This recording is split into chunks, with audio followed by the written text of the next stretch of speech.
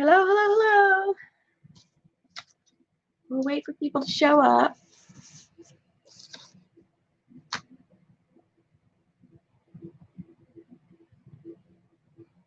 And they're off. Hello, ladies.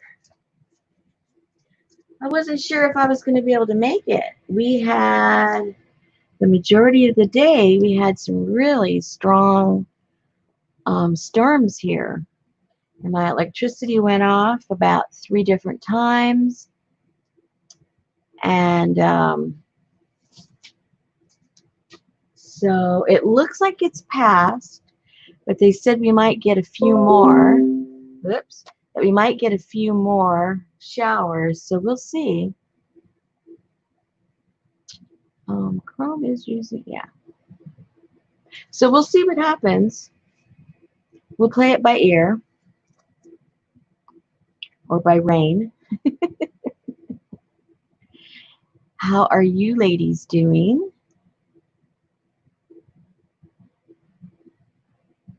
Elaine, did you get all that storms that I got? I think it came from your direction.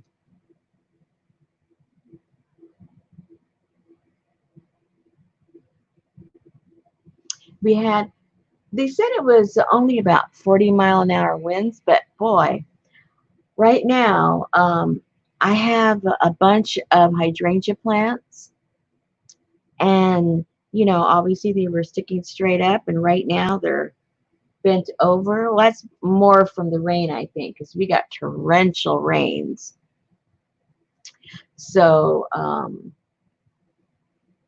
think that's why they're falling over. It's not so much because of the wind, but there was a lot of wind. There's a couple of accidents on the freeway. People don't slow down when it's raining.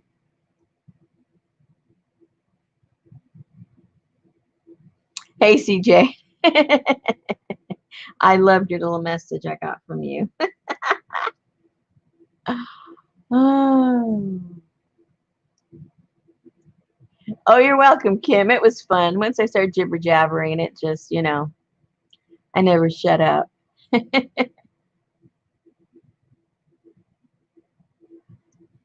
Yeah, Elaine got the same storm because I was pretty sure it came from her direction. I didn't look at the satellite, but it looked like the normal direction, which is always coming from the west. Oh, I think he was under the house. Like right now, when I came over, I just came back from the house, had supper with my husband, and he was over underneath the little table that I have out there between the 2 trees, and he looks at me, and because he wasn't like in his little safe spot, so he looks at me like, uh-oh. So I just turn away from him. If I don't look him straight in the eye, he doesn't get scared. If I look away and talk to him, he doesn't even move. So he was good. Hey, Lynn.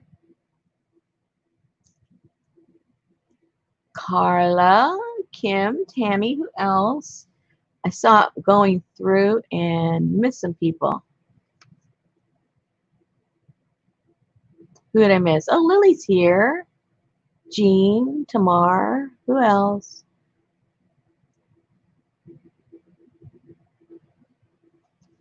Well, I was worried about him earlier too, and I thought, oh no, he's underneath. He's underneath one of the houses,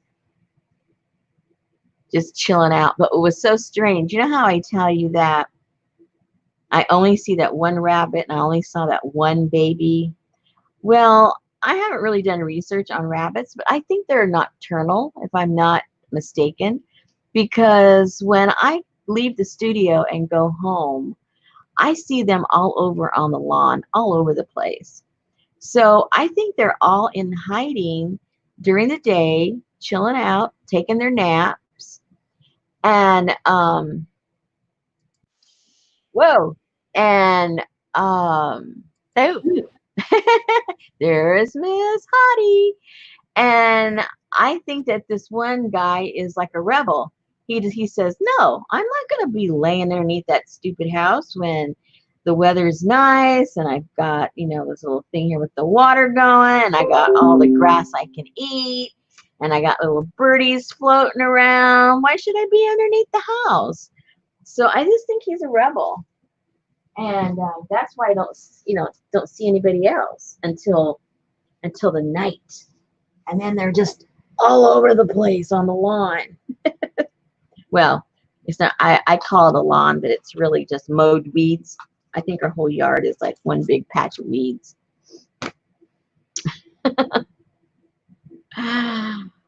Oh, man.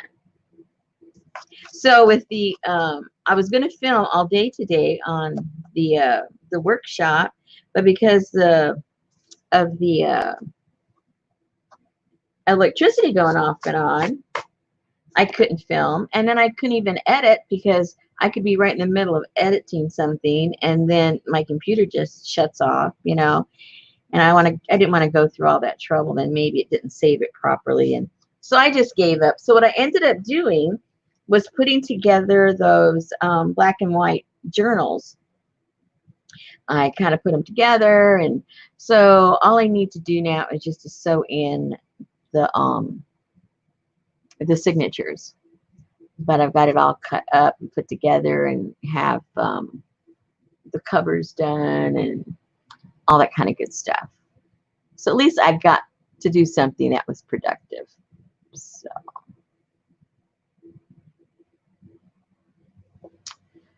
how many are we? I show 19. Well, there's like 2 or 3 sales on tonight, so I figured we'd be like slim pickings. We just have the loyalists here tonight. They'll have to watch the repeat. The long repeat. Hey, Janine. Hey,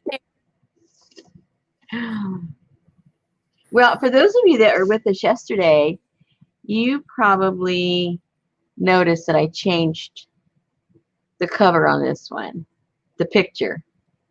again? I did not like it. I didn't like it for this particular fabric because it had a little bit of an orange in it, and it was just really bugging me that the flower, I know, it was bugging me that the flower was orange. So I said, oh, forget this. So I just ripped it out and looked for something that I thought went better with this. So for those that lurk and see all, yes, I did change it. You're probably thinking, did she change that? Yes, yes, and yes. And then I had some fabric. Uh-oh, you got Janine fussy cutting from the Adore Australia kit. Wasn't that a cool kit? I like it. And I don't like that many kits, but I like that one. I have some of this. This is purple. I don't know what it looks like, but it was from, I don't know what it was from. It was a scrap of something. And so I cut some strips of that and I glued it on the edge here. And then I had some of this trim and I glued some right there. So I needed to do a little bit because we have so much we have to tackle. I couldn't be doing every single step. You guys know how to cut and glue. You don't need me to show you how to do that.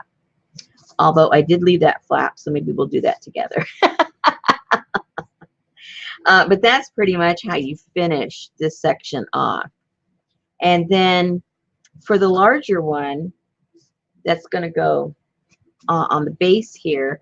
Remember we spoke about putting her on some prominent place, and so I'm going to put her in this journal. So if you guys want to do it exactly the way I did it, I'll give you the finished dimensions of this journal.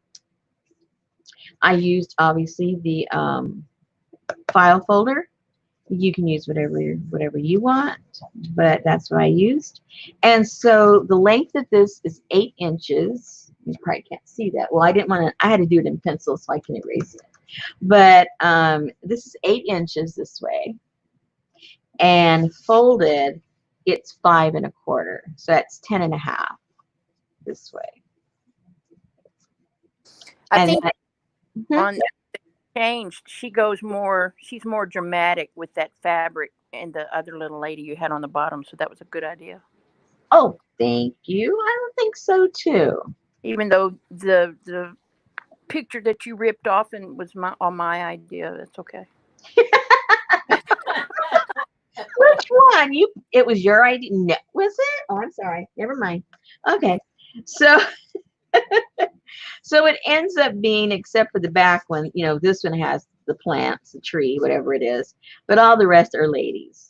Which, when you're talking about the Renaissance, most people are thinking about the ladies, not the plants anyway. So we'll go with the flow. So I think what I'll do right now is I'll just go ahead and glue. I've already pre-cut the one that's going to go here, and we'll go ahead and glue that one down for those newer ones that maybe don't glue that much on fabric. It might be new for you, so why not? We'll do it together. Hey, Johnny. Hey, Jean. Carla. So I'm going to just use some of the fabric tack. I just put a little bit because you're dealing with something that's thin over here, and it absorbs it really fast, and you don't want it to go through. You don't want to get it all wonky. I like the scallops that Colleen did on hers. Oh, I know, it was so cool. And look at Jean. Jean was just going to watch last night, but she ended up almost being as far along as you. I know. That was so cool. Yeah, she went with more of the architectural style. I liked it. Yeah. I think my favorite is the architectural stuff. But I think the majority of people like the ladies. So I figured, let me make a lady one. But yeah, the architecture one's my favorite. And so for this, I just, I didn't mess with the stem at all. I just put it on the leaves just to keep it simple, because I know I'd end up like dripping all over the place and making a mess. And I wasn't in the mood to make a big old mess.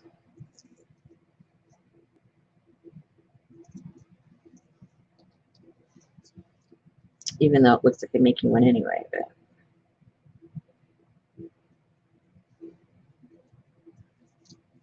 I went to go see where we actually stopped doing the tutorial so I could write it in the description. And we still ended up doing 3 hours of the tutorial alone. Yeah, I saw you put that. The tutorial is the first 3 hours. The last 2.5 hours are trash.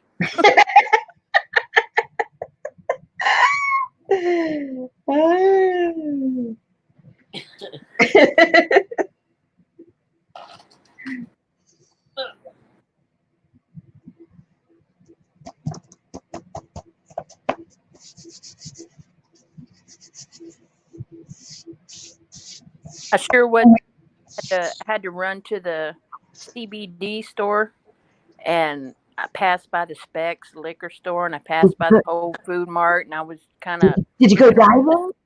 see if their dumpsters were easily accessible. And I found some really cool iron furniture at a restaurant that closed.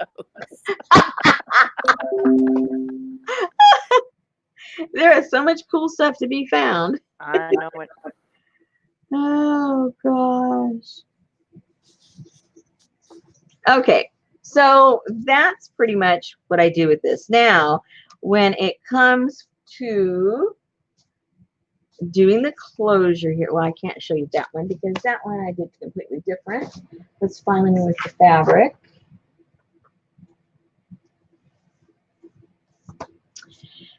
I made, on this one, I made some little reinforcers with some of the leftover of the Craft Tex. And that really helped when it came to the fabric, because, the weave on tapestries and upholstery fabrics can be kind of open and kind of loosey-goosey. So that helps make it really secure.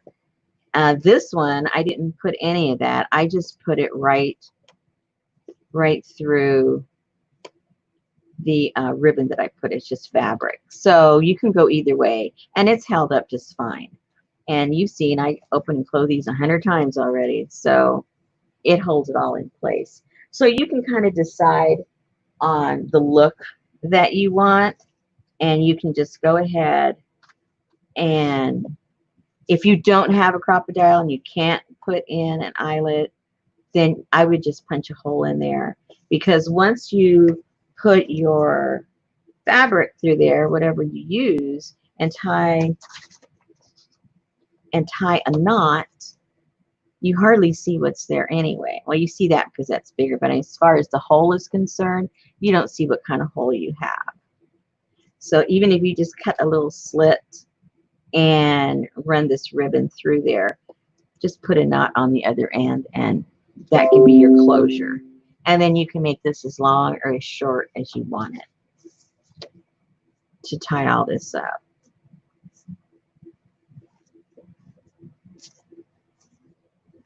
Oops, I think I better put down my speaker, or we'll be hearing noises all night.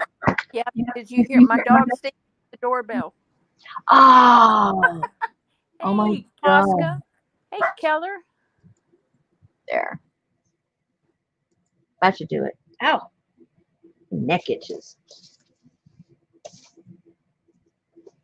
All right. So I guess the next thing is, if you want me to show you how to put the hole in there or how I did it, I'll do it. Okay, I don't know. Do most people have a crocodile? I don't know what people have. And I have the little punch true. thing. I don't know how to use it, but the little punch that Uh-oh, you I put the do volume down. I can't hear you. the little punch thing that you do the eyelets with. The punch thing? Yeah, it's like a little stick that has a little punch, so you can do your eyelets. I'm drawing a complete blank. That's all right. Hey, Kat. Hey, Kim.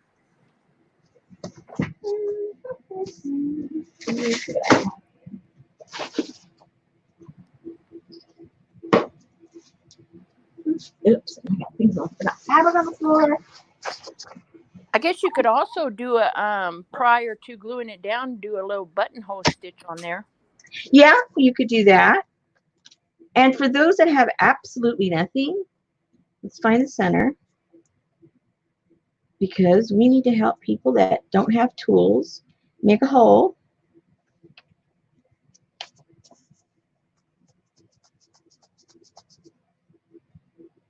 Make a hole with whatever you have. And then I'm going to cut, I'm going to rip a piece here.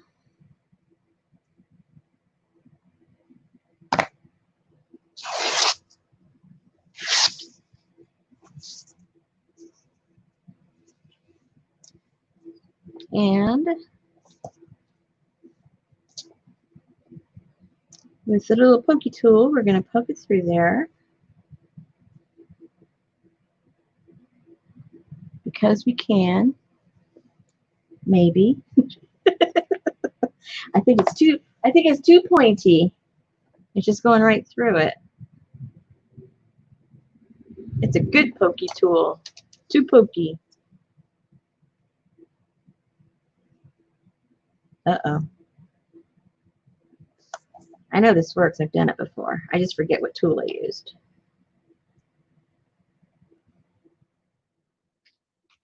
I'm too far away. I can't see. Sorry, guys, but you know what I'm doing.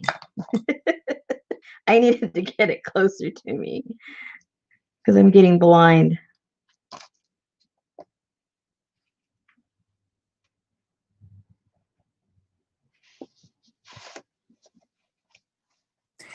That lady on that journal looks like, oh, I'm so exhausted. I I know. just cook Brussels sprouts and mahi mahi, and clean the kitchen. And I Oh, I went over and beyond today. Oh, what am I doing wrong?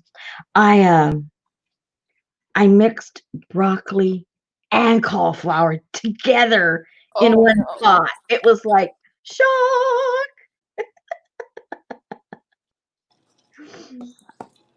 My husband said, "How come you didn't ask me what kind I wanted?"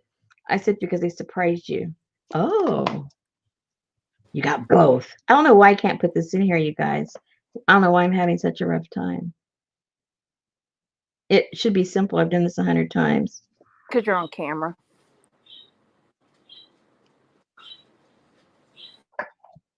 It just I can't get I can't get enough to pull it through. I don't know why. Holy moly. It's because I don't have the right tool to push it in. What do I need, guys? Help me out. What do I need? A crochet hook, Elaine said. I don't have that.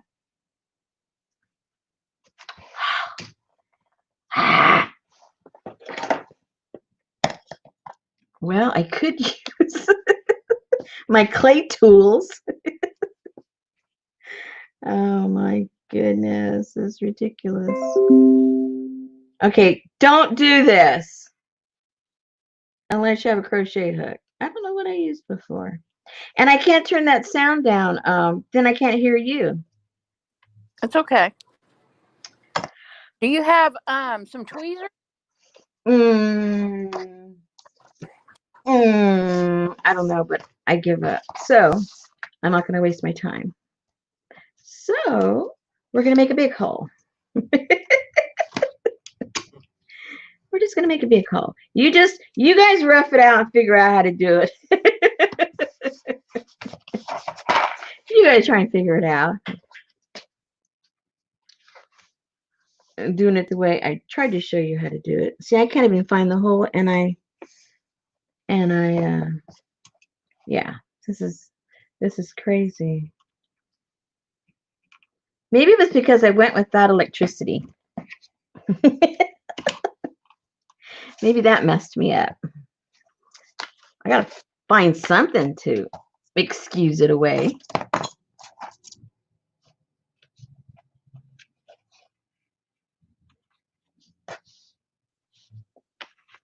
Yay! All right, so now just make a knot. And if you want to put, like a bead or something interesting, I'm not gonna do anything interesting right now because I got a lot of things we have to cover. And putting a bead on the bottom of a piece of fabric is not one of them. Okay. And see, so that is how you could do your closure. You do the same thing on the other side with another piece, and then that will create your closure like this. So you don't have to do anything special. You can make a hole, tie the knot, and run that through. That's the simplest way to do it. Or you can, if you have the tools, you can put a grommet in there, whatever you want to do. But that is the simplest way. And you would do that here, here, and here. Clear as mud, you guys? Let me know.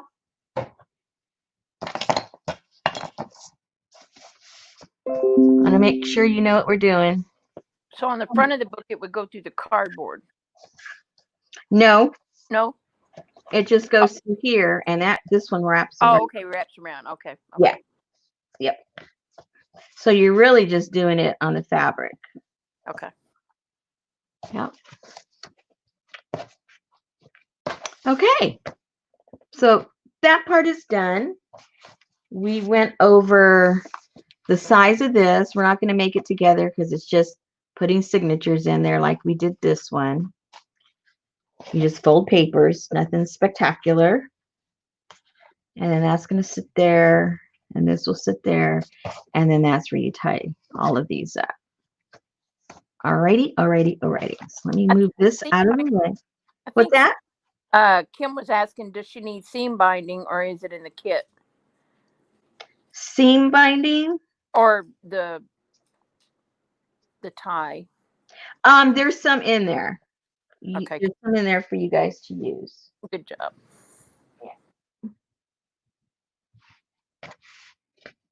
Okay, so let me get this out of the way. Let me fold this so I can see what I'm doing. Throw that over there. Throw this one over there. And ta-da! All right, so now what we're going to do, what should we do first? Because what I want to, I think I'll do the one that takes the least amount of time first. So I know we get it, just so that we get something accomplished.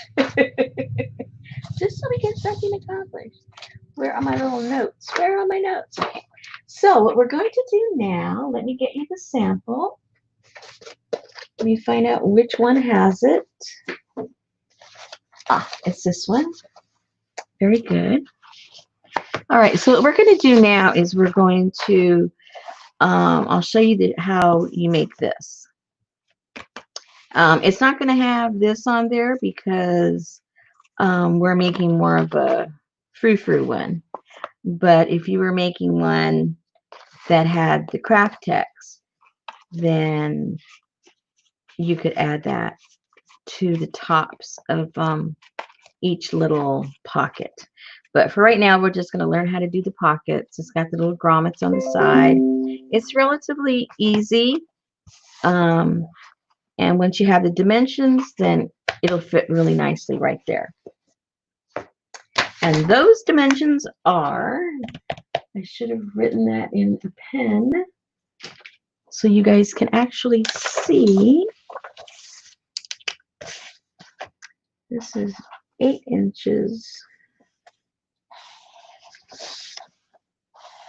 And, and this varies depending on what side of a folio you're going to make.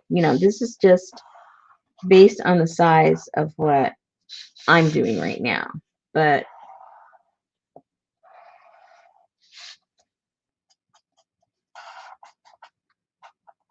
it can be any size.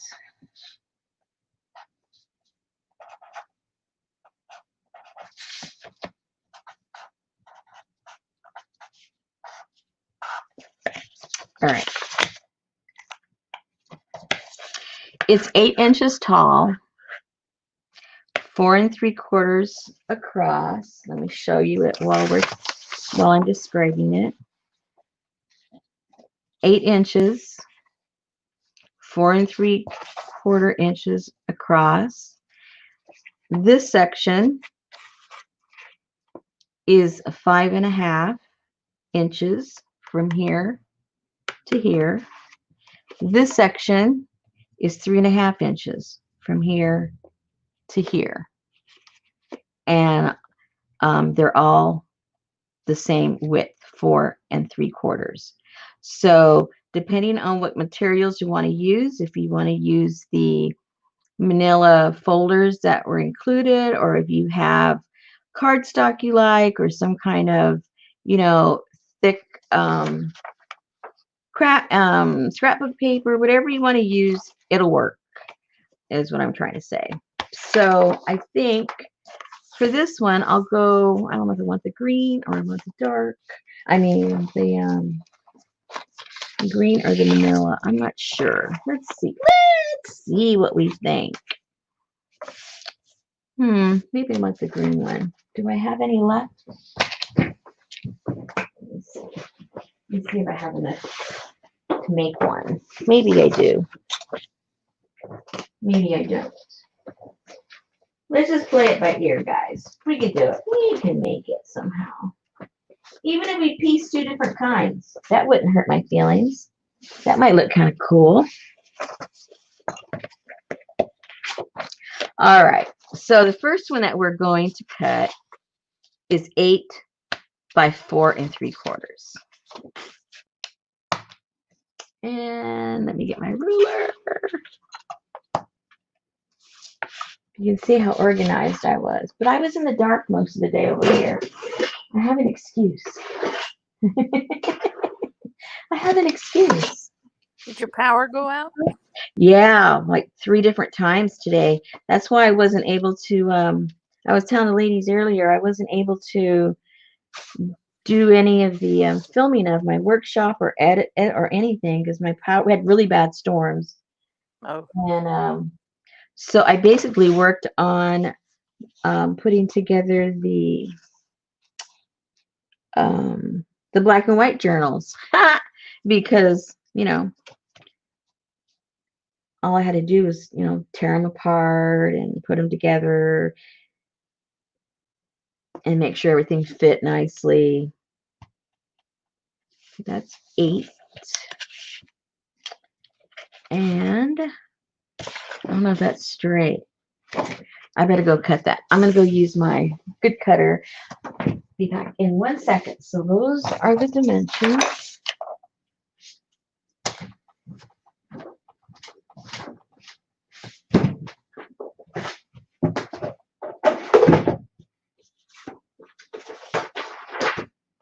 Yeah, we had a lot of wind, a lot of rain.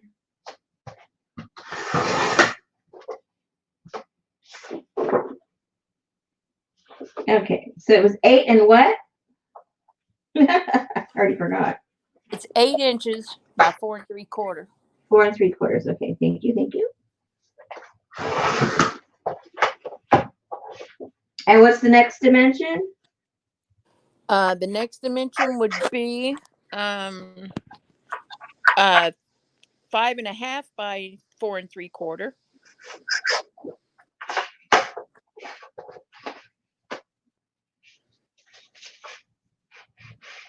Five and a half. And then 3.5.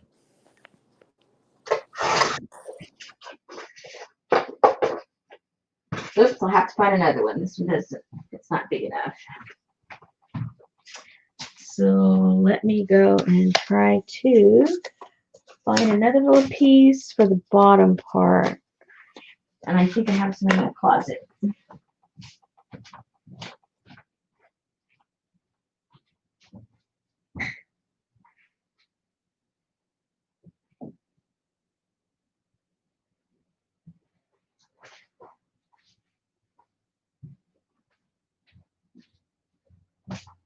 Okay. I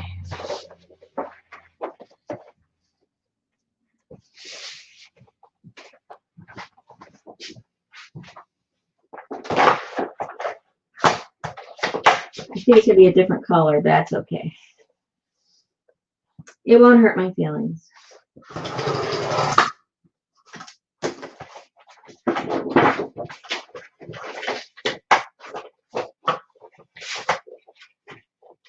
Yes, Jean, she's cutting the 8 inch by 4 3/4, and then she's cutting a 5.5 by 4 3/4 and a 3.5 by 4 3/4.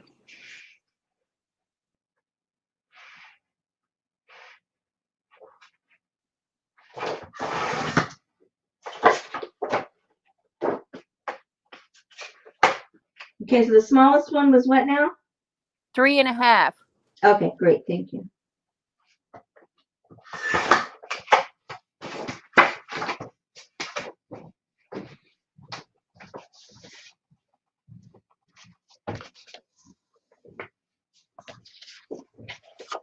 Different color of green, but that doesn't bother me. Put those down there and just like that. And then that's going to fit right there. So you can see, just so you can see where the. Okay, got it so far? Now, where is. So now what we're going to do is we will cut some strips. Let me show you on the finished one. We're going to cut some 2-inch strips. Hey, Candy. That's going to create this gusset here. So you need 2 inches of whatever you want inside here. And you need 2 of them this length and 2 of them this length. Only these 2 need the gusset because the other one is just going to be glued directly to that cover. Leslie just popped in for a minute to say hello. Hey, Leslie. She said it's 40 degrees Celsius in Toronto. That's a gajillion Fahrenheit. It is? Uh-oh. Woo! Holy moly. All right, let me see what size this is. A little over 2. I can cut that down. And cut that down. I can use those scraps. So let me go ahead and cut these. So what I'm going to do is I'm going to cut some strips that are 2 inches. 2 of them that are this length by 2 inches. 2 of them this length by 2 inches. Okay. It'll be more obvious when I get back. Never fear.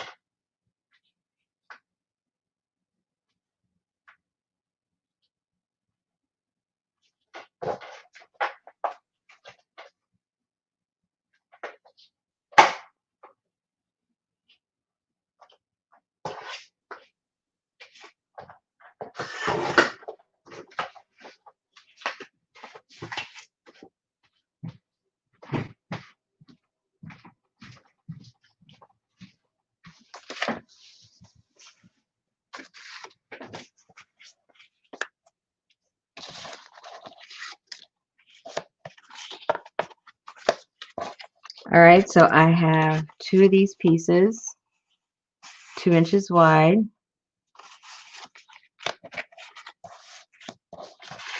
2 pieces, 2 inches wide, same length of those, and that's what we're going to work with. So they're 2 inches by whatever these dimensions were. oh, The Jean, so 5 they'll be and a 2 half, inches. the 3 and a half. So they'll be as long as the pieces you cut by 2 inches. To make your pocket, correct. Yep. All right, so before I fold them, so I don't make a mistake, I'll show you basically what I'm going to be doing. You're going to get your piece that you're going to create the gusset, and you're going to fold it in half, and then you're going to take the outer corner and fold it in. You're basically creating this shape, you know, an M, a mountain, whatever you want to call it. You've probably used this technique for other things many times if you haven't done a gusset before. And that's what you're creating. So you fold, we're going to fold these in half, and then in half again. So it's going to be in quarters. And you're going to create that shape. Hey, Vic. So we'll do that. Let me get my, there's my little bone folder. There it is. And I don't have my scoreboard, or do I have my scoreboard here? I don't think I do. But if you have a scoreboard, oh, hello. I have my mini one. I forgot I had my mini one. Oh boy, so where am I going to do this? This is 2. We'll do it at 1. This usually doesn't work for me. I don't know why. Yeah, for me. I don't have much luck with this. I go outside the line. Yeah, I do too. Like, look, it doesn't even look even now. That's why I don't use it. Okay, if you guys use a scoreboard, more power to you, ladies. Because see, look, I already did it crooked. Fold it in half. Fold it back.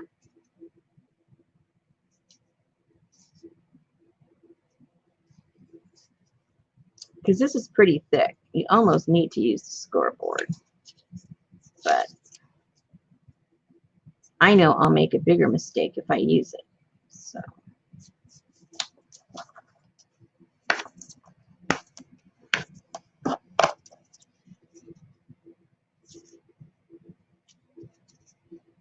I find it easier to use, what is it, the stylus or the, Yeah. yeah, than that bone Yeah. fold. I go way off to the right. I slip right out of the line. Yeah, I do too. Okay, so we've got one done.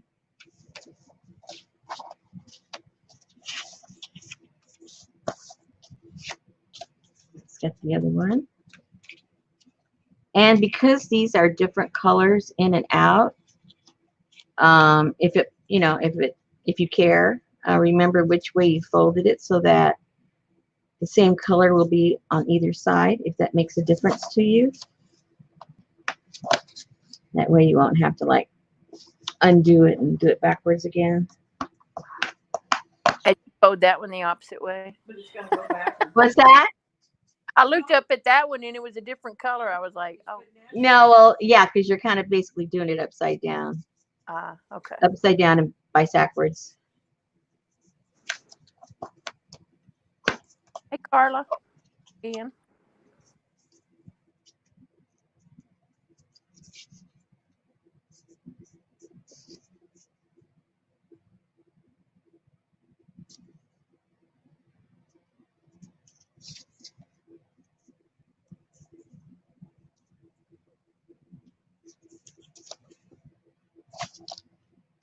And if it doesn't come out perfect, I don't sweat it. I'm not really into, it's weird. There's some things that I'm a real perfectionist about, and then there's other things I just don't really care. I pick and choose. I'm not consistent. Okay, so those 2 are done for this one. And now I'll do the one for the medium-sized one. We'll do that in half. See, this one isn't as thick as that one is. This one's easier.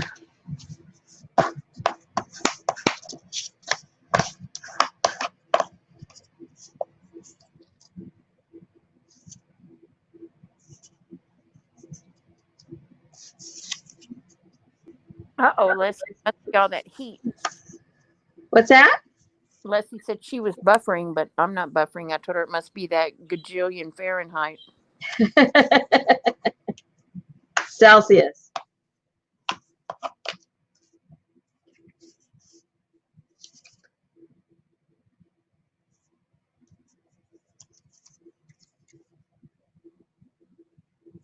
It actually cooled down because we had so much rain. It's humid though. It's kind of steamy out there. Okay, hang on just a second. Jean's behind. No questions are stupid. The middle pocket is 5.5 inches tall. All the pockets are 4 3/4 inches wide. So you have an 8 by 4 3/4, 5.5 by 4 3/4, and 3.5 by 4 3/4 for your pockets.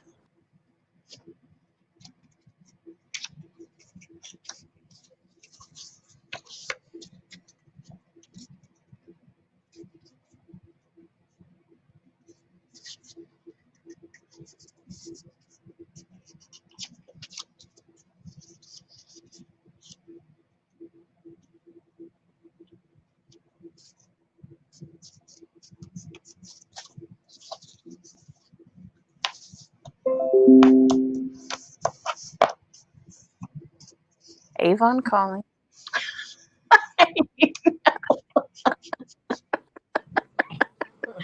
Oh, I tried lowering it, but then I can't hear you. It's okay. The pups are outside. Oh, The loud ones, anyway. They're getting used to it now. Yeah. okay.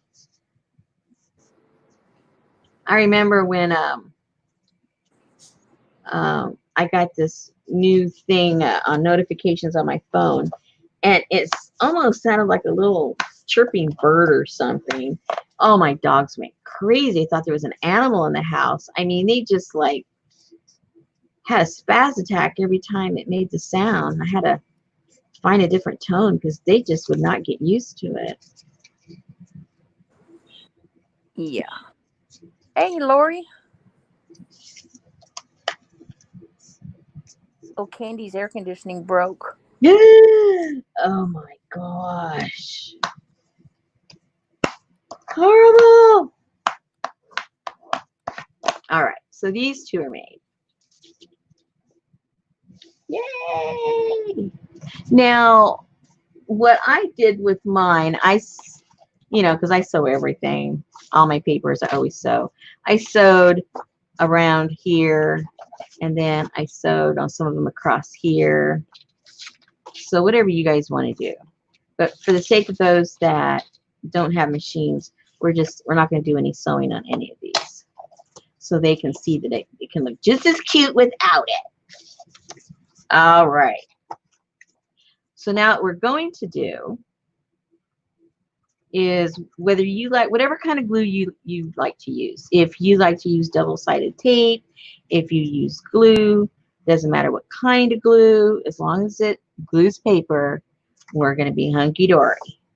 Now, for the sake of time and drying time, I'm just going to use the fabric tack because it does dry quicker for the purposes of what we're doing. All I'm going to do is you're going to get, doesn't matter what side, get one of your flat sides. And also, just to mention, it really doesn't matter if you have it, if you have it opening this way or if you have it opening this way. But whatever you choose to do, make sure you do it the same on both sides, or it's just going to bug me. It may not bug you, but if you did one, for instance, and you can tell if you're doing it differently because on this, you're going to see the difference in color. But see how this one goes in, and if you did it the other way, that valley is coming out, and it really doesn't matter, but be consistent. That's all I say. Be consistent, or else it's going to look goofy. So just so these are kind of blending in, I'm going to have the color that's facing up, I'm going to have that showing on the side, just so it kind of blends in as opposed to sticking out like a sore thumb. All right, so Chat, no needle size you can use the hand sew paper. To hand, Depending on the thickness of your paper. yeah, and it depends on what kind of thread you want to use. If you're just using sewing thread, just use the regular needle you would use, on your fabric. If you want to use some embroidery floss, well then obviously you need a thicker, whatever your needle size would depend, I think, on the thread you'd want to use. I think that would be the biggest factor, not so much your paper. You can also use like like Betty said, a fine tipped Sharpie to draw faux stitches. Yep. To make it look like it's stitched. All right, so now we're going to glue this on here. And we're going to line up the bottom. And we're going to line up one of those mountains.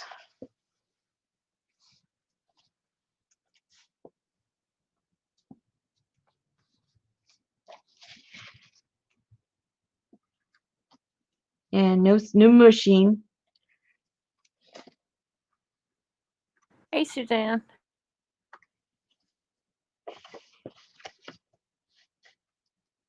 Did you get your kit out of the mailbox today, Suzanne? That's funny.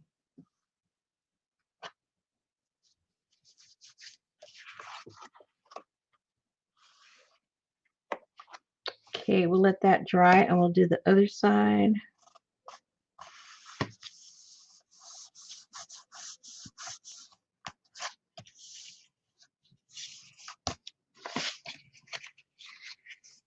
Now remember which way you did it so that you do it the same way.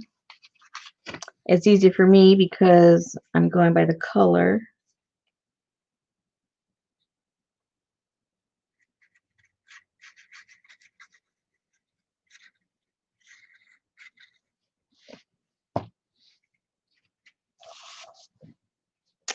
Line up the bottom.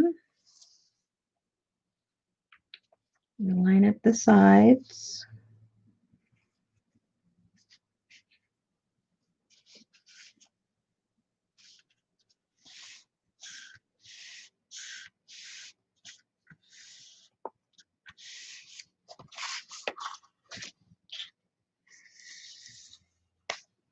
Clean off any excess you might have.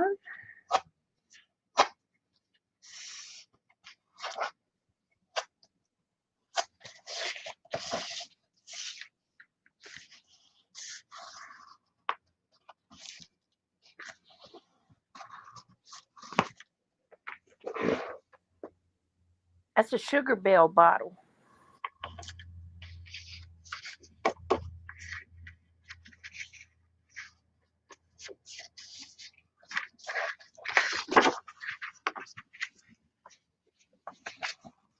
So now what we're going to do is we're going to now glue the medium-sized one onto the top of this. So we'll just put some of the glue on here.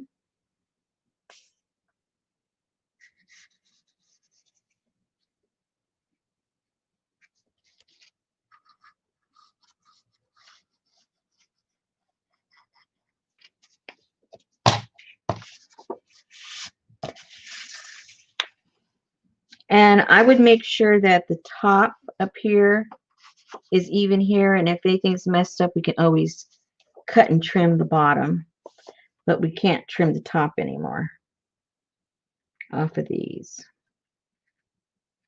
So line that up as much as you can. Line up your sides.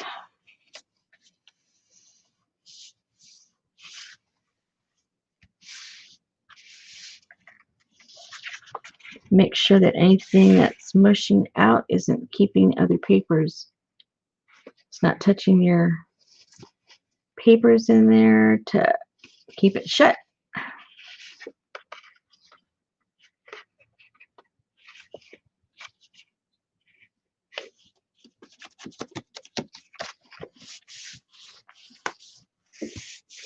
And then usually what I do is I'll put like a piece of paper or something to make sure nothing's sticking in there. Sometimes you can't see, so you make sure that it can move back and forth. So that's good. It's all okay.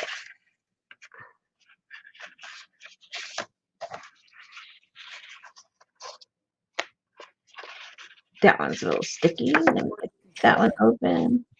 Hey, Maddie.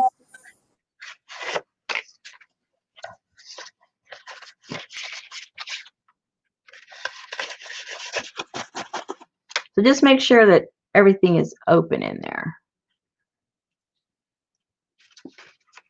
Sometimes the glue can squirt out and then everything starts shutting. Leslie, I know Disorganized Crafter on Etsy. She sells them, but I think they're called Sugar Bell bottles, correct? You know, I've had these for years when I used to do baking, and I don't do baking anymore. So they were just sitting, and then all these ladies started using them for glue, and I go, okay, because they're really for baking. I mean, for making, you're doing glazes and stuff on your on Right. cookies and things like that, icing. Yeah. But I hear they're really good for keeping your Fabri-Tac from volcanoing out the top. Yeah, yeah. So when I saw them doing that, I go, oh, I have some of those in my drawer. Hey, Lynn. Lynn said they have them on Amazon. Okay, perfect. All righty. So now we're going to do the small one. And we're going to do it the same way we did before. We'll get the little small ones. We're going to glue it here on the side. Make sure they're going in the same direction when you glue them down. And then we'll be almost done, ladies, with this. Hello. So I missed it because I was looking at chat for the What's that? questions. Did you glue the bottom panel just down flat? Is that what you mean? I'm not sure. Yeah. So nothing falls out the bottom. How do you? I haven't gotten to that yet. Oh, okay. I'm sorry. Yeah. I'm sorry. We're just Hey, that's CJ. after we got them all together. We'll do that. Okay. Sorry. Let's see. No problem, because other people are probably thinking the same thing. Yeah, actually, Betty asked. That's why I repeated it. I'm surprised you didn't say the dog asked. The dog seems to be to blame for everything. All right. So line it on the bottom again.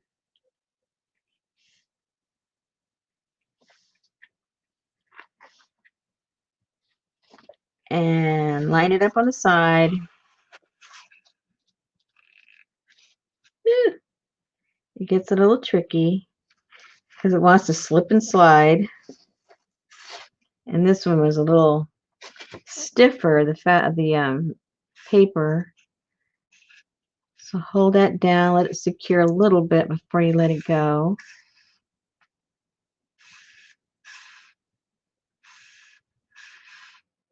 And the reason I don't tell you to, like clamp it down or anything is because if anything has smushed around, you're going to clamp everything down, and you don't want that to happen. So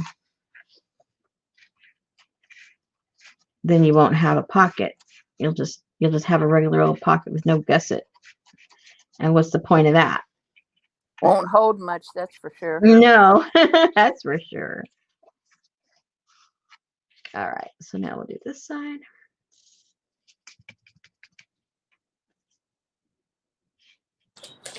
Leslie said this is a feat of engineering. All right, line up the bottom. And I'm sorry if I just keep repeating myself, but that's the only way I remember. Oh, but I don't say it every time. I forget, like, how did I do that? So this is not just for your benefit, it's for mine too.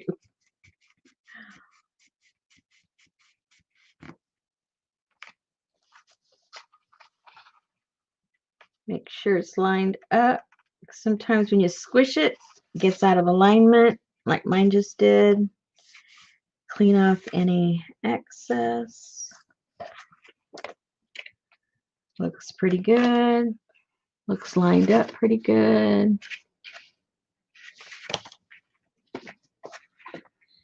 Yay, we're getting there. Now all we have to do is glue this puppy on, and all the hard work is done. Well, we got to do the bottom part, and then it's just a matter of clean this off. Then it's just a matter of decorating it, or not decorating it, whatever you guys want to do. Some people just want it plain. Some people like it all gussied up.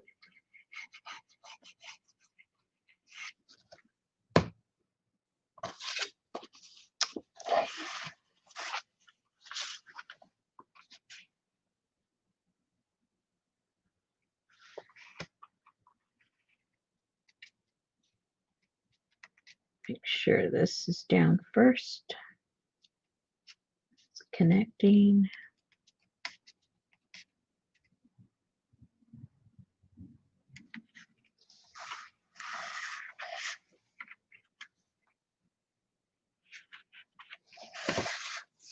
And again, line up the bottom,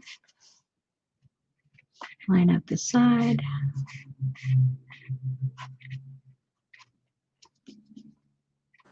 So what if I want a waterfall in there? How would I do that? Oh my gosh.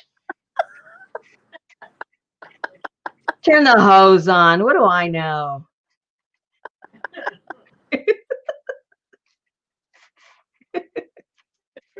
Turn the hose on.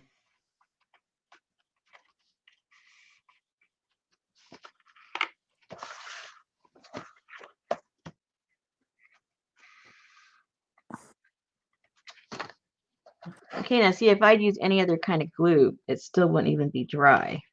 So that's why I used this glue. Or else we'd be here for an hour just putting this, waiting for the glue to dry. Okay, so now the big question. How do we stop all the stuff from falling through? Yay, good answer. I did it 2 different ways in the past, because I've made quite a few of these.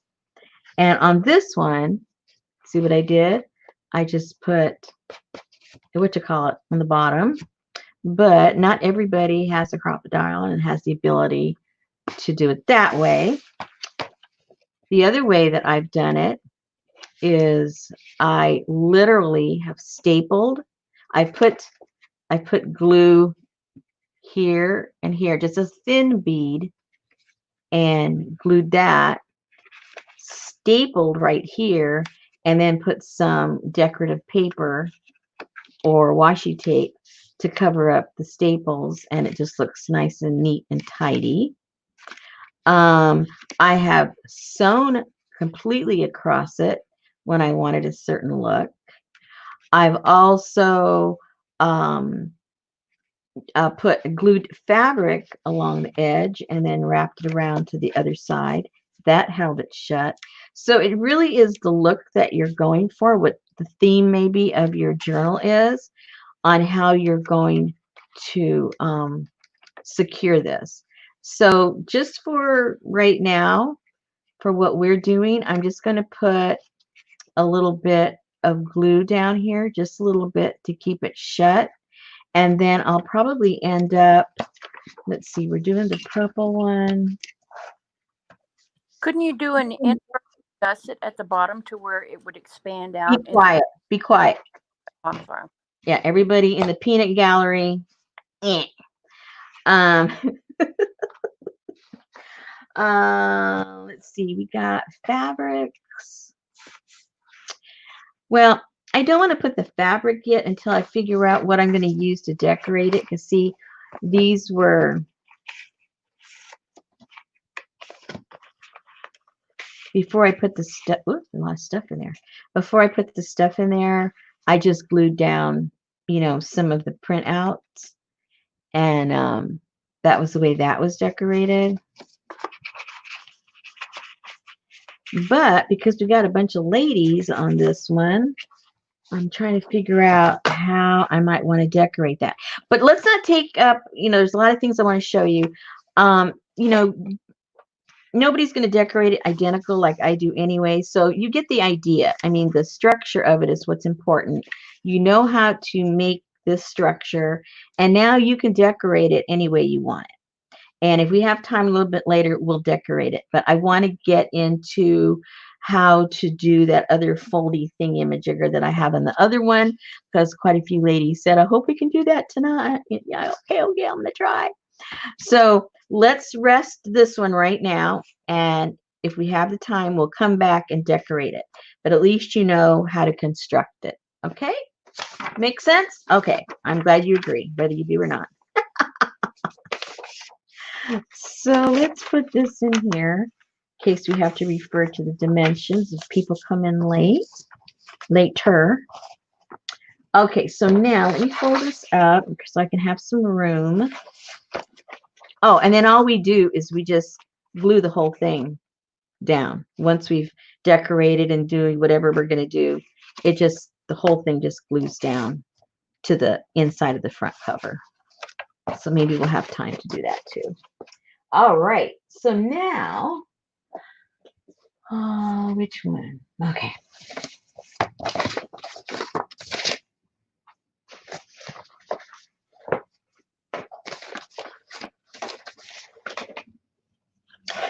So this contraption, a lot of different people make these in different ways. I keep it simple. Sometimes people get kind of elaborate on how they put it actually together. But basically, the way I did it, I used a bunch of envelopes and some leftover cardstock and manila, leftover pieces of manila folder to create all of this. And basically what you, and then, whoops, yeah. Really all this is, it's very simple. I know everybody says that, but this is, let's bring back the empty one.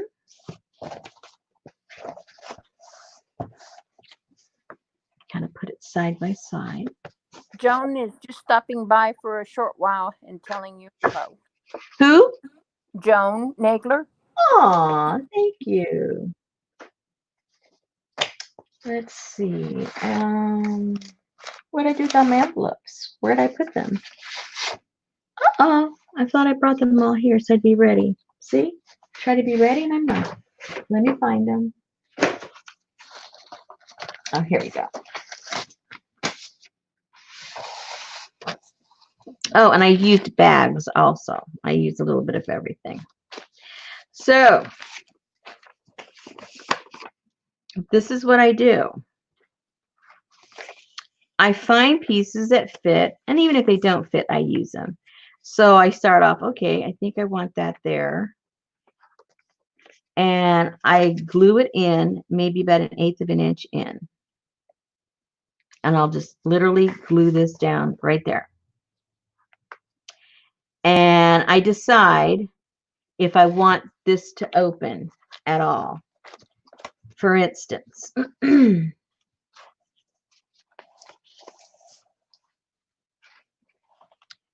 this is an envelope right here. And I figured, I think I want it to be a pocket. So I cut this open on this side so it could be a pocket. But down here underneath all of this is the flap there to the envelope that I glued down.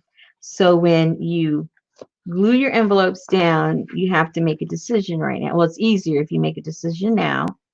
Is this just going to be a flap or is this going to be a pocket? And if it's going to be a pocket, are you going to have it open from the side or are you going to have it open from the top? So once you decide that, then you cut a little piece off of that to create the opening, whether on the top or on the side. That's done. And then you glue this down.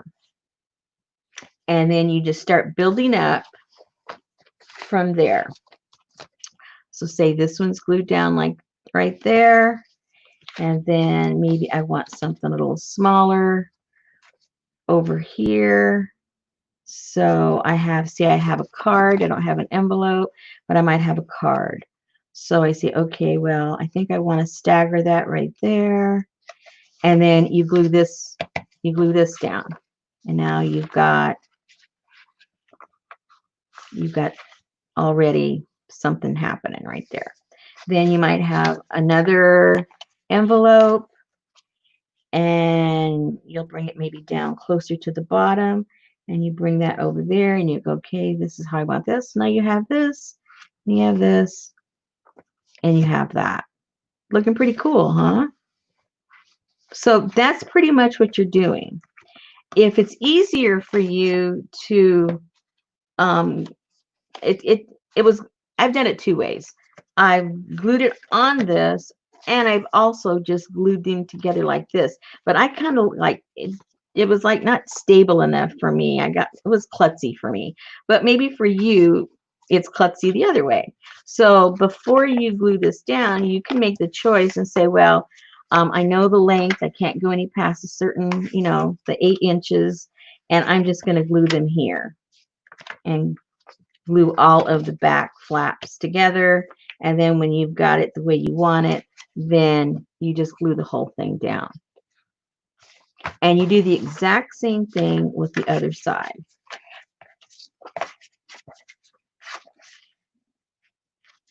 Go like that. You've got a bigger one here. And if it doesn't fit, then you say, okay, well, then the opening is going to be on this side. I'm going to cut this down so that it does fit. And then this will be the opening to my pocket. So you can use, a larger envelope that maybe wouldn't fit in that section. Although I think this fits anyway. But anyway, you get what I'm saying. So now you'll put that there. And maybe you put one up here somewhere. Let's put something smaller so you see the difference. Okay, this isn't an envelope, but you can still use this little bag. And say you put the little bag right there. So now when this opens, that looks kind of cute right there. And then when you close these up, you close them up like in different orders. And that's what gives you that cool effect of all that's going on. So then, once you get them decorated and stuffed, you see this is an envelope, that's an envelope, that's an envelope. I opened it up on this side. This is an envelope. Did I open? Nope, that's not opened at all. This one's opened here. That's not open. That's not open. This one has an opening. It's a large envelope. And then I just glued another one to flap it open. I haven't put something there. That's not done yet. This was a large envelope. I cut it here on the side so it would fit. And so then after those are all glued in, then you come back and you get one of your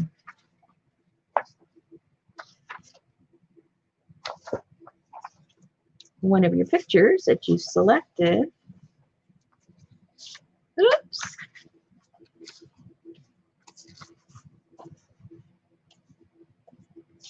One of your pictures that you've selected. You cut it down to fit and you glue it down. And that is your backdrop for this whole thing. Clear as mud, you guys?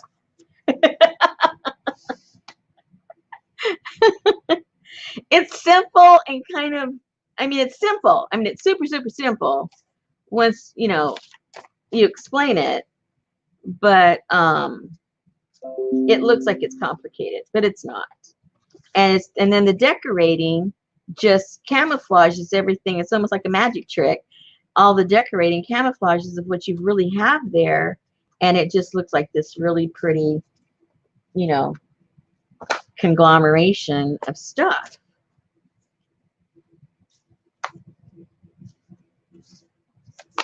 Now this had a whole bunch of them. I made another one with fewer pieces. Which one did I do that in? Let me find it.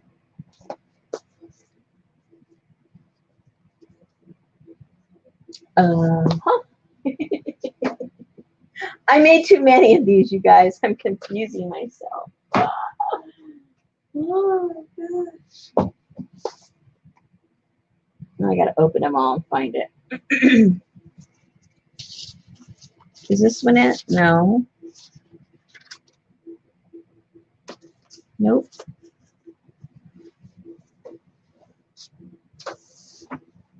Of course, it's going to be the last one I open. Figures.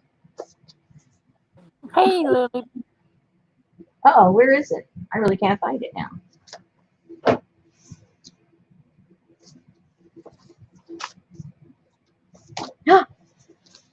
What did I do with it? Maybe it's in here loose somewhere. Suzanne said, is the Craft Tex, is it one piece or cut up? Some people have one piece. Some of them have them cut up. because I didn't have large pieces. I had smaller pieces. So it depends. Whatever you got. Either it's one big piece or it's cut up. And the pieces that are cut up, they're not cut up to the right sizes. They're bigger than what you're going to use. So they're not cut to size. You still have to cut it. So Leslie said, it's clear. I get it. I was only going to stay a few minutes, but I got suckered in as usual. And Joan said, these are incredibly beautiful, but I think it's beyond my crafting level. No, no, it's not. No, it's not. Now here's a smaller version of this. Here's one envelope. Here's a little, I think this was a bag, and I put a tag in the front of the bag. And I opened up the bags to create a little pocket. And then I glued down a couple of little pages, and with the back of it, I created a little pocket. And then this flips open, and then I have this little like a coin envelope that flips up, and then this is just glued on the back. This is the same thing, but it's just freestanding as opposed to being glued down. And then in the back, I made 3 little pockets, and then it's filled with stuff that you can glue into your journal stuff. So, you know, you could have one of each, or just one of the kind, but it's the same principle. So I guess the original pocket that you just made, that was the 5.5 by 3/4 by 8 3/4, you could make that same thing, and then on the flip side, Yep. glue your envelopes to it. Exactly. Exactly. Okay. Yeah. That would be like an ephemera pack or something. Yeah. To go under the ribbon, the middle part. Yeah. Now, where did I take this out of? It wasn't this one, was it? No. Uh-oh.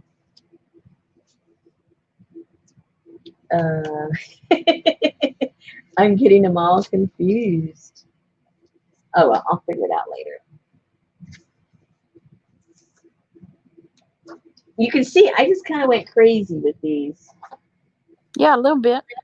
Yeah, just a little bit. Well, they were so much fun. I just kept going and going and going. Oh, this is so exciting. Now with this one, I think this goes here, maybe. Maybe it goes with this one. I don't know. Hey, Christine. And then on this little pack here, if you don't want to do any of those, if you think it's a little overwhelming, well, you can just create like little envelopes with some of the printouts and throw some of the printouts in there. You can just take some of the pages and don't do anything with them and just fold them up and maybe coffee dye them to make them bleed a little bit so that they'll look a little bit older. Spray some water on them, wrap them up with some twine and stick them in the front. And then you can use it as collage or write on it, or whatever you want to do. In here I put, what did I put? I think there's some tags, I forget. Yeah, there's tags in here. Good night, Leslie. Enjoy your cocktail. Thank you, Leslie. Hello, Janice. Stay cool. So anyway, yeah.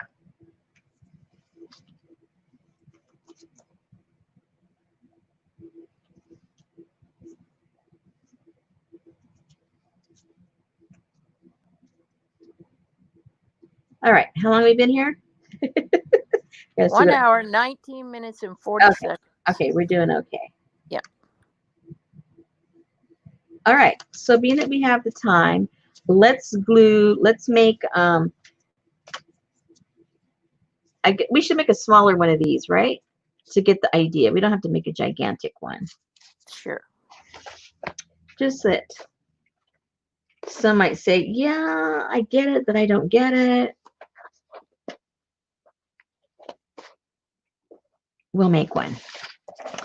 We'll make one.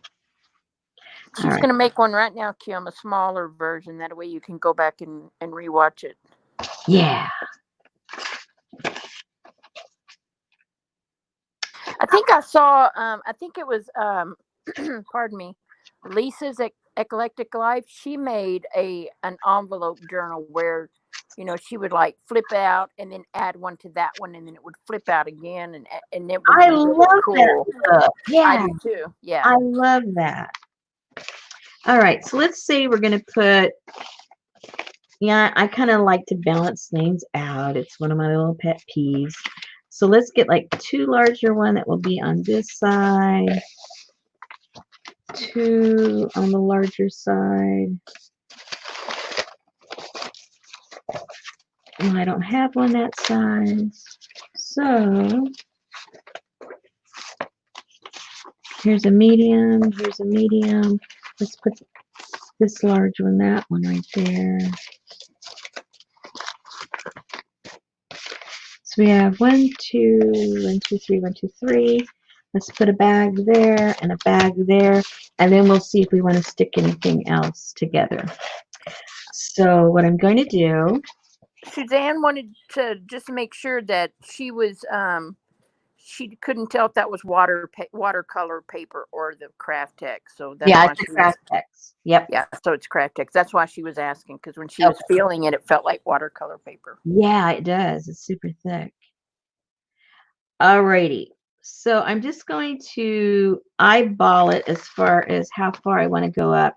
I usually kind of keep it maybe 1/4 of an inch from the top, but you can go all the way to the top if you want.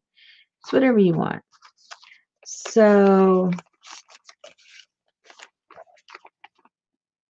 I have to decide right now if this is going to be a pocket or not. I don't think it's going to be a pocket. So I'm not going to worry about that.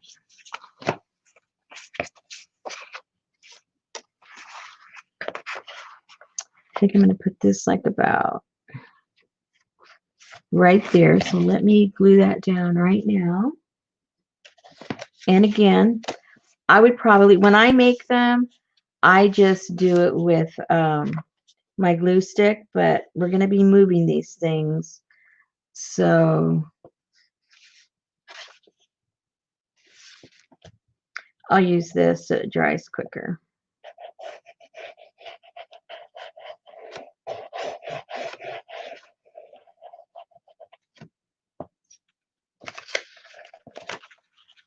And just keep putting them in the crease.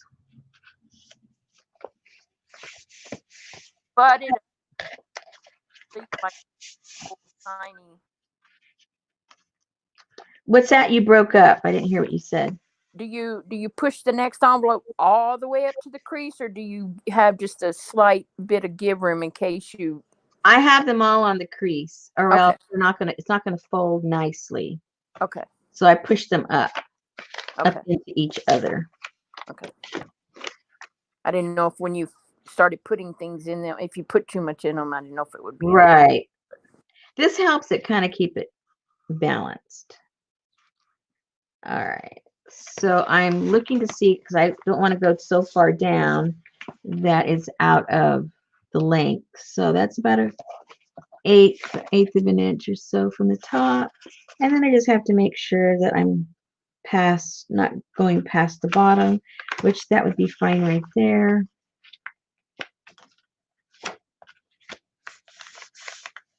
So I would go ahead and include that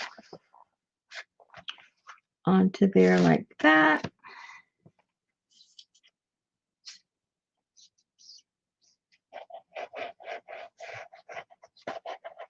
And that covers the whole, about this much. If you're not too sure where to put the glue, you can trace out your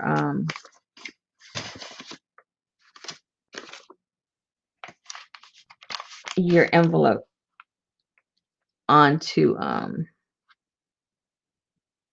where you're putting the glue.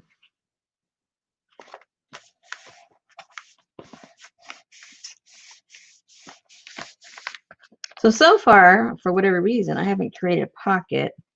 I still could on this. Well, no, that's a flap. Can't do that. That's just a card. All right, so we're still within. We're in bounds. We're good.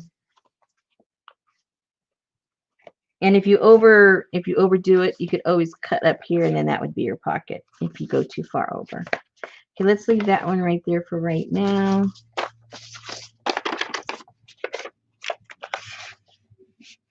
And let's put this kind of sort of in the middle.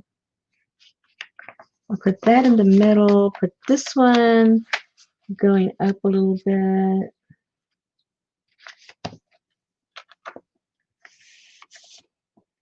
That'll kind of show me where I need to put my glue.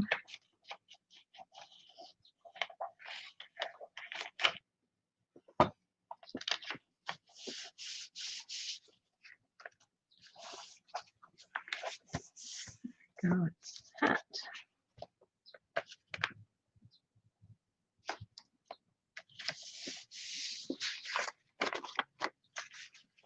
And see, this is longer than my whole thing. So what I'll end up doing, I'll create this and make this some kind of a pocket.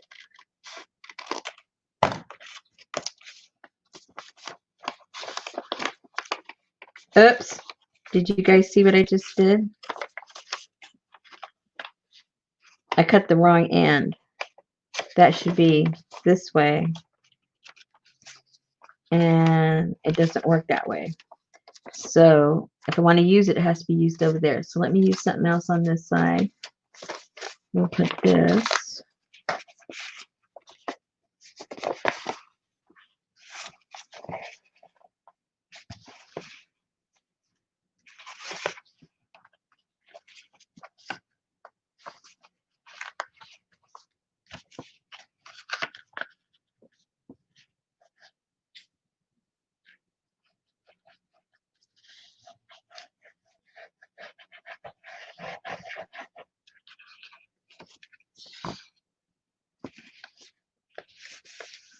Oops, put the glue over too much.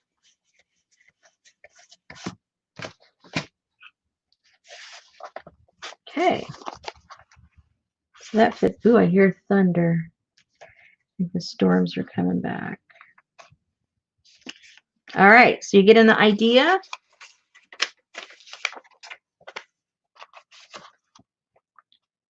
Is it looking less ominous? I'll see that you would glue that down. You line this up, glue that down. And then once the decorating, or at any point, you can glue this in here. Of course, it has to be cut down and fit right. But, and that's how this all gets created.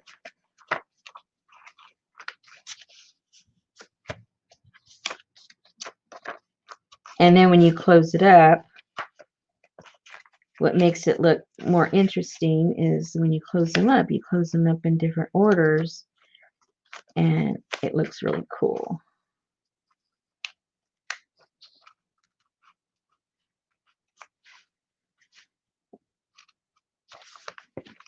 Ta-da!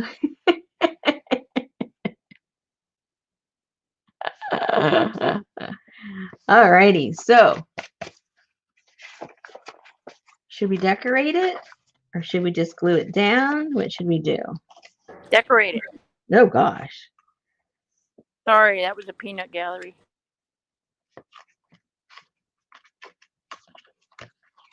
Okay, so I'm gonna go get me something to drink. I have a root beer left. I think I'll go get me my root beer. I feel like having something cool. Yummy. Yeah. Put a scoop of vanilla in it. I don't have any vanilla anything. Okay. I will be right back. And then we'll go looking for a bunch of cool stuff to glue. We go glue crazy.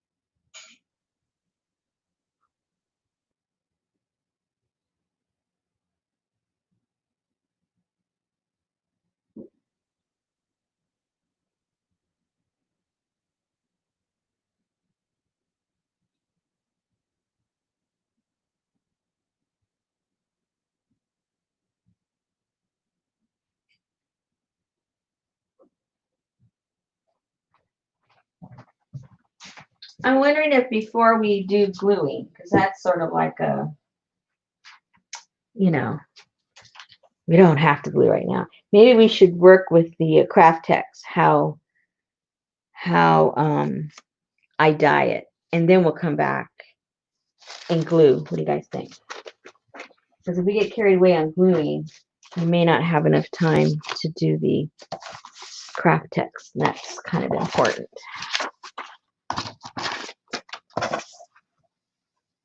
All right, where is my Craft Tex? Okay, here's mine.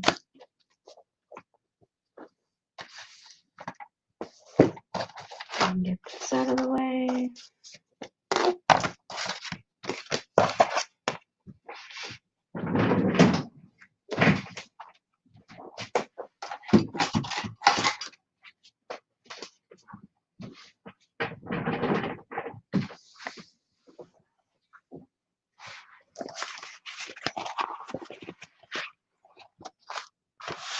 All right. This one I ran, no, I didn't run it through the washer. I just soaked it. I boiled up some water, folded it up, put it in a Pyrex dish, threw the hot water on it, and left it there for about a half hour. Ooh, dirty already. Left it for about a half hour. Threw it in the dryer just so that it was just kind of damp to the touch. I didn't want it soaking wet, and I didn't want it completely dry. It's almost dry now. It's still a tiny bit damp. And so this, for those of you that have not worked with Craft Tex before, there's other brands that have since developed, but I think this is sort of like the original one. And you can do a lot of different things with it, but the only thing I like to use it for is if I want to get a leather look. Otherwise, I really don't. I really don't use it for anything else, to tell you the truth. So Darlene is asking, and I think it does. I think I did get fringe. Yeah, they all came with some fringe. Yeah. I mean, each came with different ones depending on the fabric that they chose. Right. But yeah, I did.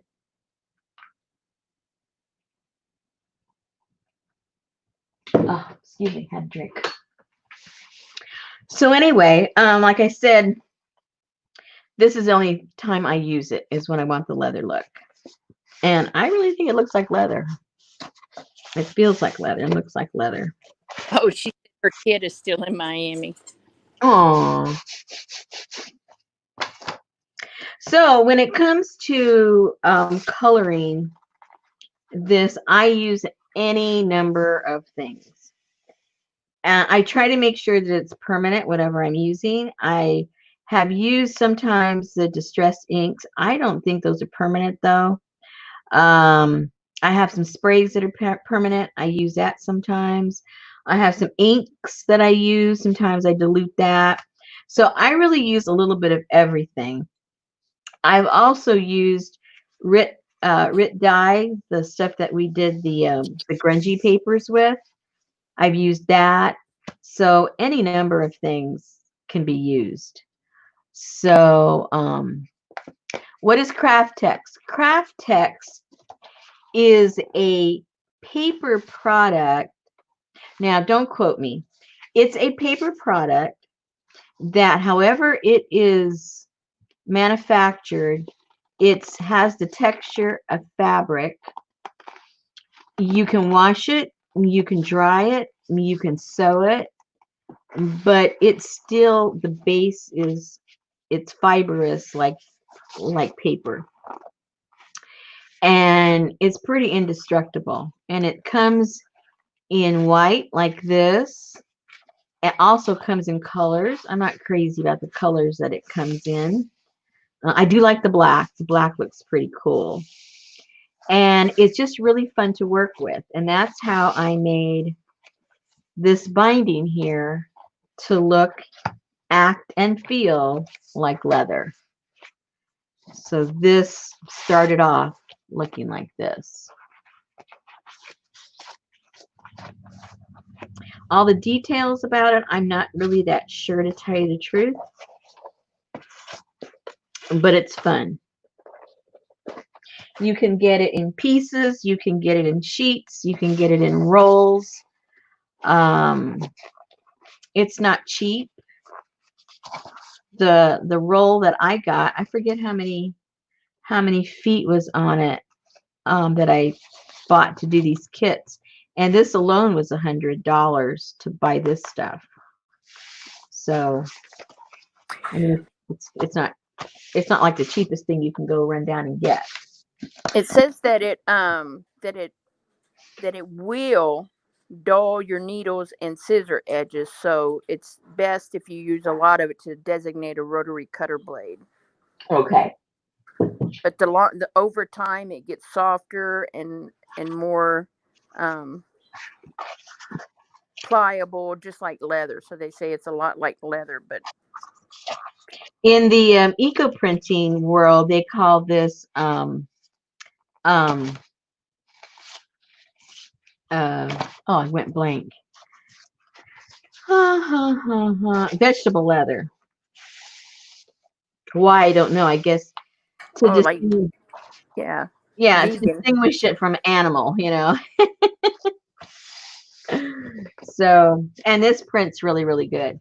I've made some really cool journals with this, eco printing with that. So that's really cool. Okay, so let me go get some of. I'm just gonna do it. Well, maybe should I do the whole thing? I don't know. I might as well. I might as well. Let me go get my goodies. Hey Gina, I did Lori B. I told Betty hello.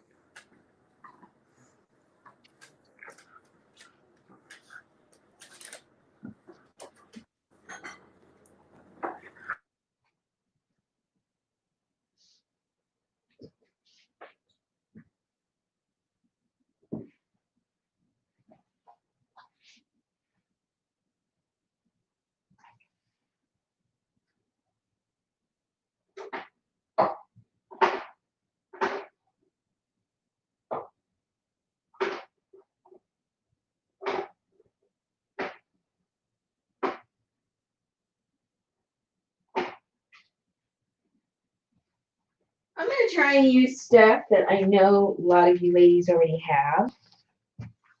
Now, I don't know if I've used this on here before. But hey, let's experiment together. And then I'm going to get some of the browns that I like to use, acrylic paints, and I'll get some water.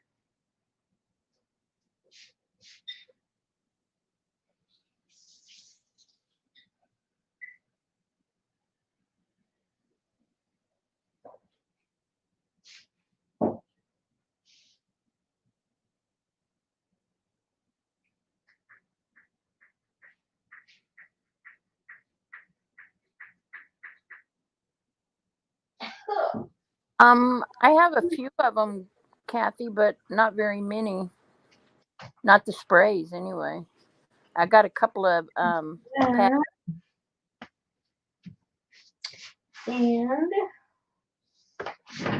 what else do I have? I need a little bit of water.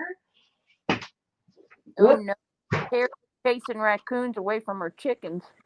Uh-oh. Not good.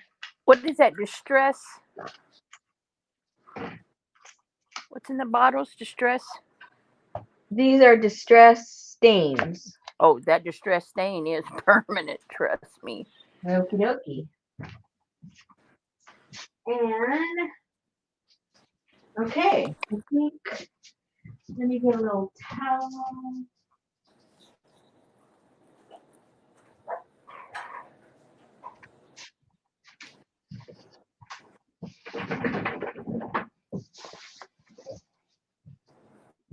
This will be new for me. I haven't done it this way. We're going to try something different. Yeah, you might want to wear some gloves with that stuff. Oh man, I don't like Well, if that. you have one of those little, like the craft cleaning sponge stones, that works perfect. But yeah, I rubbed that all over one of my projects, and it was like, OMG, the inside of my hands are going to be black for a month. Oh dear.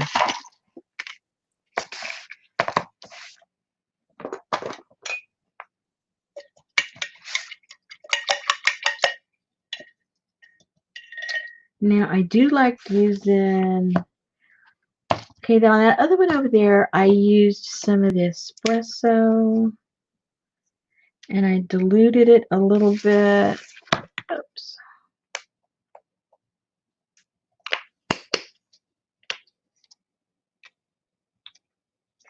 And I used some of the burnt sienna.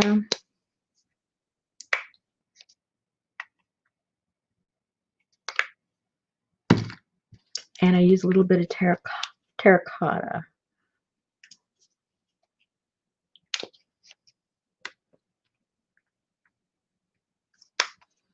And then I added water to that.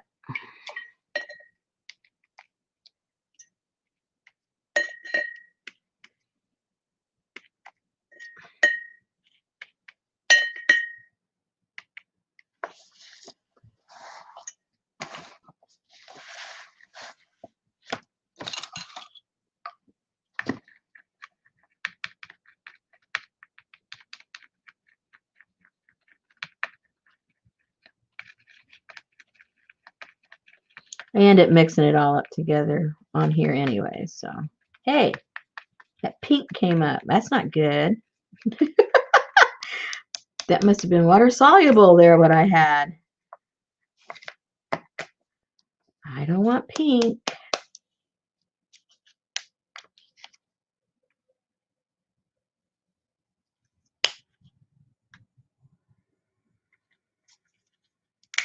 Ooh, let's try some burnt umber. We'll just throw all kinds of colors, see what happens.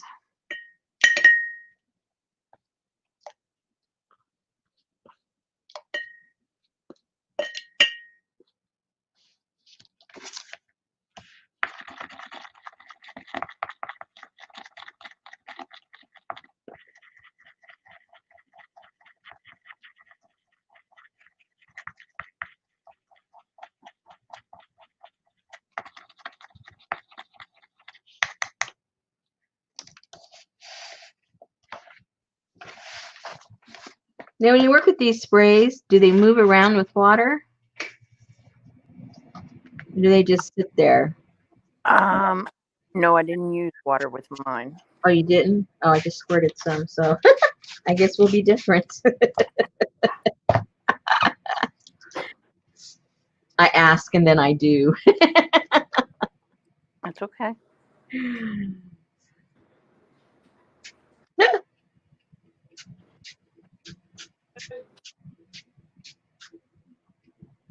Cool. See where I didn't have it wet?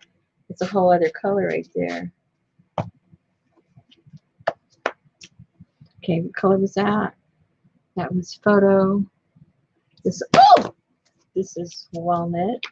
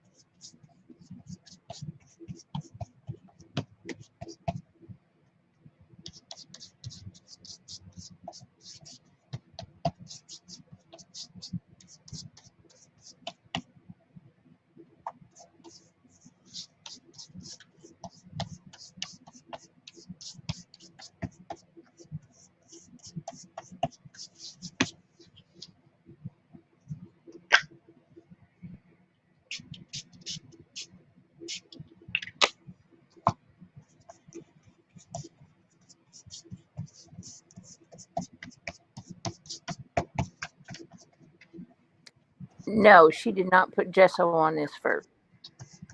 What she did is she took yeah, took her acrylic paints and watered them down, and she's using some distress stains. Those are Ranger Tim Holtz.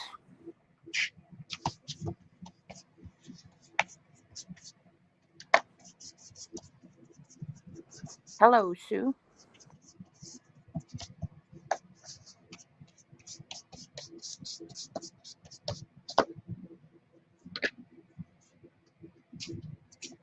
I'm sure you can use alcohol ink.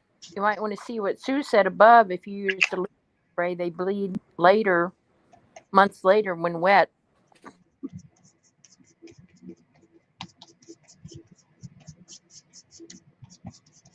I think for the purpose of this, what I'm using it for, for the journals, um, I don't think, there's too much, harm of it, getting wet and all that kind of stuff. I know I've used stuff like that in the past, and just like moisture, from your hands and body, it really doesn't affect those kinds of things that aren't permanent. At least I have it for me anyway. Have a good night.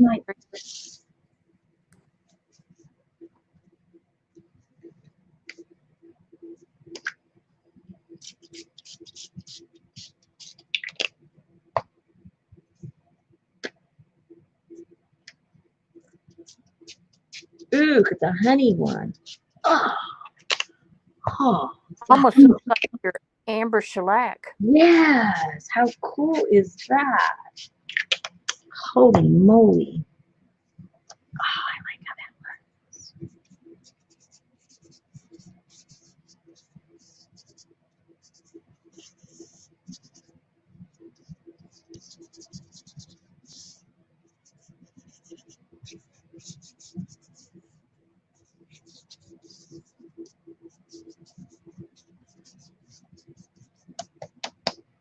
Cool. It's a lot darker than I see it in the monitor. It's kind of washed out on the monitor. Yeah, because that's what I was wondering. I was thinking, well, I guess the water really does dilute down.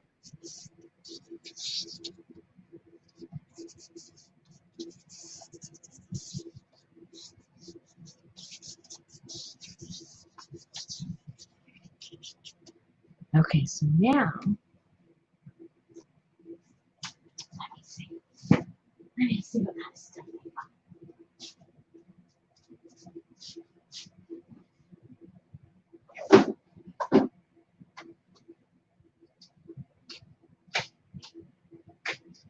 You need like a rusty hinge color or something. Yeah, I don't think I have. That's what I'm looking. I don't think I have that.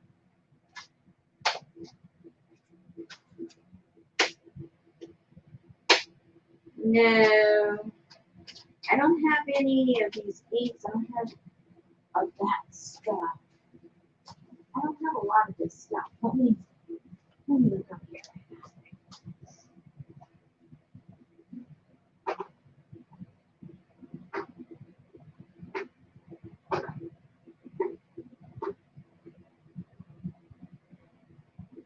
Ooh, I have something black.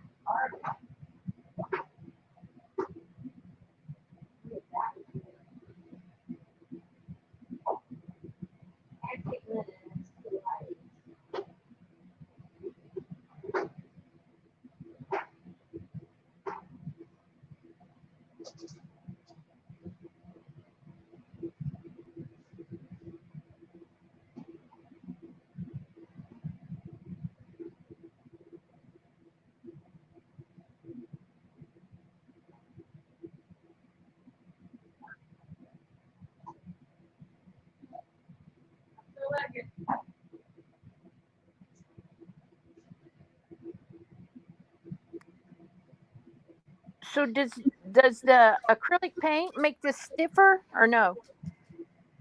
Does what? Does the acrylic paint stiffen it up some? When it's watered down, it doesn't that much. And then when you're done, Darlene said, do you seal it with an aged wax or varnish?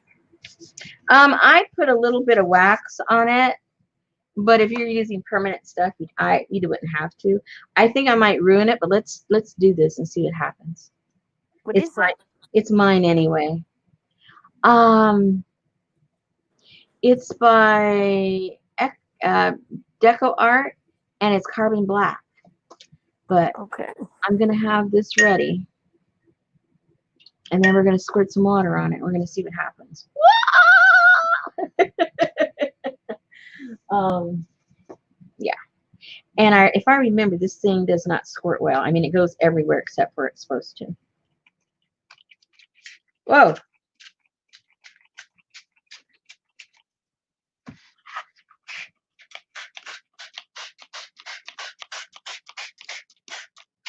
Oh my gosh. I think I like it. It's so black it looks blue.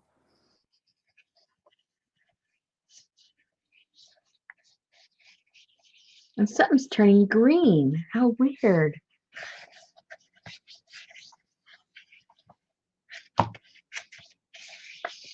That is strange.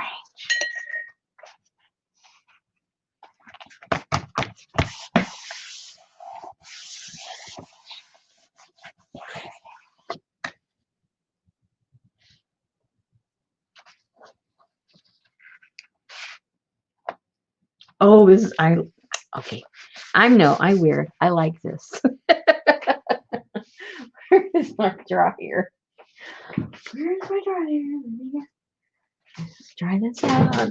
We'll just build some layers on top. It looks really weird on my monitor. So don't think I'm too crazy because it looks a lot cooler than it does on the monitor.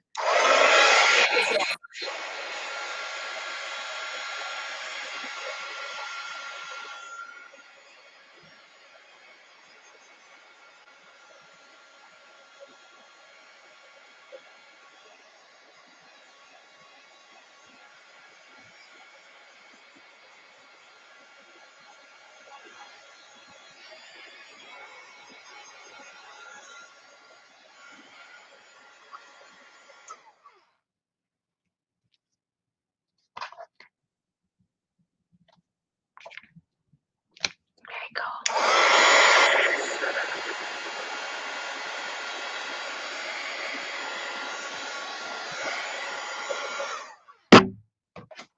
Okay, let's play with the back a little bit.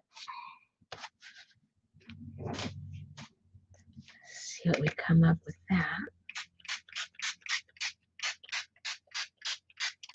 So Kathy said maybe the honey color with the blue black might be what may have a green tint. Oh, yeah. Very true.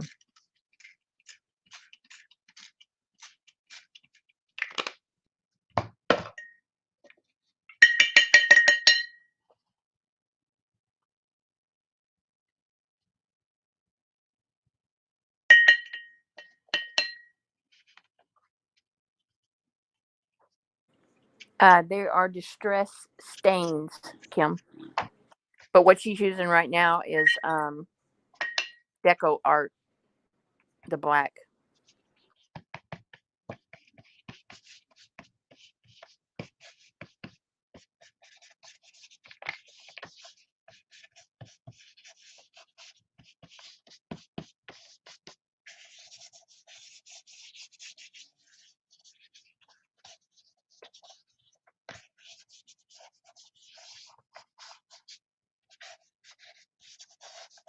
And you can if you just want to use straight acrylic, you could jelly print this also. Oh, that's a good idea.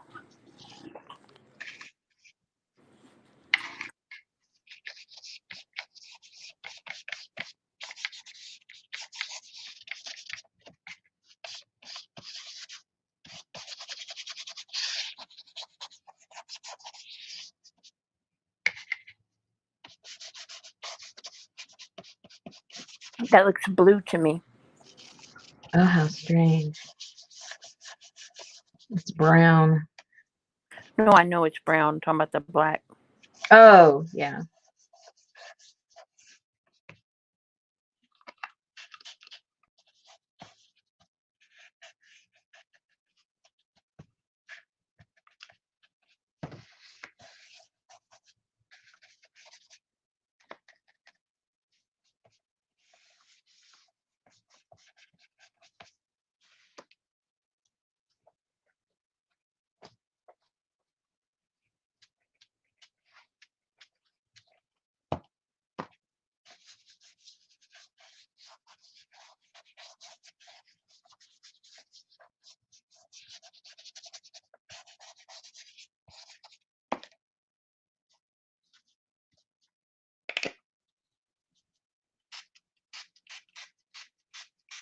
Gotta put the rust on there.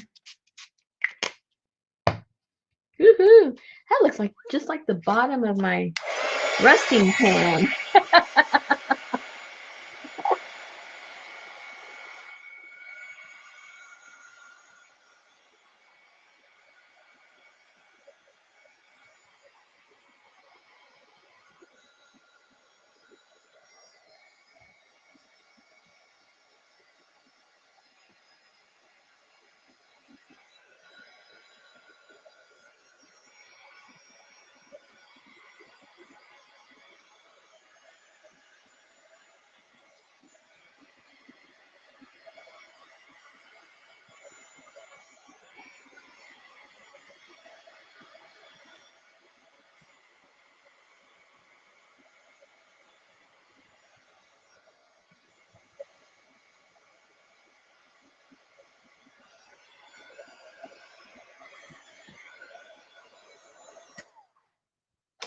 It looks very rusty. It looks cool.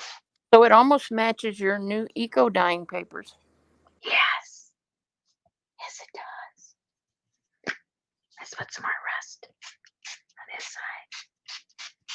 side. Yay.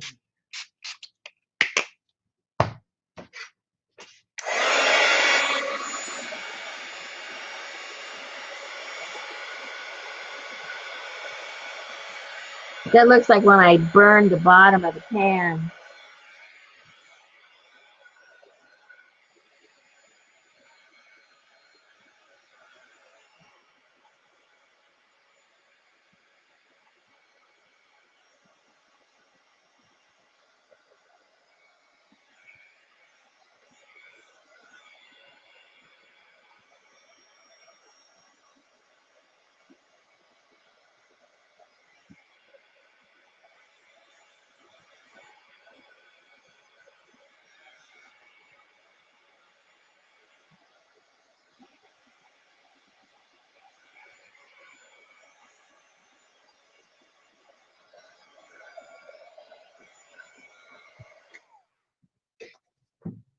I think it looks pretty cool.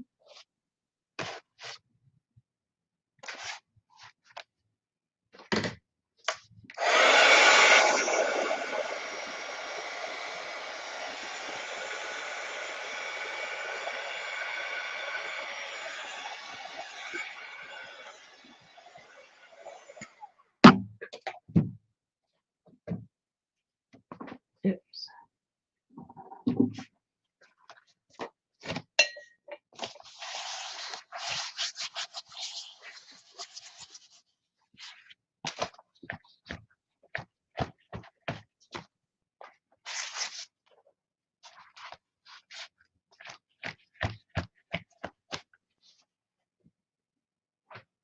Okay, now live here, this looks really cool. I'm looking on the monitor, it doesn't look so great, but trust me,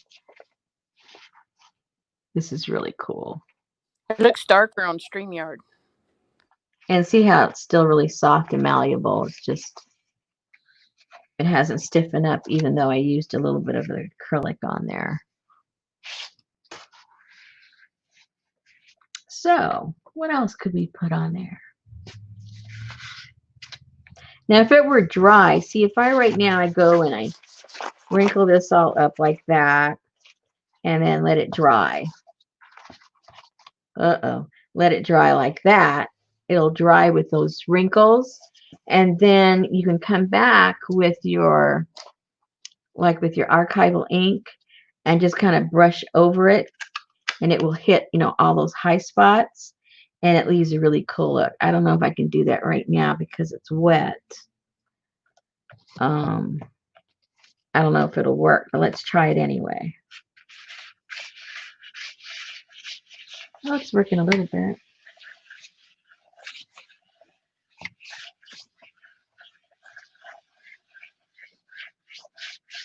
Yeah, it's putting like veins in. Yeah.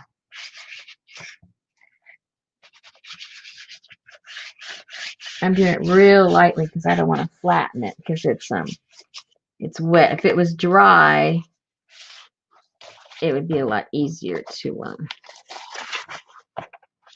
to keep it.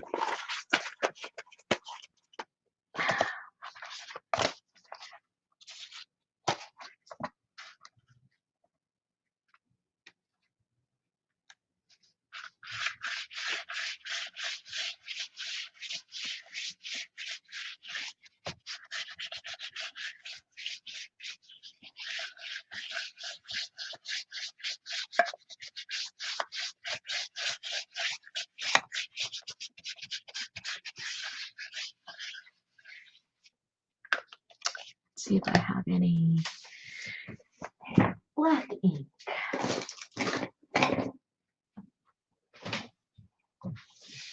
The black stays on.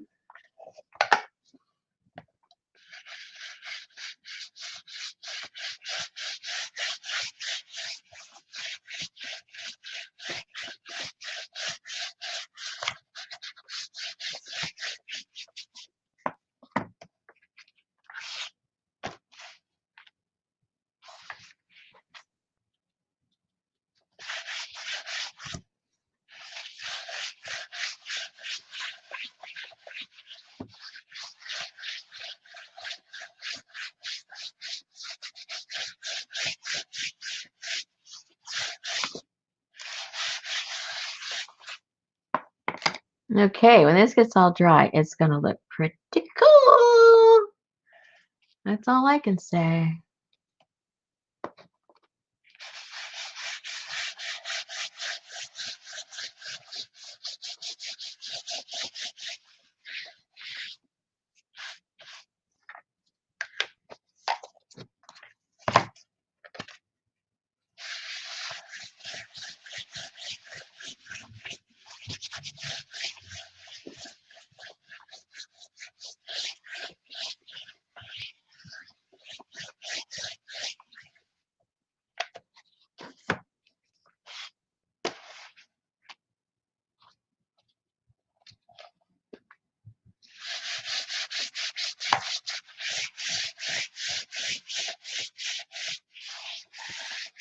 Okay, I'm going to leave it now and see what it looks like when it dries. See if I need to play with it anymore. But I like it. So if you have any sprays, you know, just play around with them.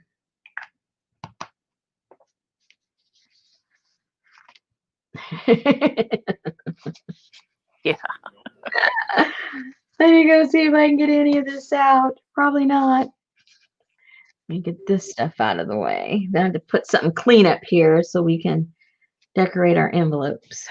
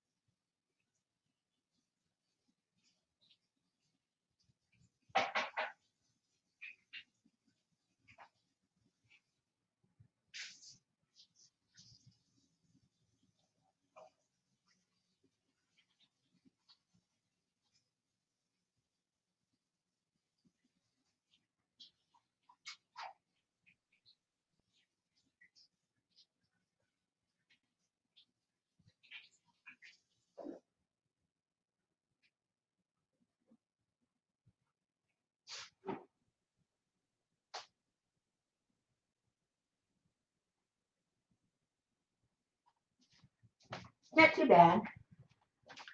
They've looked worse. Oh yeah. Good. I survived. I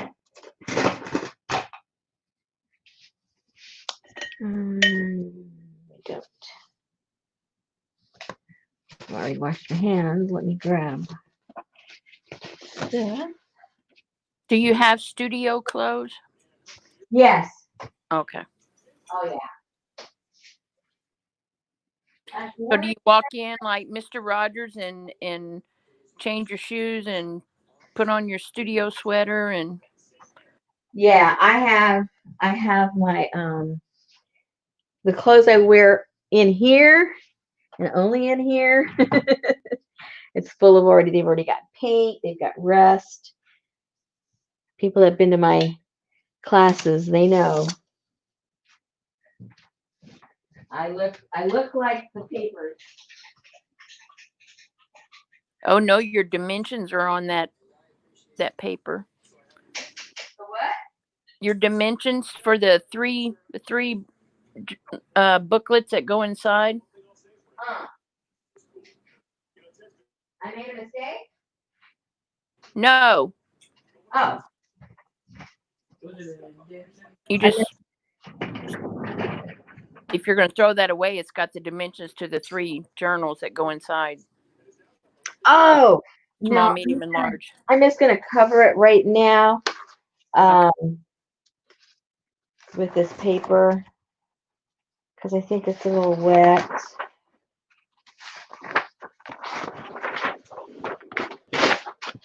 Scrap paper.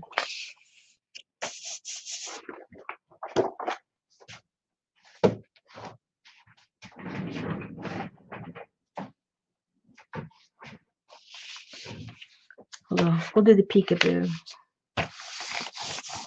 Is it going through? No. Okay. Let me put a little bit of tape to keep it in its little spot.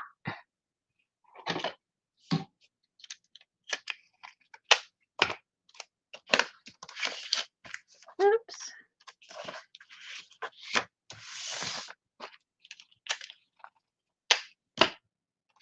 And that would be still peekaboo measurements if anybody needs to know.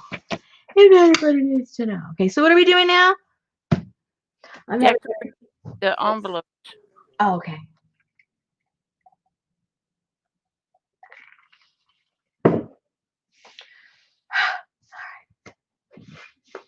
Where did I put them when I cleared everything off? Okay, here's some. Where's the other ones?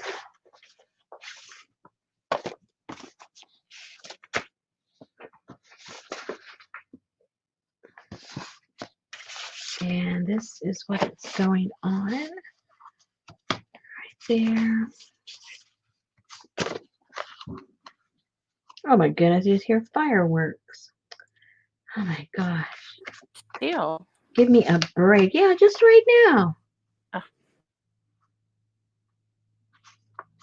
All right. So just in case you just tuned in, we're going to decorate these separately.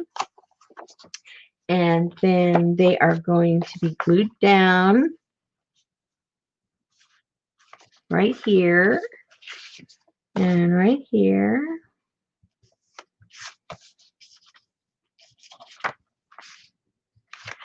And then when you open it up, we will be gluing down a picture right here to cover up all the mess. And also you need to remember that when you're gluing these, when you're decorating them, that one goes, obviously they both have to go up, but you gotta decide which one goes on which side and make sure that your images are going in the right direction. Okie dokie, okie dokie. Just little things, but they become very important when you do it wrong. All right, let's see what we want. Let's get some ephemera out here that we can play with, see what we want to do, see what we got. Let's find all these little pieces parts. They're doing it again. See, they're still doing it. I had printed those out. I thought they were so pretty. Maybe we'll use some of that.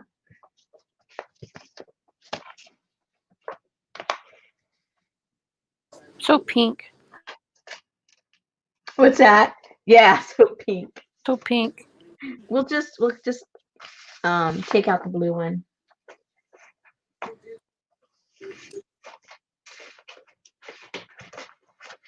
I hope I have enough small pieces. Everything I have is too big, maybe.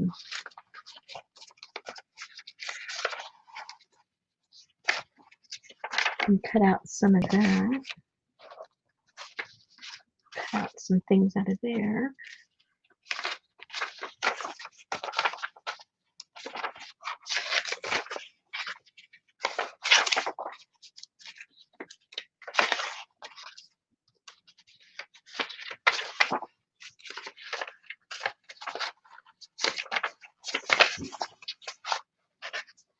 Man, they're still shooting along.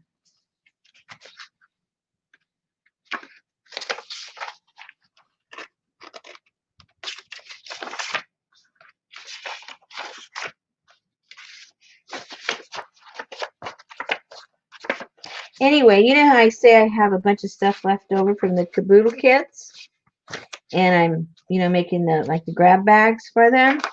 I Yep. came up with a name for them. They're going to be called Kaboodle Doodles because there's little doodles left over. So when you guys hear, okay, I got some Kaboodle Doodles, I've got some of those grab bags from leftovers from the kits.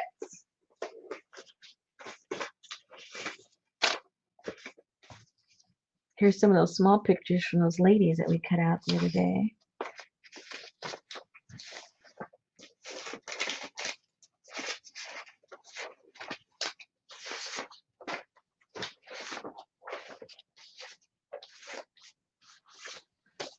And we have this small stuff. Well, these are envelopes, but if we have to, we can cut them up. Can always print some more.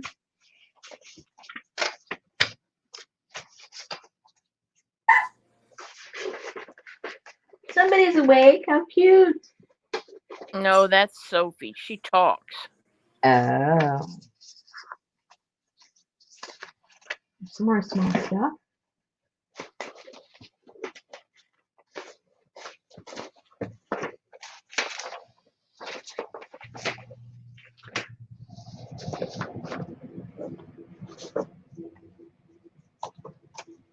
And here are some of the, oh my God, that's much stuff here. This is all in one little bin.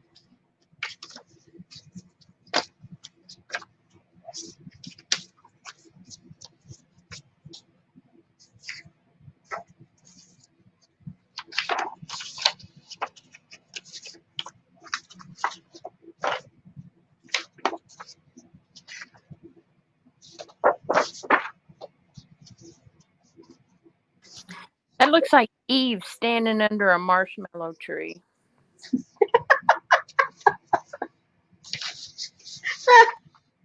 Oh. All right, we got plenty to play with. You watch, everything's going to be too big.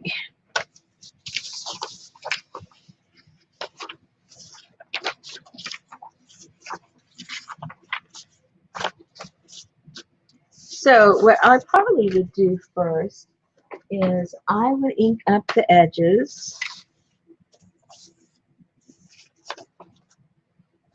so that we're all ready to do whatever we're gonna do. You know what I mean? So that we're ready. I don't like, especially with these older looking ones, I don't like stark edges, Yep.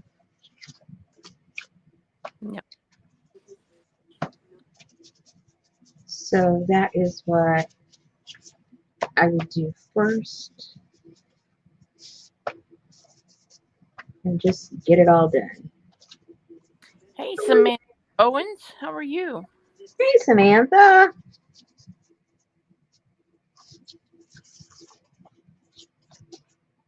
And we're going to glue stuff to cover that all up, but you never get all the way to the edge.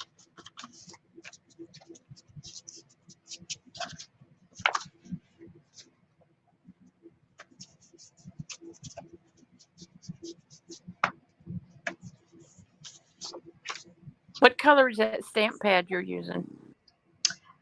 Coffee by Ranger Archival Ink.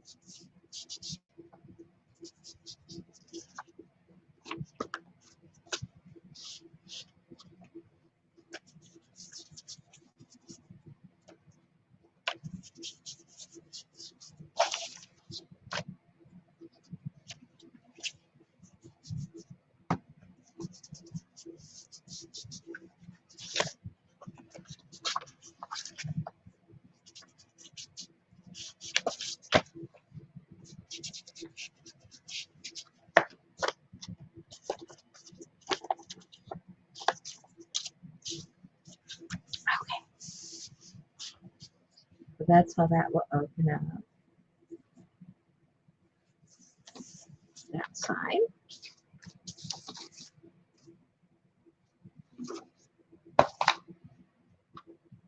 Losing my mouse here. Okay.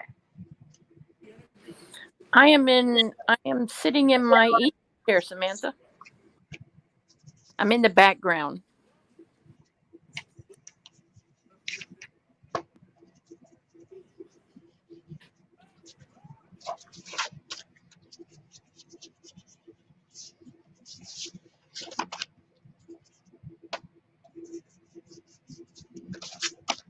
Oh, that won't be seen. What am I doing? Never mind.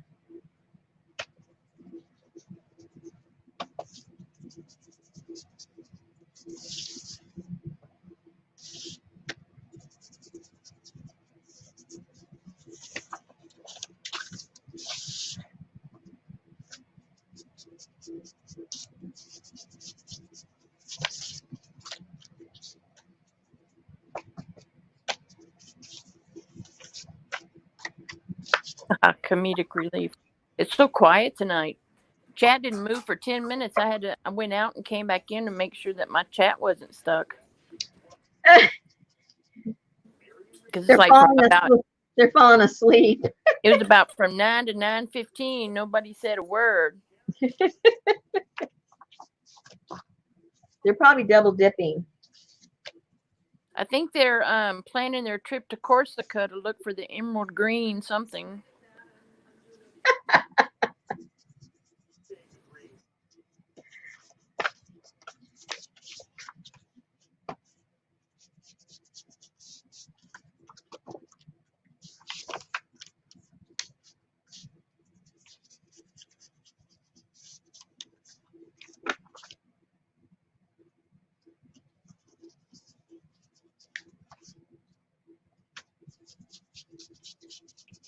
Oh, it's the lorikeet. Oh, they're in the swamp.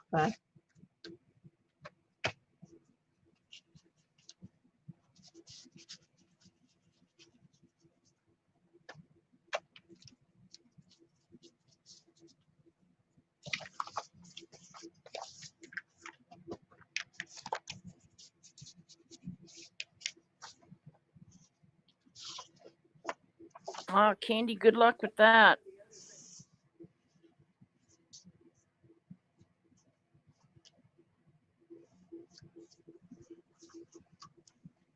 Oops, don't do that, Rosemary. Not yet.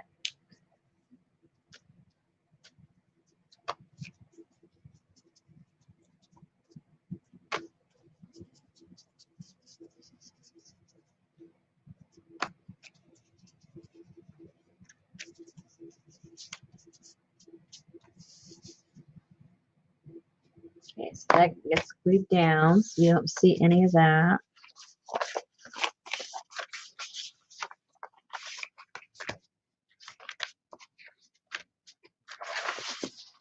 All right, we are ready to glue. Now we just look through our stuff and see what we want to do. Move this a little bit more. Give myself some room.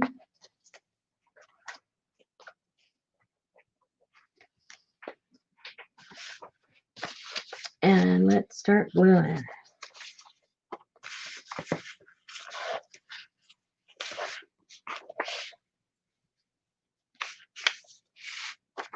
And we can, sometimes I start off with some big ones in the back and then, put multiple layers. Where's my smaller one? Lost ruler lost.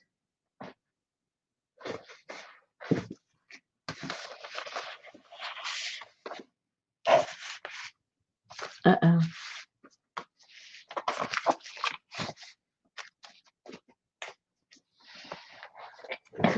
That happens when you have too much on your desk.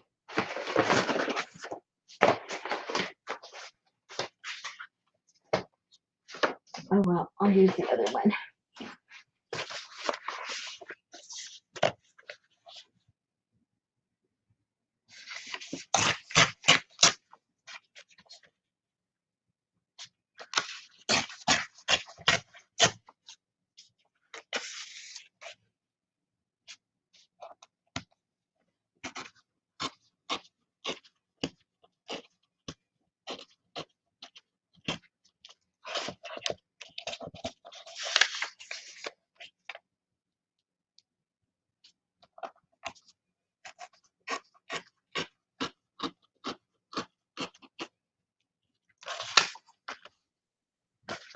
Let's see how that fits.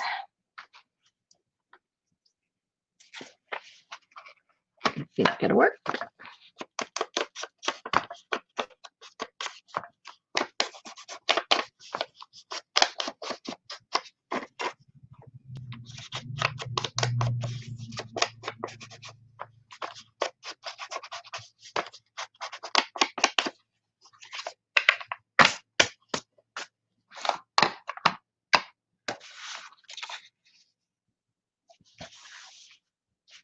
I think she needs to go there. Now my glue's lost. Oh, here it is.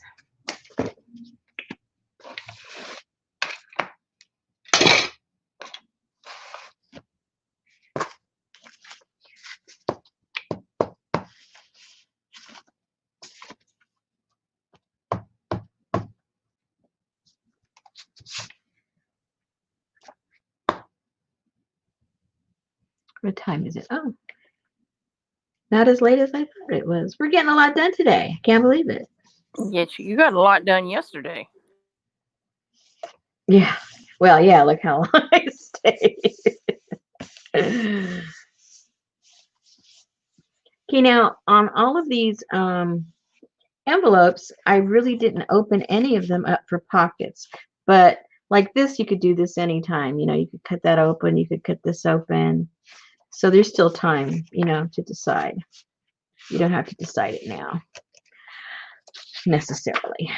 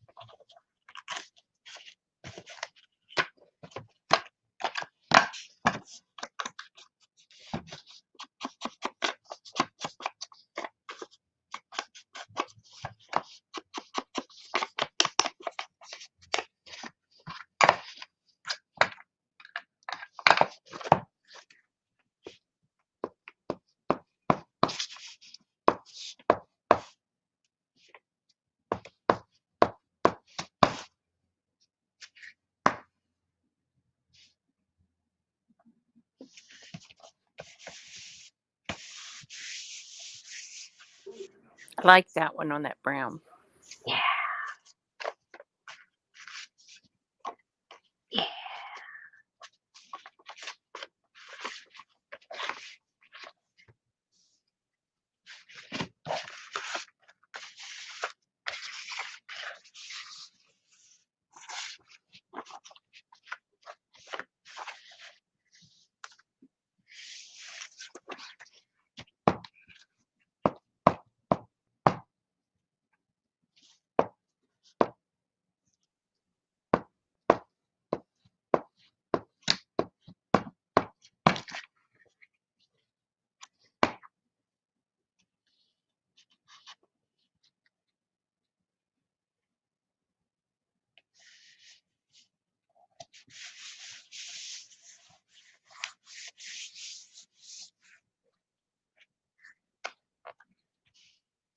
Yeah, for some reason it's not sticking.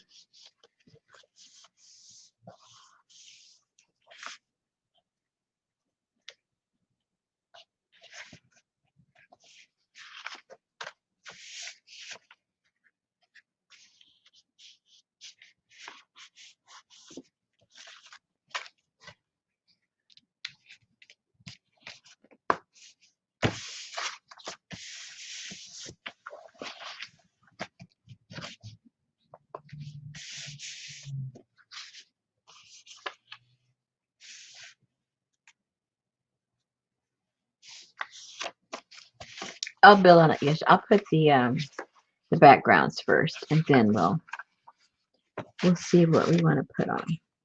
Anything additional. None of those ladies smiled. About what? Yeah, what they went through. There wasn't much to smile about unless you were rich.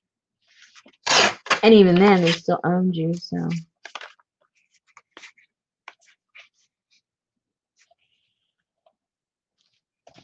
Maybe that will go there. Maybe. I'm not going to glue it yet. Maybe it'll go here.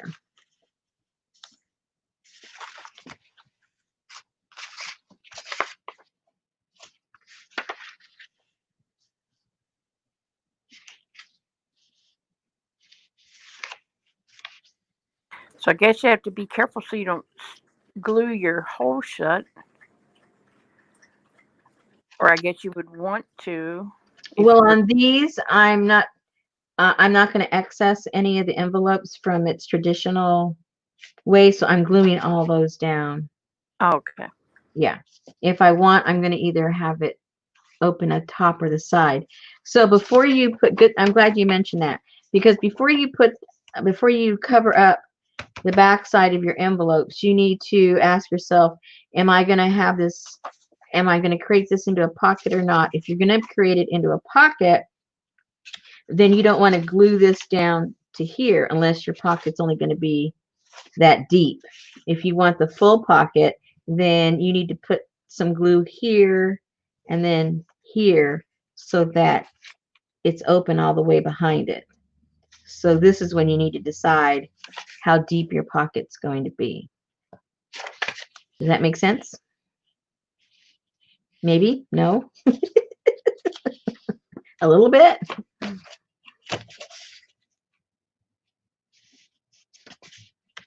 But I don't think I'm going to make any pockets on that one. So I don't need to worry about that too much.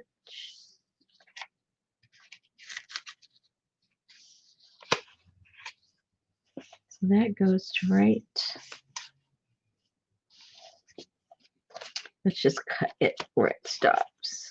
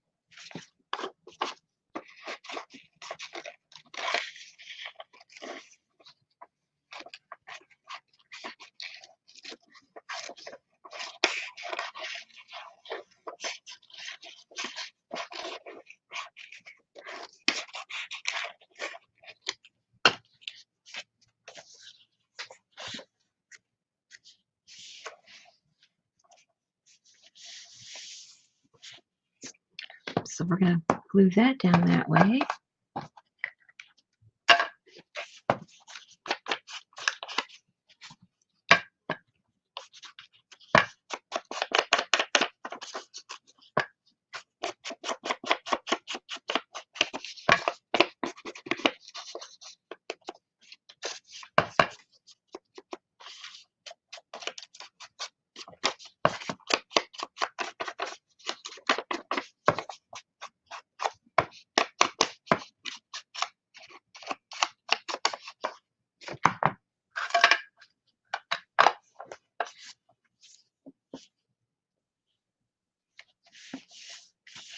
Okay. We're moving right along.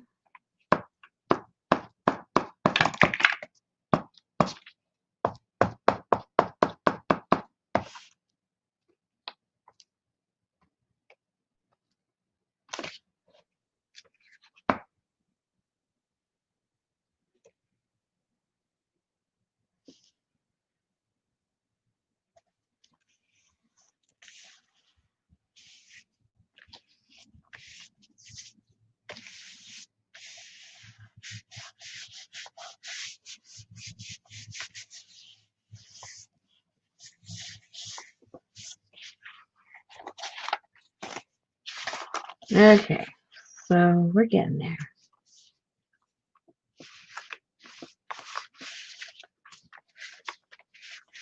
Now let's find something colorful.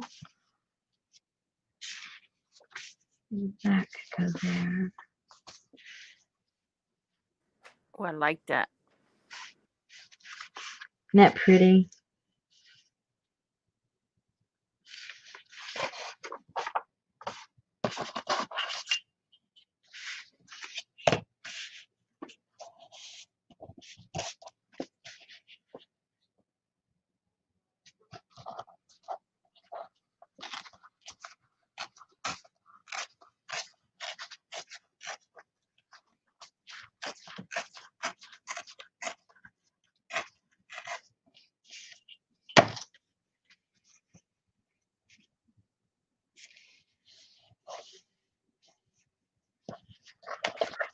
The language on that, is that Latin or what I is the? believe so.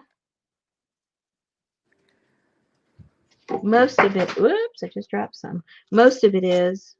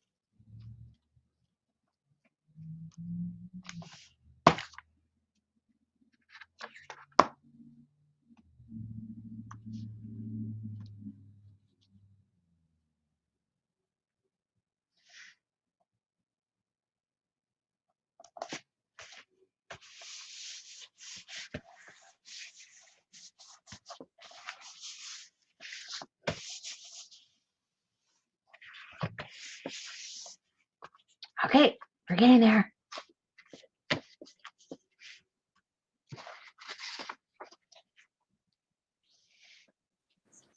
Yeah, that looks good.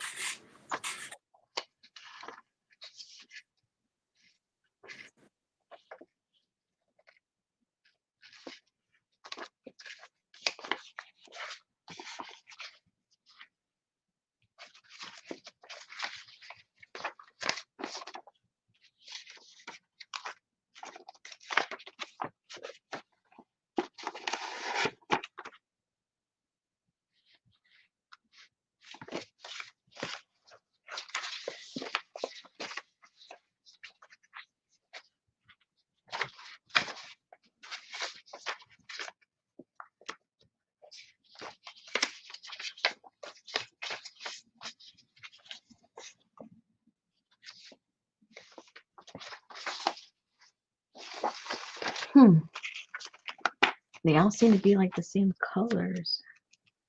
Oh, that looks nice there. I don't even have to cut it. Perfect. Hello. Oh yeah, it's pretty.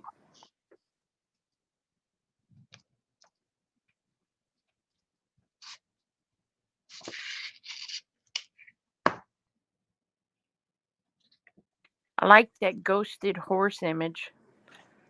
Yeah.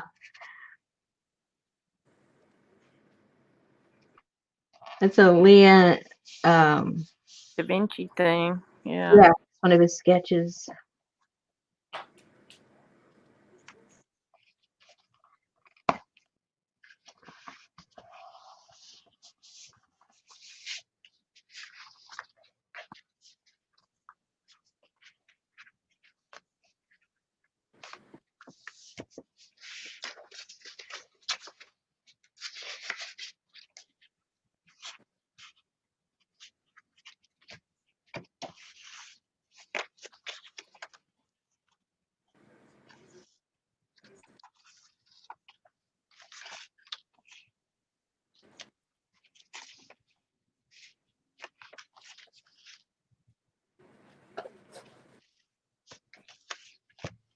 I like that there.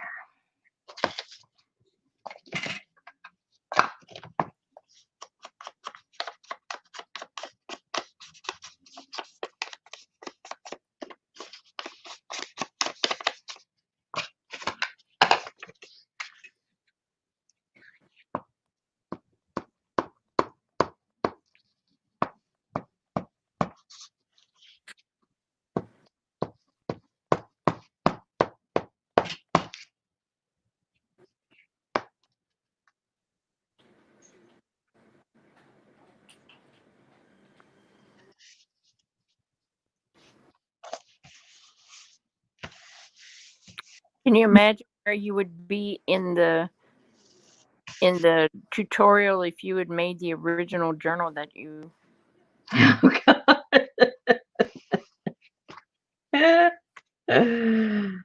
Holy moly. Okay, so this is the base. And then you can come back with littler things to fill in the gaps. We'll do that a little bit later if we have the time. So let's do this. Remember now, this is going to go on this side, so it's got to be in reverse. Let's see what we're going to put in the front.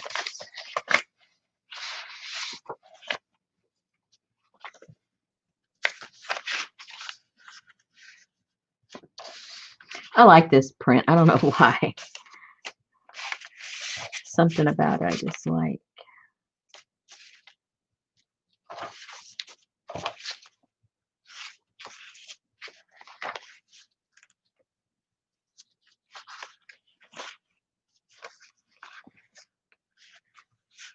Well, we could do something clever.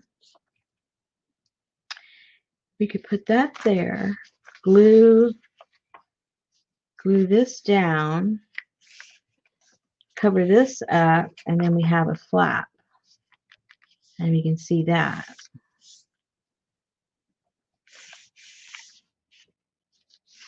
Yeah, because you hate to waste all that good of stuff. Yeah, I think I'll do that. That's what we'll do.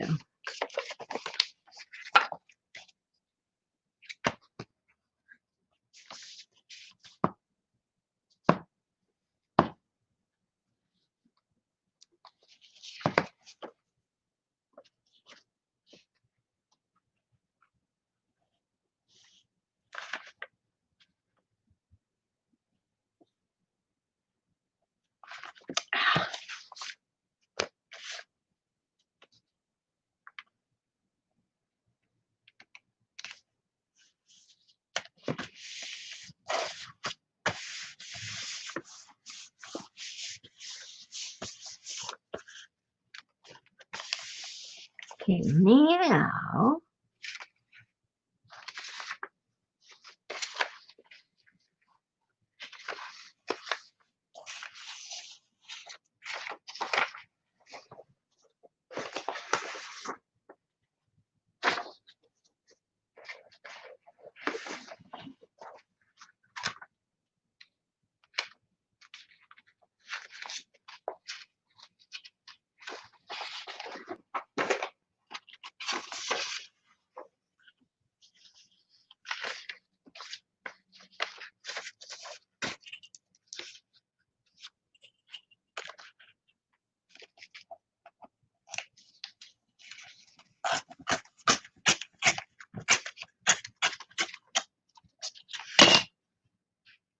and I'll tuck us something in there so it won't just be white.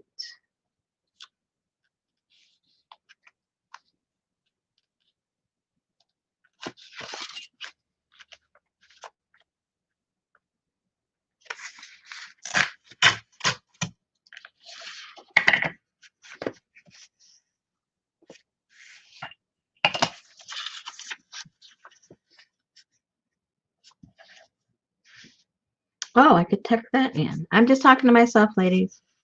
Don't mind me.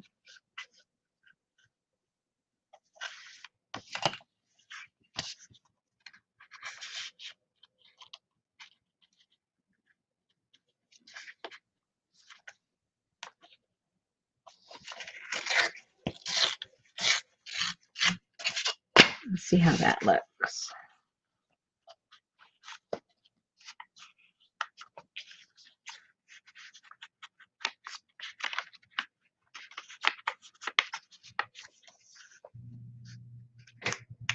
Glue that down.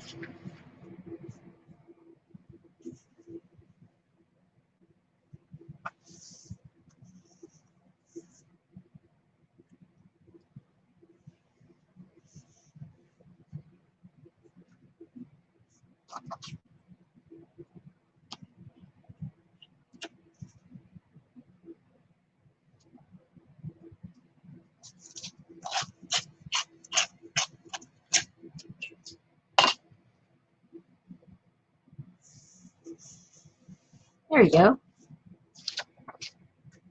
You just got to figure it out as you go along. There's no plan. That's the best part. Yeah, that's true.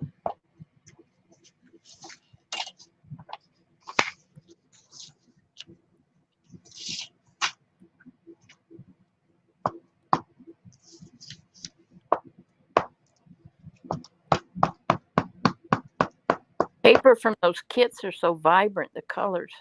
Mm-hmm. I really like them.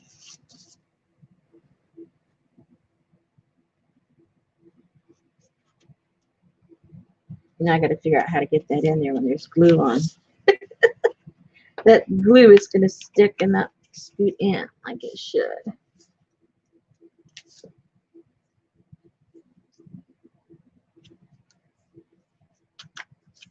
Where did I have that bending?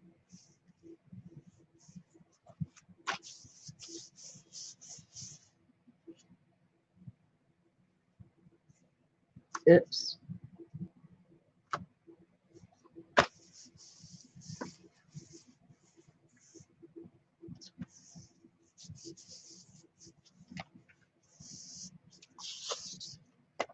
I think maybe I messed up. No, it worked. Yay! There you go.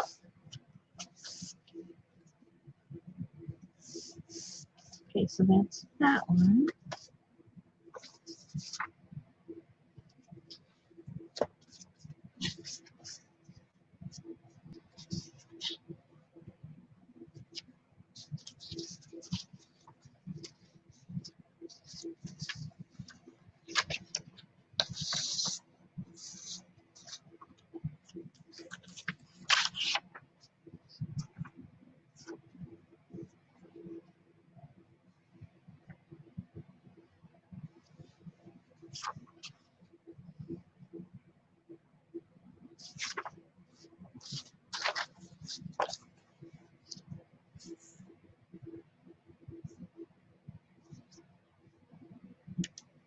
Yeah, just put that there.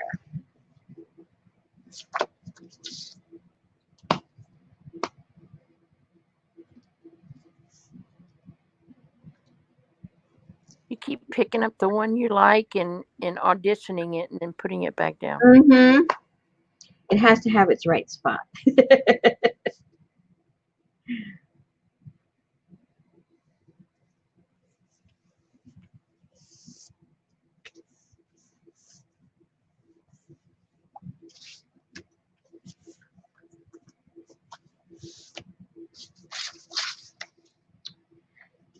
And I do kind of want to keep, let's see how this works. Keep a little bit of the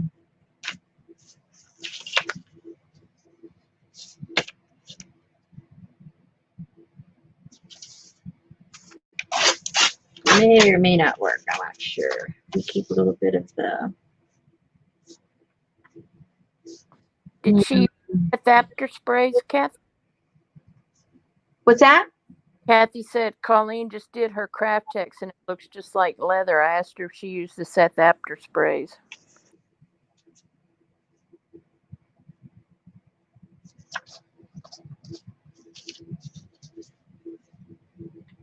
Did she already post pictures? I don't know.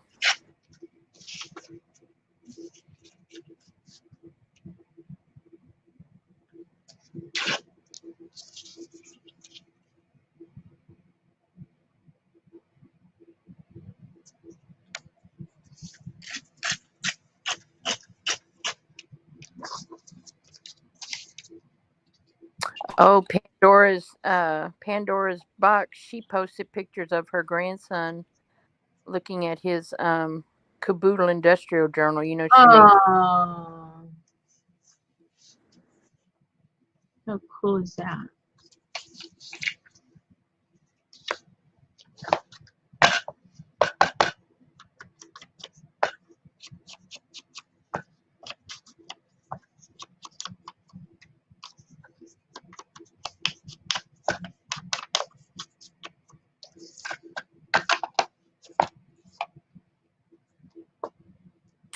I don't see any pictures yet.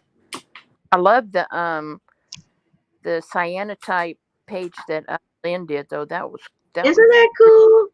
man, that was awesome. Especially with the Timmy people that she put standing there. Yeah. Yeah. That was outstanding.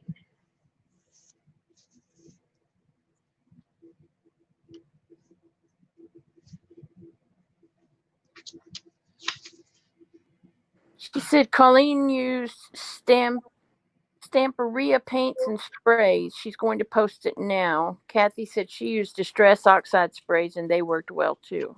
Good. Oh, you're welcome, Lynn. I love that. The colors were awesome together. It's almost like 3D or something. It was so dimensional looking. Yeah. Well, she hit the perspective right on. That's what I have trouble. I can't do perspective at all. I'm not being modest. I'm being truthful. There's no way I can do it.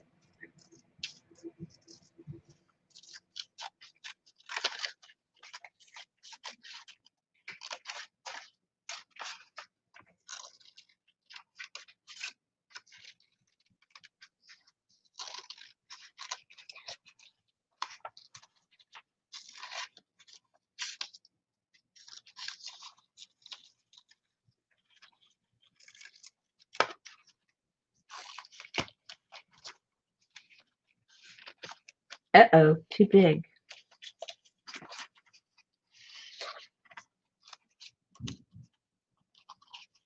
Fireworks.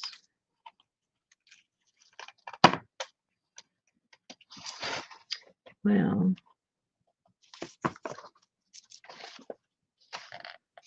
Oh wow, it does. It looks like a leather purse. I want to see. I want to see. Hold on. I got to go look. I want to see. I want to see.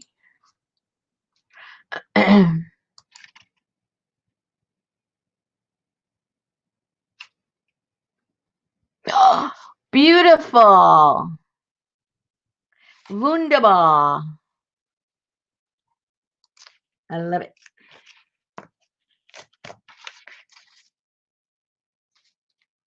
Hey, I lost my onion ball. There it is.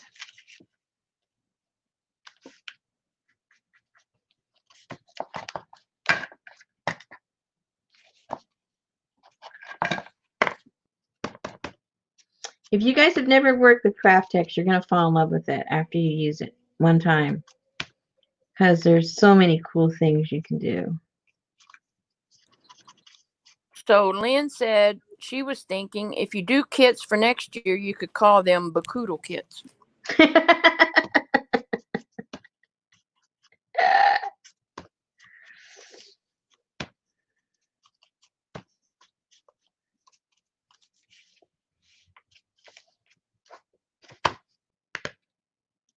My husband gave me a funny name the other day.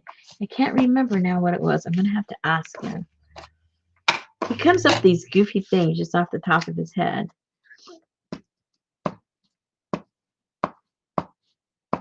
He is a pretty goofy person.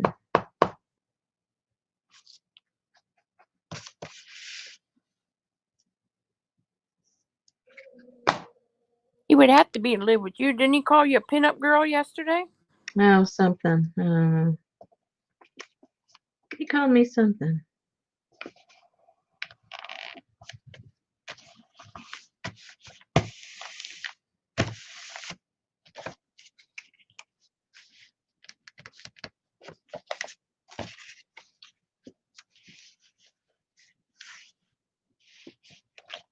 Oh, looking at the moon. There she is. Oh no, she's holding the onion ball.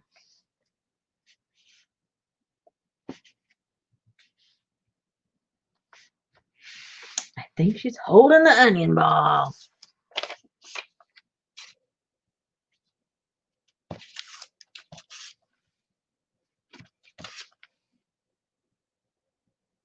What's that red stuff?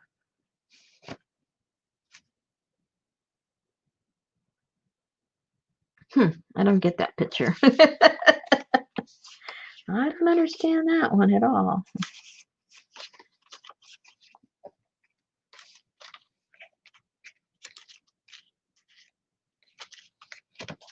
I don't get the lady with the green ball. Yeah.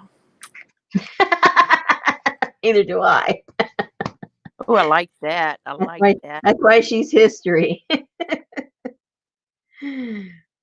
When I went to my first outing to the thrift store a couple of weeks ago, they had a set of rubber. It was a sheet of rubber stamps, and it was all of those ornate letters like that right there. Oh yeah. Yeah, it was like $1 or something. I was like, oh my goodness, brand new. Insert cart. Yeah, exactly.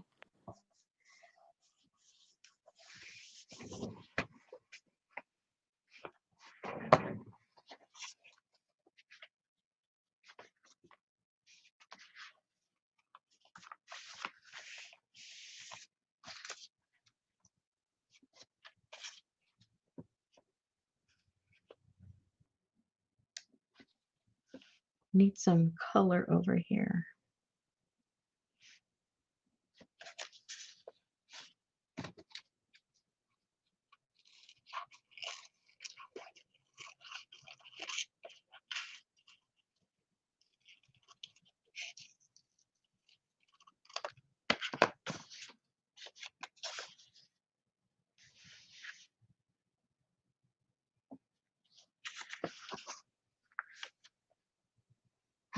Her face is like, I'm not looking. And down here, he's going, I'll take a peek.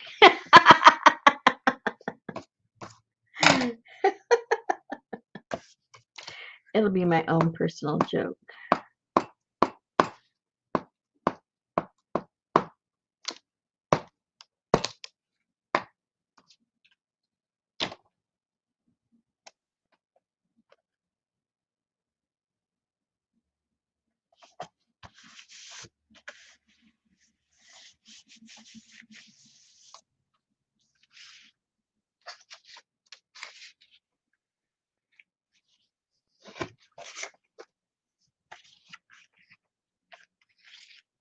I'll leave that for a pocket. Do those fit in there? No. Did that fit there? No, no, no, no. Those poor little puffy hats.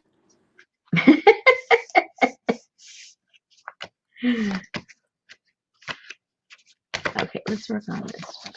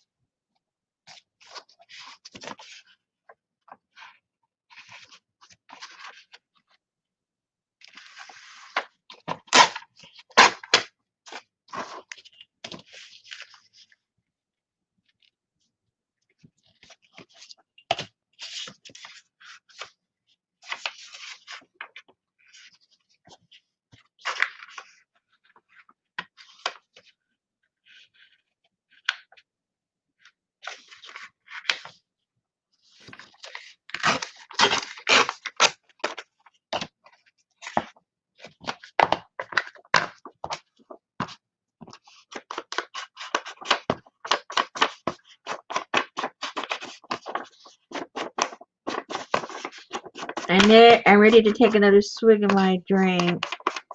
I'm getting thirsty.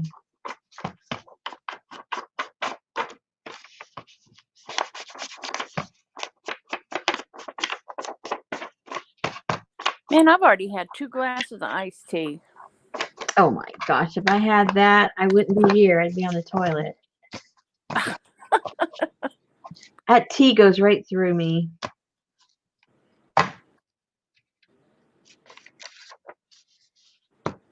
I could drink other things, but that is just like a diuretic. Doesn't bother me, but I drink 2 cups of coffee in the morning and that's it. And then it's tea for me. I have 1 cup of coffee almost every morning.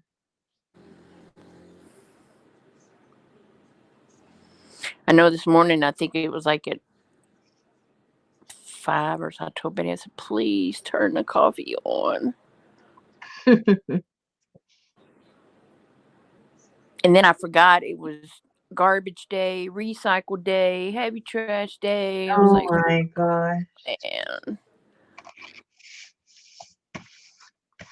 So you didn't have time to go through your recycle bin and pull stuff out? No, because I had my meeting in the Netherlands this morning first thing. Oh. So I did that and then hurried up and got the trash and the recycle, and Betty had a big old piece of plywood following me down the driveway with here we are in the dark. Hey, she's a good little workhorse. That's why I had to go get her some more CBD oil this evening. Keep her moving, huh? Yeah, but I don't know if she noticed I got her 250 milligram higher dosage, so she'll kind of chill out. Oh dear. I give that to. We used to give it to our dog, but it was we gave our dog a bladder infection. Uh-oh. Well, Yeah. I saw they had a separate display for cats and dogs and Yeah. Well, we got the doggy one for the dog, but still had a reaction to it, and within a few days of stopping it, it started clearing up. I mean, we had him on antibiotics, we had all kinds of stuff, and finally I told Richard, I said, you know what? Stop giving him that stuff. Maybe that's what's doing it. Stopped it within a couple of days. It started clearing up. wow. I know previously I got her the they have like almost like those dehydrated fruit, Mm-hmm. and it was dehydrated mango Mm-hmm. with CBD. Oh, cool. And man, I told her, I said, here, you need to chew like 4 or 5 of these at a time. Man, it would knock her straight out.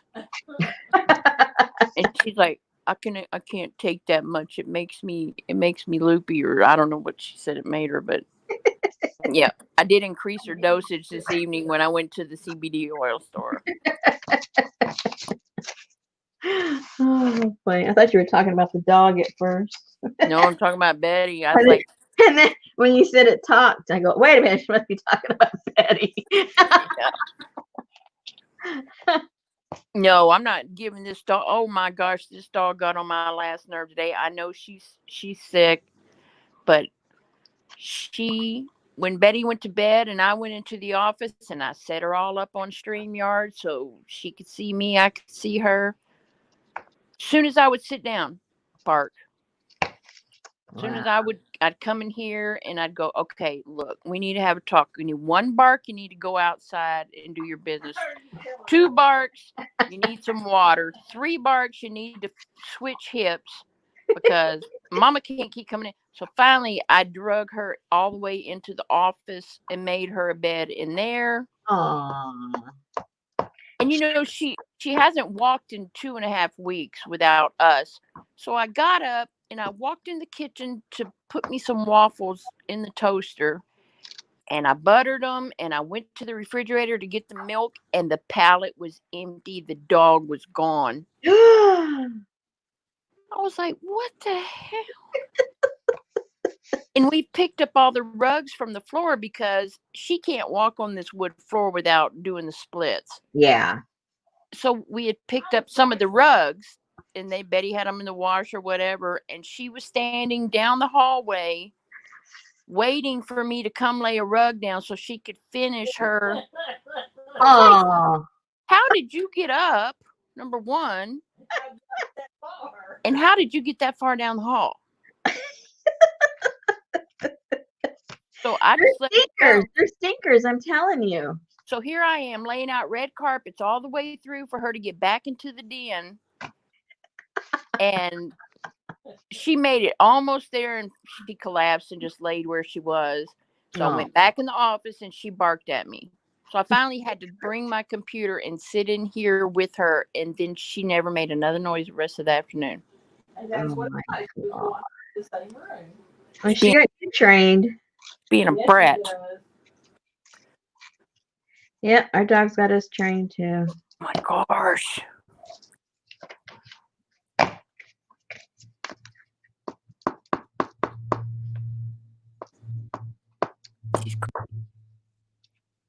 Similar thing happened with Junior.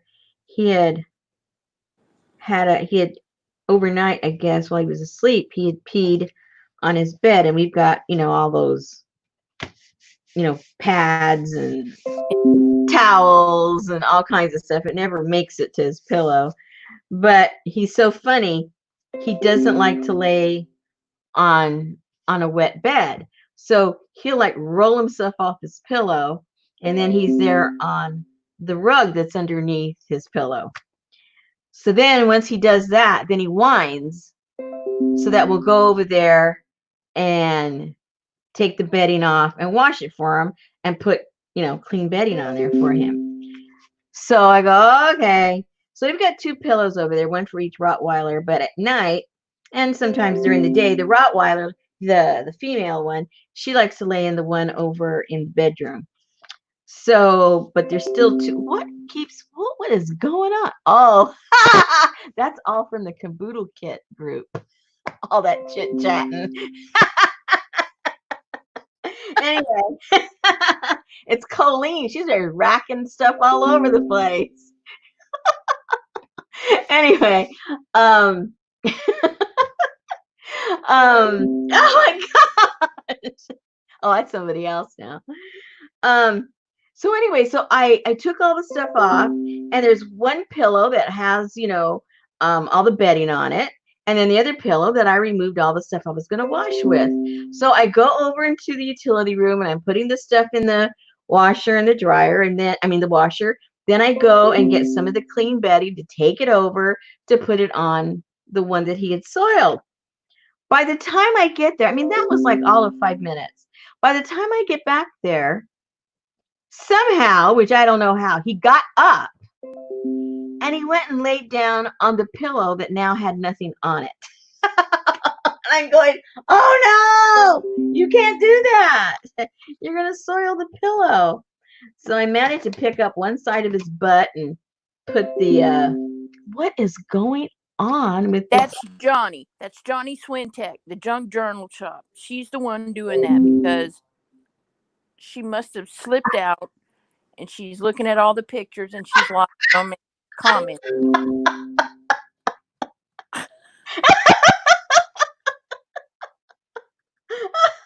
Johnny.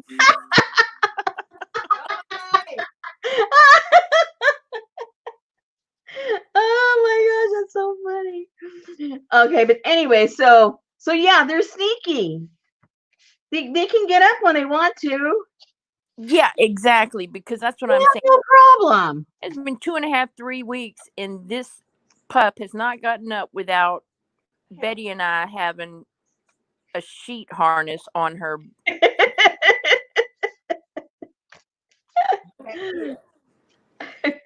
And then she's going to walk and wait for me. I laid down one long rug, and she walked on that one and waited for me to run around and get another rug and put it down. And I was like, I can visualize the whole thing. The dog suckers me into that too. at work, I'm important. These people are waiting on me to get this stuff made for these massive yachts and stuff. And no, I'm running around my house laying down red carpets for a stubborn dog. I think Betty finally heard me. Oh my God. I thought she was about to crack. I really did. And then I got up and helped her. And then I took her out in the backyard, and I don't know why, but this dog, because in our backyard, there's the chimney is in the back where the den is, and there's a window on each side. Well, over in front of one of them, there's there's like a vegetable, well, it's supposed to be a vegetable garden, and then it has like an arbor almost with the grapevine all over it. Well, she has to go behind that, between that and the house, which is like walking through a little wooded forest. And I'm 5'10", okay? And I'm having to squat and hold on to the dog's harness. And yeah. I have definitely been living a dog's life for weeks. We've been going through this like, oh my gosh, almost 2 years now. Him not being as mobile, 100% mobile, and it's just getting worse and worse.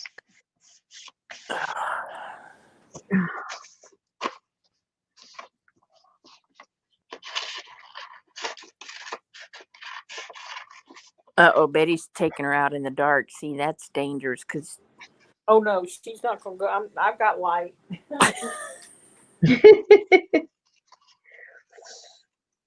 Yeah, no telling where she'll lead her. what path she'll lead her down. I know. Exactly. Yeah. Watch out for the mines.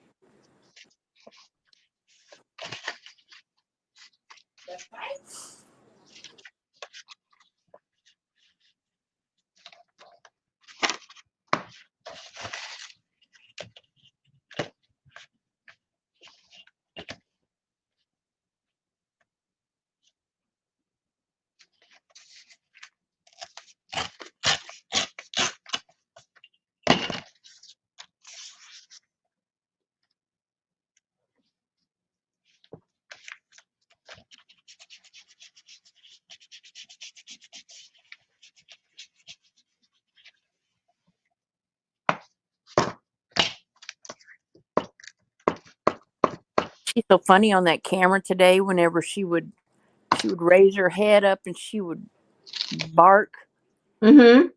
and then she'd turn her head to the left and look at that damn iPad camera.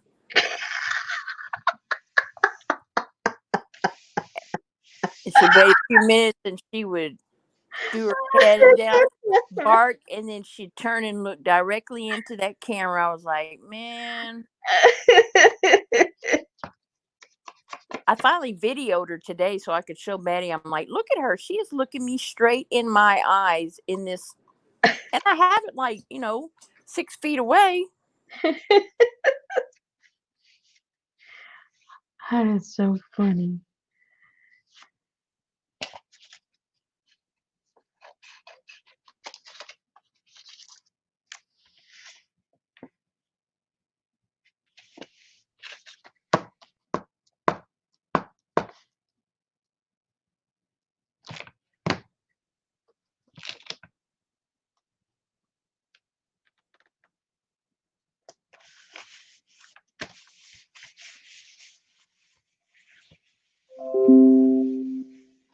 There she goes again.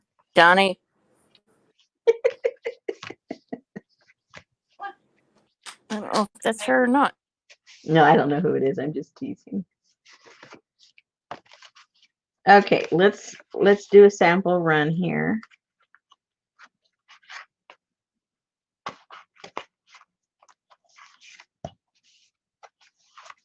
Okay, this is what we got so far.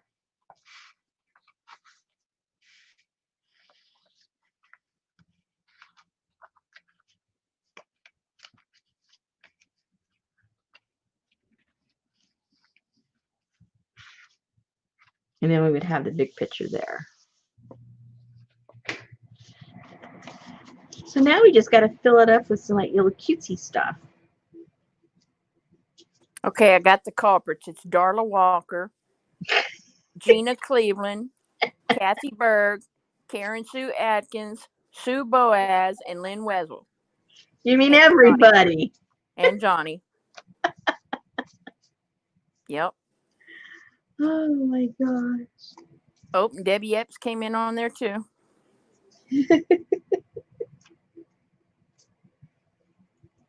They're all on the loose.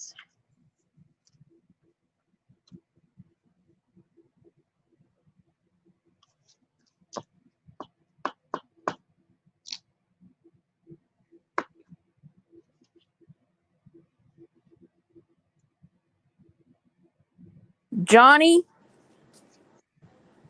yeah, you did. You had Rosemary's notification thing going. Boo-doo-doo-doo, boo-doo-doo-doo, boo-doo. Oh, and Kathy, I had to catch up. I hadn't looked in a while, so it was Johnny and Kathy. Kathy Bird. Yes. Oh, there's Johnny. What did I do? How can you be asleep? You just heard us. Whatever. Yeah. Yeah, whatever. All right, what do I want to put on here?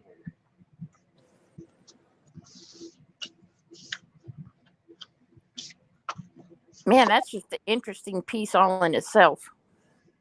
Yeah, this could be like a little, well, if you did like a few of these could be the entire journal. You know, like you did 3 of them maybe. Yeah, no joke. Put them in a cool cover. And if you've had pockets, because I could still turn that in a pocket, and then put a little smaller little journal in it, you know. And I think Johnny just sold envelope packs in her pop-up sale, didn't she? I don't know. I think she did.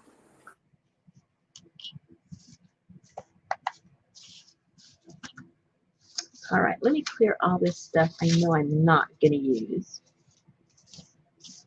And I'll put it in my Kaboodle Doodle. So see, that just shows us who ain't paying attention. They're over in the Kaboodle group. I know. Socializing. Yeah. And then come I on love there.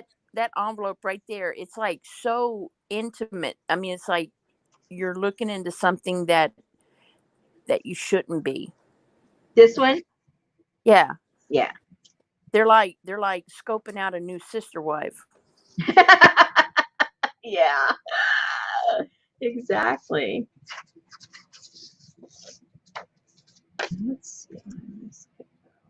Either that or that's his mama going, yeah, no. Yeah. No, she ain't good enough for your son. It ain't happening. Look at her. She don't even have no eyelashes, dear. You don't want that.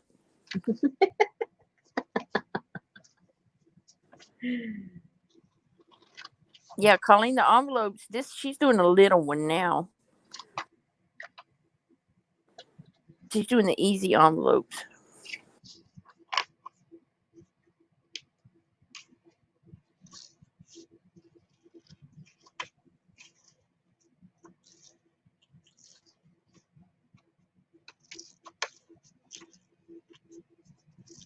Oh, and Anne pops in for the I swear she's a virgin. Where was she? I don't know. I guess she was sleeping too.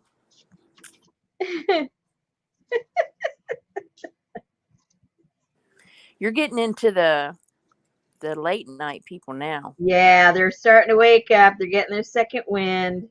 Yeah. I know you people. I'm one of them. That's what I know. Right. I was going to say you're the. There's Ann lurking. Ann's got me watching videos on YouTube of how to build a cardboard house, even though I'll never do it. Well, that sounds cool. Yeah, she did a cool cardboard house she's been working on.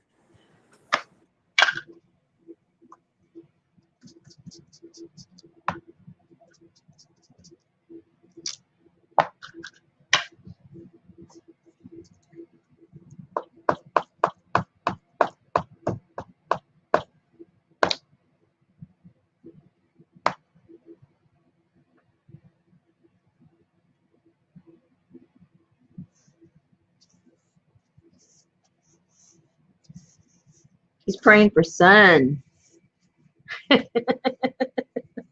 for his plants. Please, please. Well, that was clever.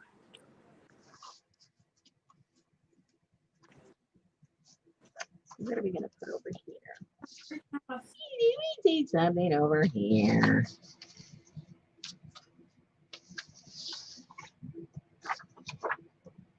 Oh, you finally used a piece of paper. I missed it. The what? You finally used a piece of that paper you kept picking up and laying down. I did? Oh, here, yeah. Forgot which one it was. Yes, ma'am.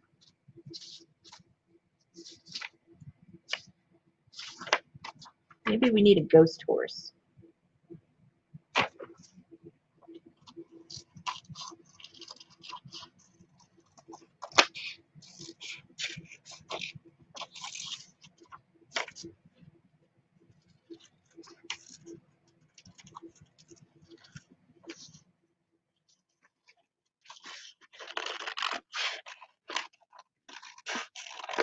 John, still have any envelope kits left? Envelope packets? She might be back to sleep now. No, not if you talk about something for her to sell. She'll be awake. Well, she does that in her sleep, so.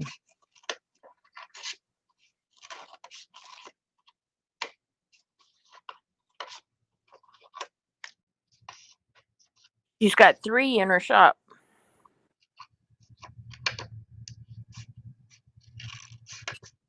Uh-oh. I messed up the horsey tail. Oh, no. Uh-oh. I might have to just chop off his tail altogether. Because I ruined his tail.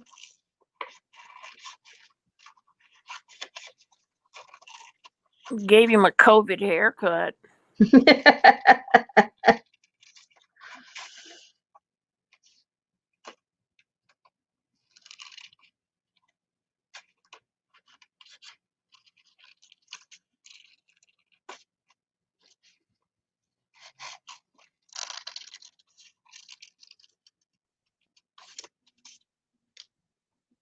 There you go. Johnny said pin the tail on the horse with a brad, and you'll have an interactive.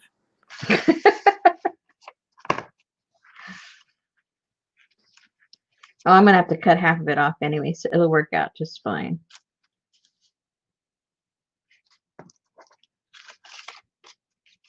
I have to cut it right off in its genitals. Going, there you go. And then you can put the picture of the butt on the other side. Uh-oh, Ann said don't make him gelding. I neutered him. I just neutered him completely. It's now an it horse. Oh, there you go. You can call him Mr. Ed. That's all you ever saw of him.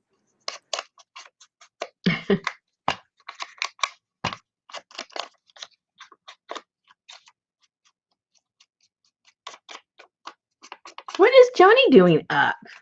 I'm not real sure. I think she's trying to have a sale.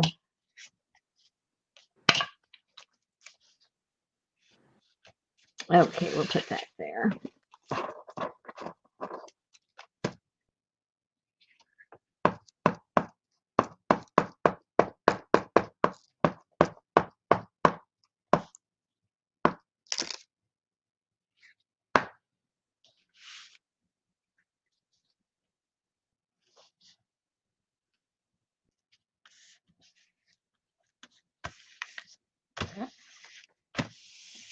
Oh, she said the boys are out night fishing. She can't sleep when they fish at night. Worries. Mm. Oh, There see they that? go. They're off.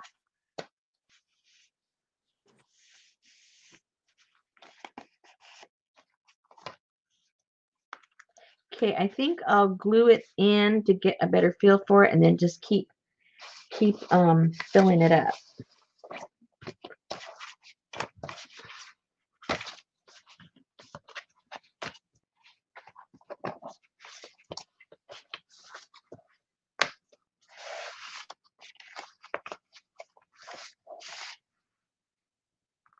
So she's gonna go right there.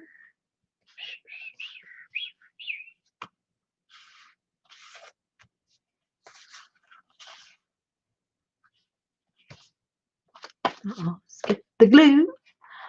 Get the glue.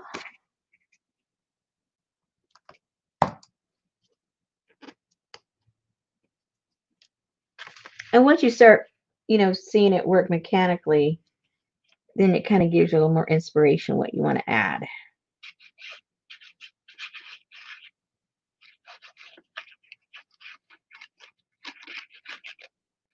At least that's what it does for me. Can only speak from my experience.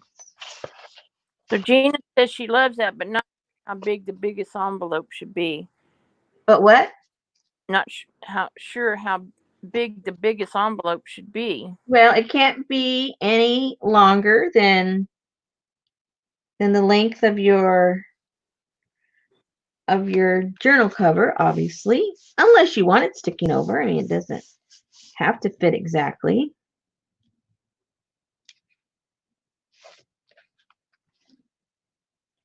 And then once I put these together, it might make a little more sense.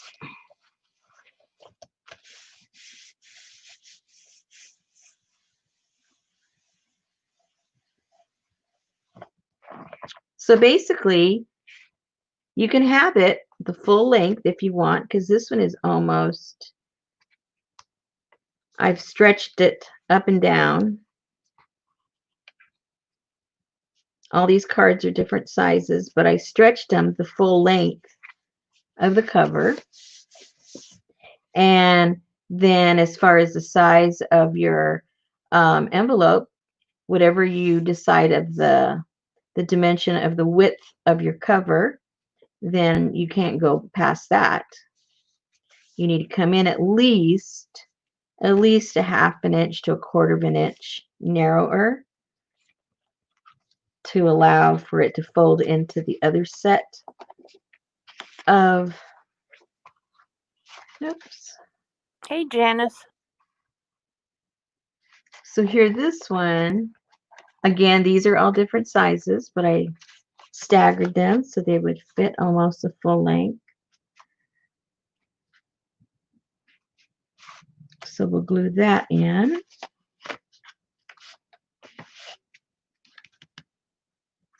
And you can use whatever glue you like, or double-sided tape if that's your thing.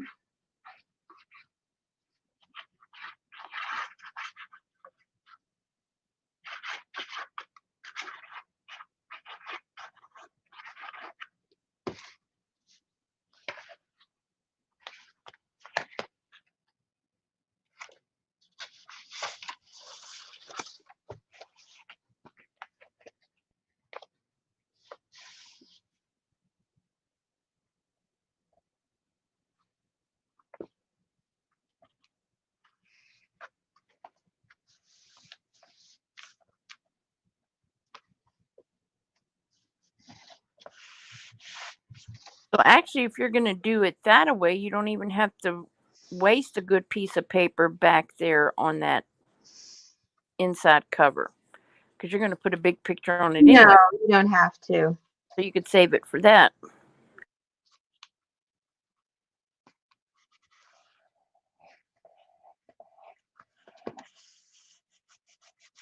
You're only going to see the edges. That's why I did the one that I made, the collage one. I figured, hey, What the heck? What the heck? All right. I'm not gonna glue it yet. Let's just say, let me find something to put there. I'm not gluing it yet because I haven't decided what I'm gonna put there. Oh, maybe I'll put this girl. I like this girl. I'd pull that adhesive strip off of there. That looks like it keeps getting in your way. Yeah, I was saving it for when I actually put it down. Oh, she's pretty. That would be part of the adhesive. I think I'll put her there. Let me cut that up so it fits. And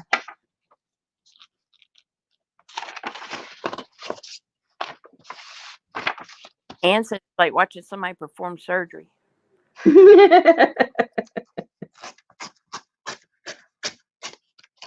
malpractice, right?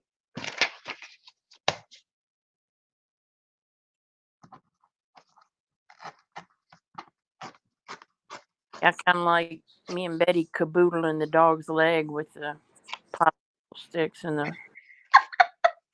That was so funny. Oh, and I found some of those sticks. Oh, cool. Just so you know. Yeah. But remind me, you know me. I know, me too. I forget everything.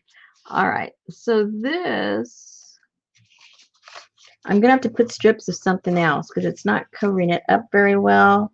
And I already know I don't like the way it looks. So I'll just go ahead and glue it down just like this. And then I'm going to cover with something, maybe with some fabric or trim or who knows what. So let me cover this up because I don't want the white to show when I glue this down.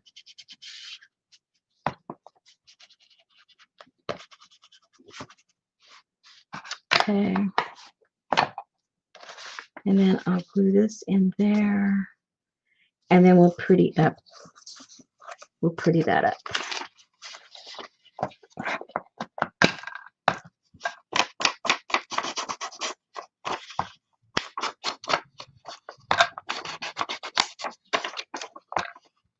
So when you saw me show you guys, you know, the journal that we were going to make, did you think it was going to be easier or harder than what it is? What did you guys first think? Oh, that's going to be easy. That's going to be fun. Oh, no, that's too hard. I don't think I can do it. And what do you think now? Do you think you can do it? Or you still think it's too hard? Actually, when looking at the videos, I was like, oh. But now watching you put it together piece by piece, it's like, oh. Yeah, the mystery's gone, right? Yeah. All the flops and the ties and the flip ups and the flip downs and the. Yeah.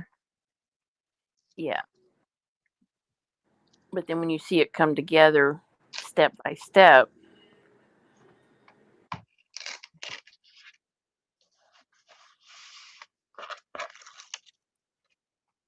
Kathy Berg said, I thought we were going to have to sew. Oh, yeah. I do like to sew when I make these, but as you can see, you don't have to. Because I know a lot of people are intimidated, or they don't have a sewing machine, or they don't want to sew paper with their sewing machine, which I understand if they're sewers. But pretty much all I use mine for is crafting, so it doesn't matter. Anne said it looks a lot easier than all the dyeing involved in last month's kit. That wasn't hard. Come on. Come on. Hey, if I just showed you stuff that you can just do anywhere, what would be the fun in that? Where would be the fun in that? Tell me, tell me. Okay, so here we go. So Darlene said, totally can do and lots of hours of fun. See, she's so optimistic. That's because her kid's in Miami.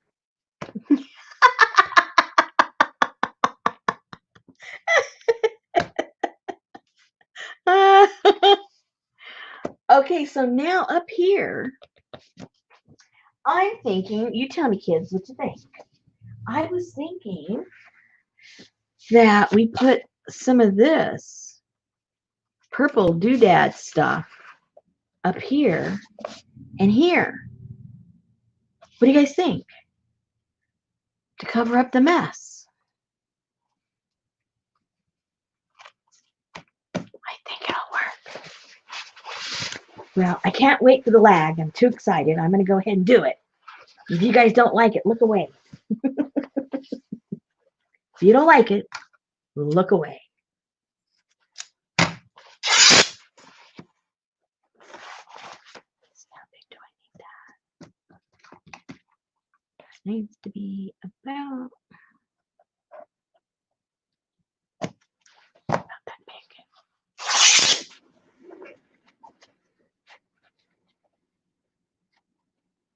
Here.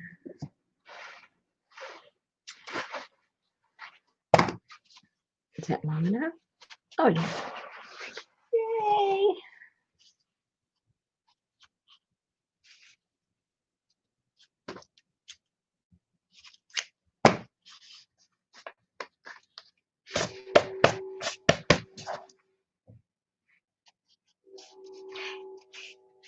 Who's drinking pina coladas? Her kid in Miami. Oh. Man, I've been thinking about having a drink lately. I can't remember the last time I had a mixed drink. I think it was when we had a class here. I had one when Brooke and Nom Nom were here. See, it's been a while. See, you're like me, only drink when other people are around. Well, and now, it's and now so that nobody's around, how can we drink? Come on. I know it's so funny. We had bought a long time ago these foil. They're not foil, but they're like pina coladas and daiquiris, but they come in almost like a pouch. pouch, yeah. Yeah, yeah. And we had put them in the freezer. Well, I don't know what I had done because I pull stuff out and never put it back where it goes, and then I shove it to make the door shut and all that. So I must have punctured one or something. I don't know. Oh no. So I had to pull it out. And of course, me and Betty split it. Okay. My eyes are like rolling in the back of my head. We should have a drinking party. Just get together on here. Each get one drink so we don't make a complete fool of ourselves. We'll have one drink each and do some kind of stupid crafting and see what it ends up looking like. Oh my gosh. It would be fun. Yes. That would be fun. And we could do it on a Zoom so we'd have like 20 people, everyone talking on top of each other, drunk. Wouldn't that be fun? That was fun when we weren't drunk. But at least this time, there'd be like a reason why it went so bad. Oh my gosh.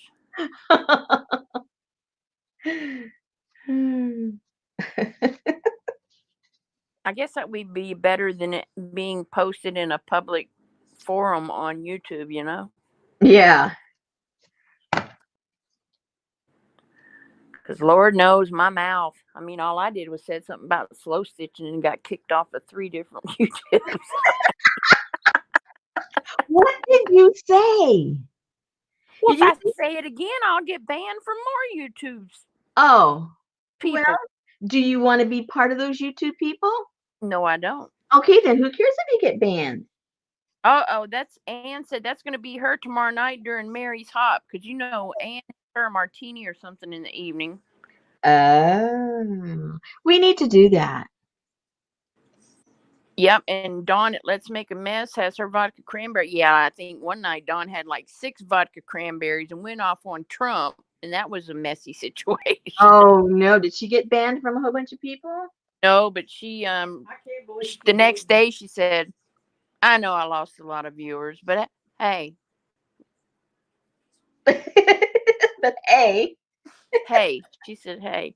All I said, I don't even remember. It was in Brooks, one of Brooks' sales, and we were picking on Erin Hmm. Klausner, because she just despises slow stitching, Oh, that's right. and they were gonna, and Brooke was gonna sell a slow stitch book or something, and she said, and I've got Erin's favorite. We've got our slow stitch, and I said something about slow stitchers ride the short yellow bus, and oh my gosh, I had somebody come into Jersey Stream, and she said, "Pardon me, Jersey, for using your stream as my forum, but Popo, you were very rude in saying that." And blah blah blah blah blah blah blah blah blah. So since I was a moderator, I just kicked her out of the feed. And then I got this long instant message, and then I got banned from someone I had been friends with for years Oh and thought my goodness. that we were friends. And then I got banned from another place. I said hello to everybody, and Jersey said hello to me. And then I started saying something else, and everybody was ignoring me. And I sent Jersey a message. I said, "Can you see me in chat?" And she said, "Well, you were there, Popo, but then you disappeared." And I was like, dang. Oh, people are just take themselves way too seriously. I swear. Well, all you slow stitchers can just kiss my grits. I like doing it actually. I mean, I don't even know if it's I don't even know if it's slow. I don't even because okay, here we go. I'm gonna get banned. I'm gonna watch. It's gonna go from 36 people to 12 in 5 seconds flat. All right. I don't know how to embroider. I don't know how to do anything that has a name to it, right? All I like to do is I like to get a piece of fabric or a piece of paper and get a needle and get some kind of a thread of some kind and make stupid marks all over it. I've done that for years, for years. I didn't give it a name. I didn't know what it was called. And then one day I was showing somebody on my stream something I had done, and they go, "Oh, what nice slow stitching." I did not know what the person was talking about because I had never heard of the term.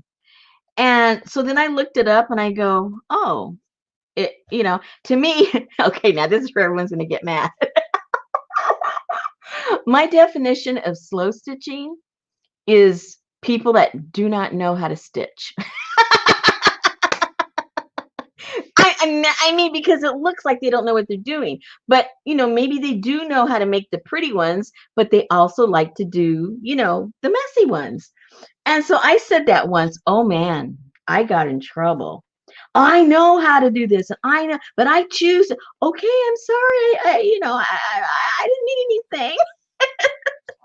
See, and I thought it was when you didn't push the sewing machine pedal real hard. That's originally what I thought it was, but now I know it's like this stitch on my Cantha quilt. It's just And I love doing it. I mean, I'm not going to give it a title. I just like stitching the way I know how to stitch. And it's called not knowing how to stitch. That's how I stitch. I don't know how to do any particular stitch. I just stick the needle.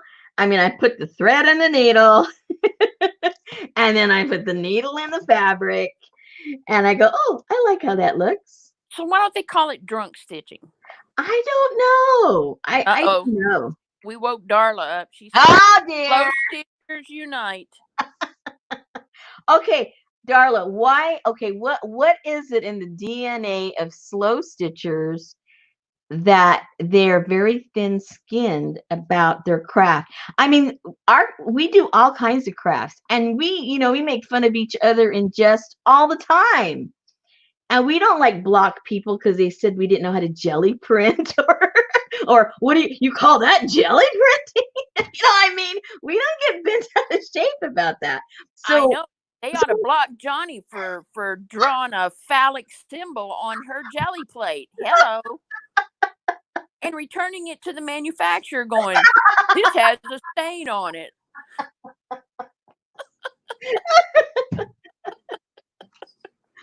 I oh my gosh. Oh my gosh. Anyway, I just think we should all have a sense of humor about ourselves.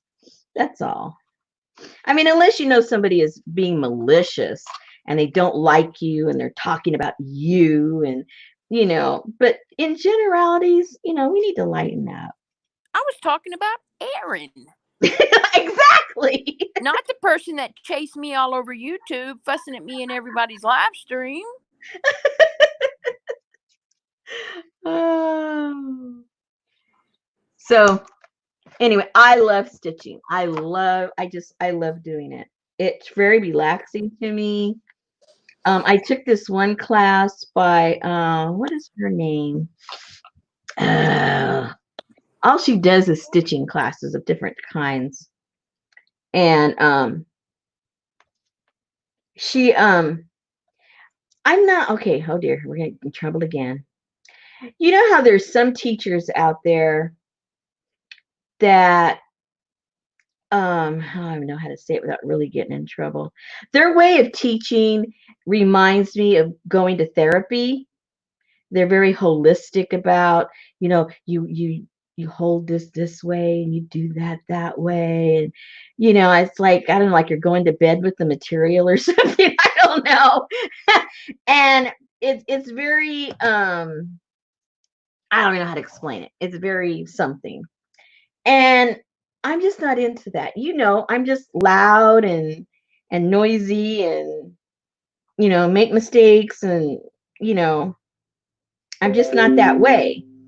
And even though they're good teachers and what they're teaching is really interesting, I just don't get into all of that stuff. So to me, it's like all that part is a waste of time for me.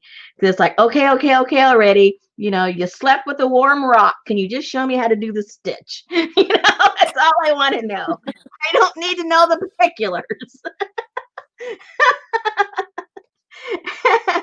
And so that's where I get kind of hung up, because I don't need all that stuff. Well, it's like everybody holds their pencil a different way, And some people who, especially lefties, who hold their pencil completely, totally opposite, they have the most beautiful handwriting I've ever seen in my life. Yeah. So you can't tell somebody, Darlene wants to know, have you stitched with waxed linen thread? Yes, ma'am.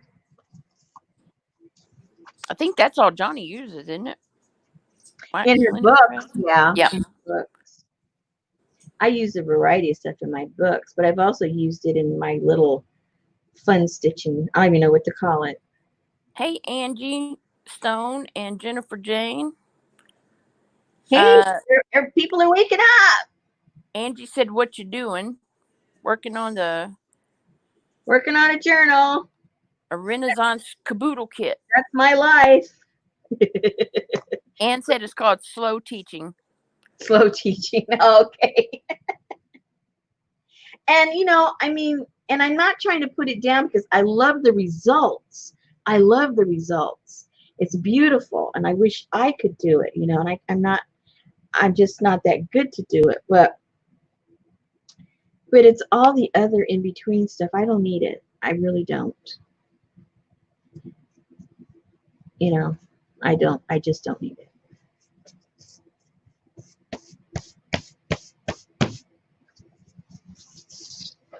Well, I'm not gonna apologize, but that's just me. I have no filter. I say what You don't have to. and I won't say anything behind your back because I say it right to your face, and none of it is malicious. It's just I have no filter. And you were talking about a friend that doesn't that wasn't offended. Yeah. Okay, so here we go, ladies. Don't get offended. We're going to be flipping envelopes. If you don't like to be flipped, don't watch. This is like Jersey's flippity floppity flippy. Oh, anyway, so these envelopes have got at least something on all these pages. And as you flip through and go through all your little pieces, parts of stuff, you'll probably find more things that you want to add. You might even find something small that you want to glue in and create another flip. You might decide, oh, I think I want to cut this and turn it into a pocket. And there's the inside of that one. Good for you. Might want to put some fabric on there, or maybe some pretty trim or some buttons. Let me see. I think I have some trim, or did I put all that stuff away? I forget what I did. Did I have some here? Don't tell me I actually put something away. Oh no, here's some stuff.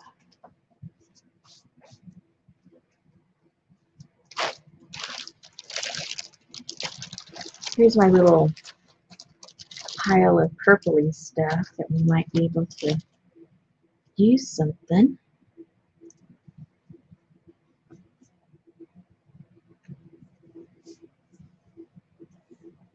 Rick Rack. Look how cool.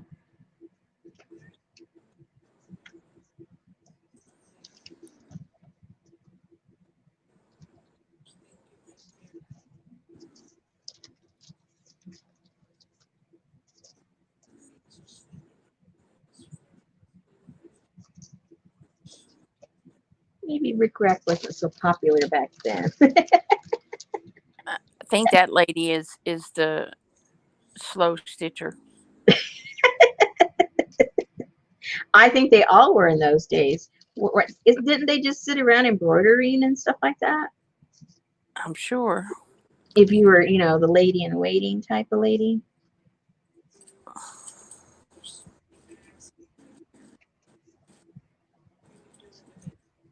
I don't know. What do you guys think? I don't like it. Yeah, because it's purple. You're not going to like any of them because they're all purple. No, They're I too, love they're purple. too close to pink, right? No, Oh. I love purple. Oh, okay. They just bring it back. It brings it back to modern. Yeah. How about this? This is a real deep purple, almost black, but it's purple.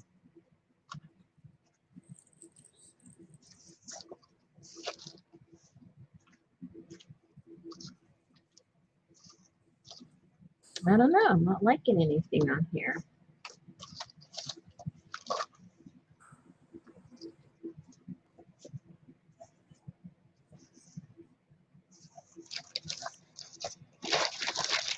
Maybe it needs to be like a cream color instead of a dark color. Woohoo!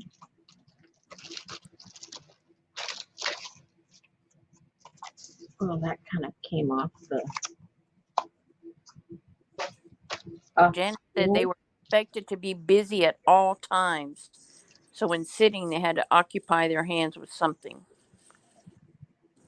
Or they'd lop their head off, probably, if they weren't.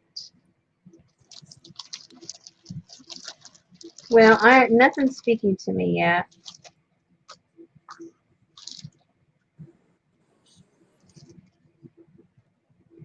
Jennifer Jane said she is sensitive and she likes orange. Is she sensitive because she likes orange, or she likes orange because she's sensitive? I'm not sure. That's the question. You know what I'm going to do? I'm going to open a slow stitching YouTube channel now. Bite me. Oh, I like this. What is that?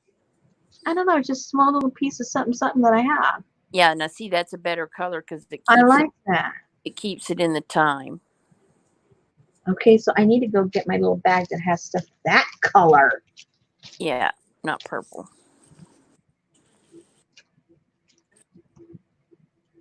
I guess I did, Gina. I didn't mean to. I certainly didn't mean to offend anybody. I would never do that on purpose.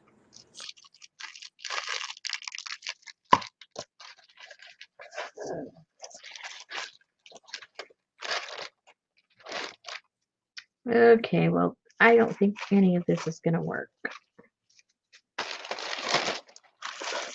Uh-oh, Lily B, I just looked up slow stitching. I just thought that was sewing. What is it? Yeah, Maybe what does I'm the ignorant. definition say? Why don't you look it up, Betty, and read to Betty? Oh my gosh. Oh, Susan, look it up. Really, seriously, go to Wikipedia. What does it say slow stitching is? Maybe we just don't know what it is. Well, see, that's what I'm saying. I'm just ignorant. Yeah. Slow stitching. See, when I first became aware of what I think is slow stitching was from what's her name? She's a mixed media artist, but I know her from her sewing.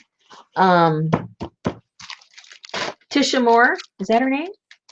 Darla knows who I'm talking about. First thing that came up was a short little bus. You know what? It's not even in Wikipedia. So now. Uh-oh.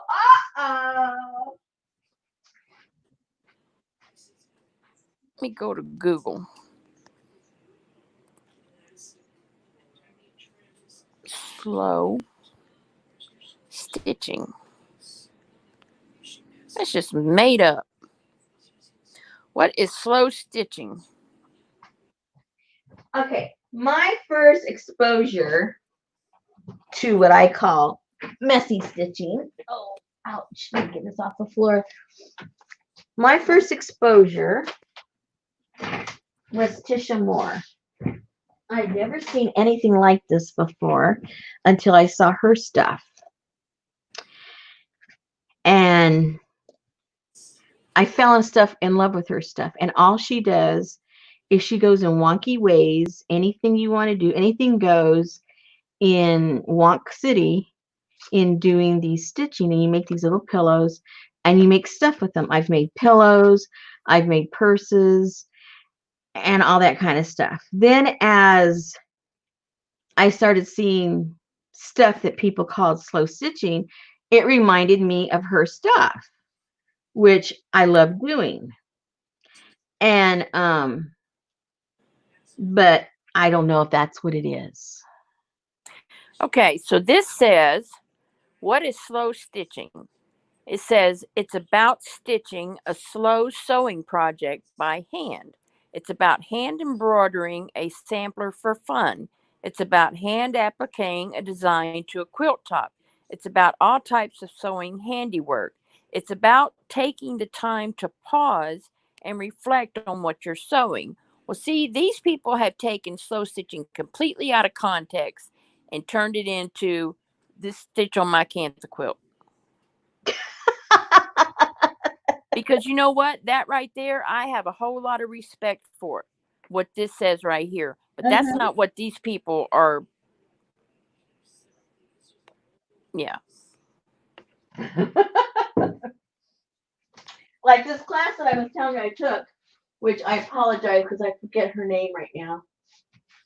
I took it because the promo that I saw, she did stitching like this.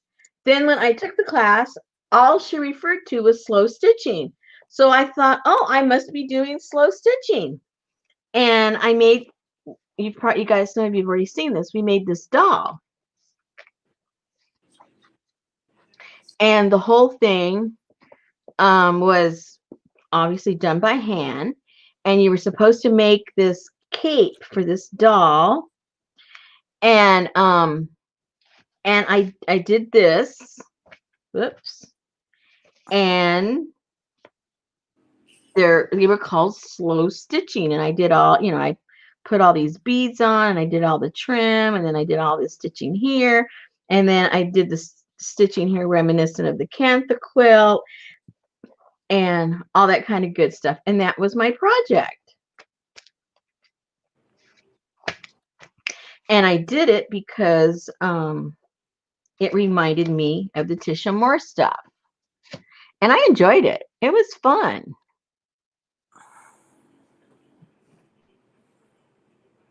I liked it. But I don't know. People have gotten a little crazy about it and you don't know what to say. Yeah. Well, don't say nothing. And I mean, I have nothing against it because I like doing this stuff. I enjoy it. It's very relaxing to me. But people just get way too serious and get bent out of shape, even by people that enjoy doing it. Oh, I love the little ball I put in the back of her head. Isn't that precious?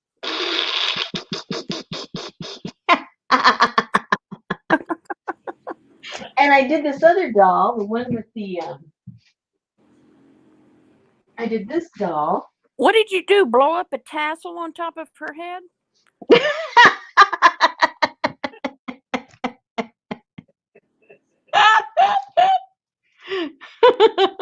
Pretty cool, huh? Yeah. It's She's some got kind of. highlights and everything. I put fringe. This is fringe that I got off a pillow, and I just sewed it. I slow stitched it on the top of her head, and then I had a bunch of these leaves that came off a bracelet that I had.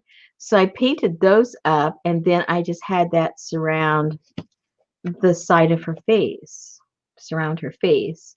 And then I make her a necklace that's sewn into her neck, and then her body. Oh, and I put little compartments to put little secret messages in her little pockets. I haven't put them in there yet. Hey, Monkey 911. And then when I did this one, they reference when she was given instructions, it was reference to slow stitch around her waist and to slow stitch her body together. That's how it was, So I think it's just become a buzzword, I guess. I don't know.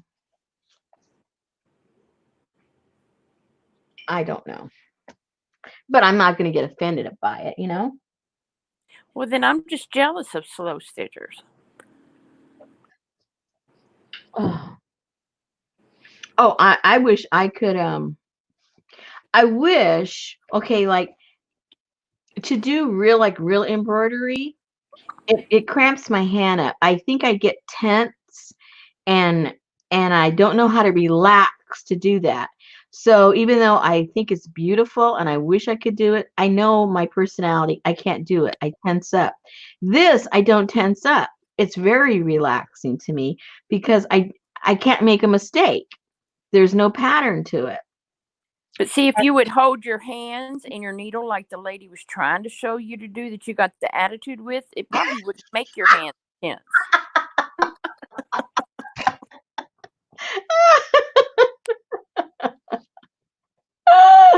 Oh, oh my gosh. So, anyway, I like doing everything. I really, really, really do. Yeah, see that little But quilt. I don't take anything that I do seriously though, to the point that I would be offended about anything. I don't think I'm that, what I do is not that important. You know what I'm saying? To get offended by what people say. Because I guess because I do it for myself. I don't do it for other people. If I did all this stuff to impress other people, then yeah, if somebody said something about what I did, yeah, I'd probably get offended because then my ego would be involved. But I do this because I enjoy doing it. Oh, I got more soda left. Hello.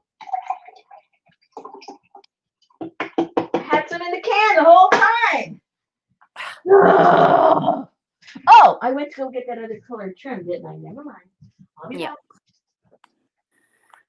You go get the trim and I'll just stay here and offend your audience.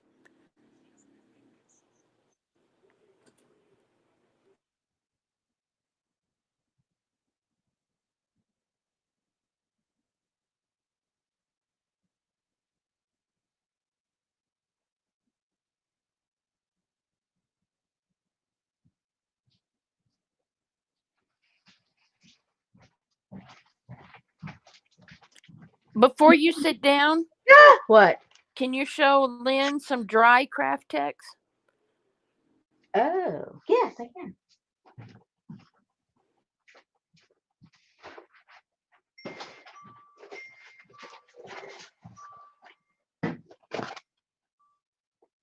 There it is.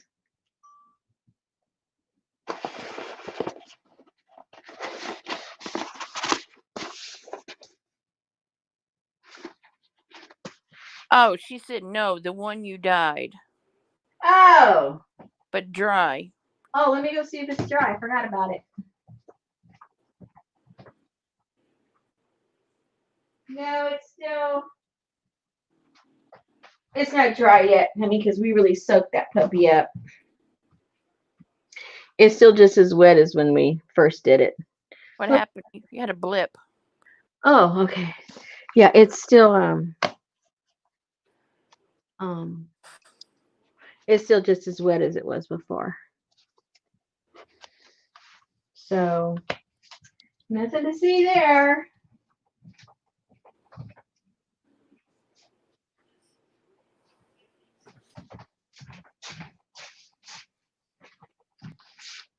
But this was the other one I did. And that one it came out feeling and looking just like leather. Yeah, it looks I like cool. how it came out.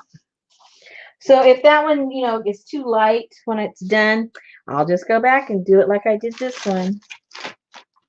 All right, so let me clear up a little bit of space here. Because if you saw the mess I had here, woohoo! Can't even move.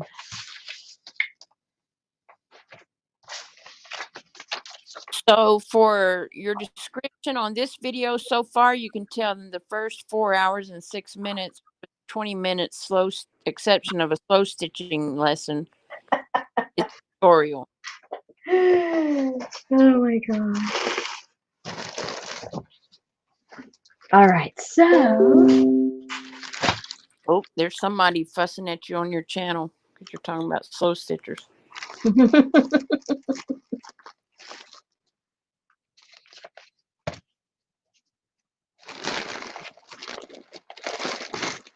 okay, what do I have that'll look cute on here? It's weird. It's kind of hard to find a color.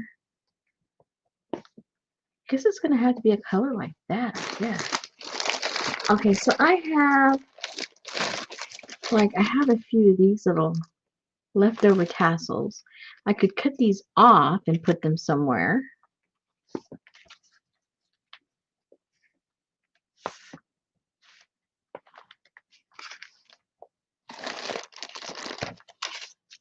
So I have some of these.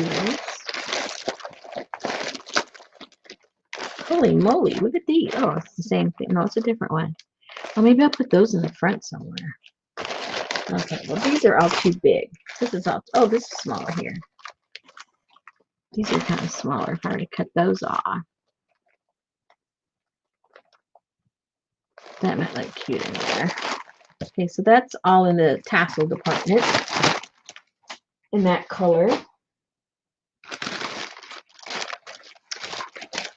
I've got some of these, but they're getting almost pink.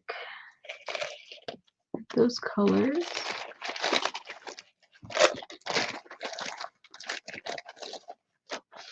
Oh, maybe something within the gold color.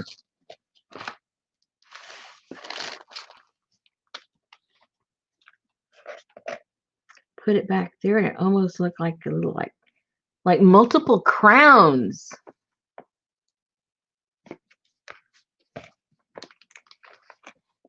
I like how that looks.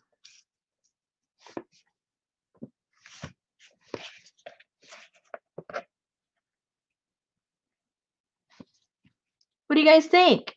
I think it looks during the time period, like the part of the cathedrals. They look like those shapes. That's what Janice said, the Gothic cathedrals. Oh, see, we think alike. I like that. Okay. Well, we're not going to think about it anymore. We're just going to glue it.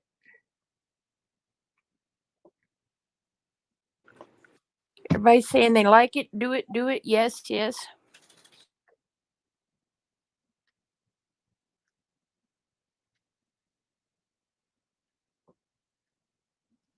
And I think it's the only piece I have.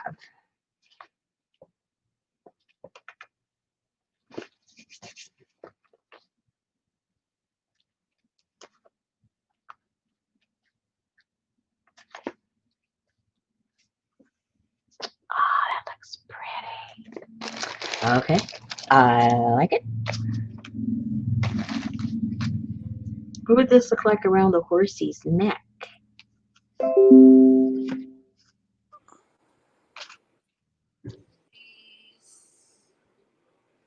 Hey, it almost looks kind of cute there. Like he's wearing a muffler. No, not a muffler. Oh my goodness. It looks like one of those fancy wancy kind of, what do you call those things that horses wear? Oh, here we go. Look at that. A bridle. Yeah, something like that. Could put that. No, it looks too much like something dangerous. Okay. Ooh, this color looks pretty. Let's find a home for some of this.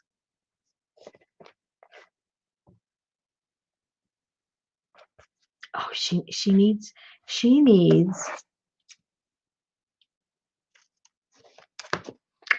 you know how they had like almost like a, I don't know what they're really called, but it was almost like a fancy apron on their clothes, What were those things called?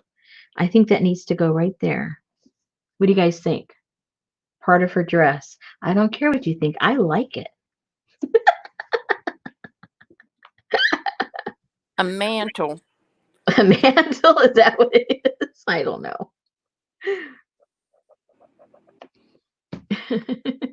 Oh, ow.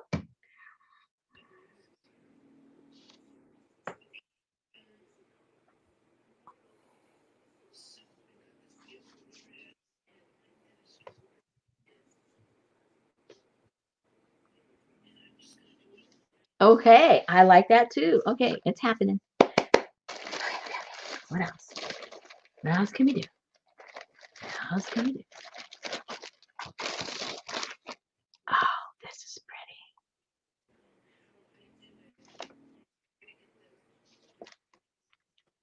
Oh, this will look nice somewhere. I'm not sure where, but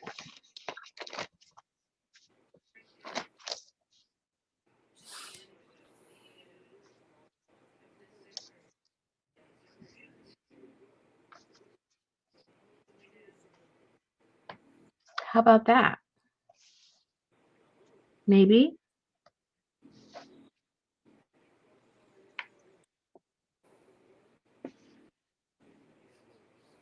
I kind of like it. Yeah, it's subtle. Yeah. Everything doesn't have to slap you in the face. Yeah, because she don't look real blingy. No. This is something she'd wear inside the church. She looks like she lives in the church.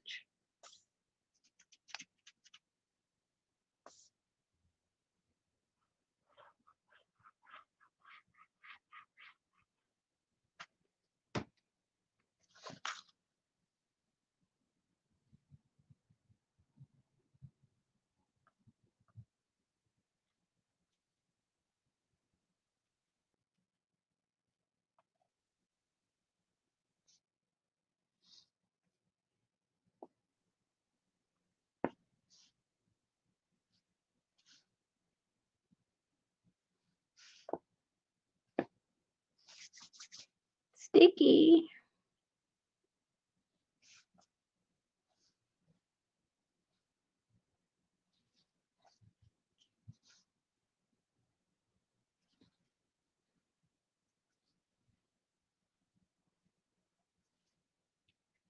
All right. I like that.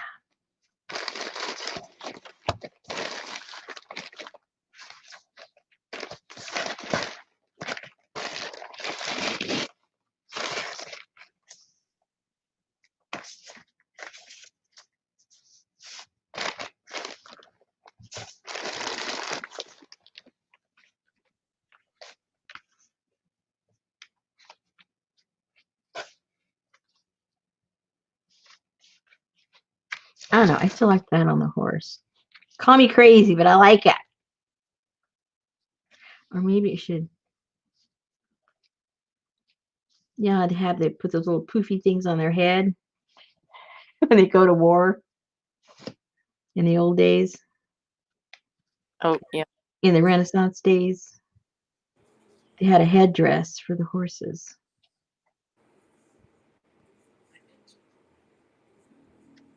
I wonder if it would work. As soon as I let go of it, though, it falls off. So I can't see what it looks like until I actually glue it down.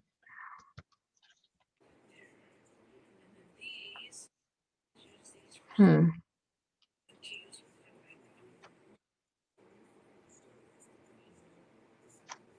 kind of like it. Well, I'll wait on that.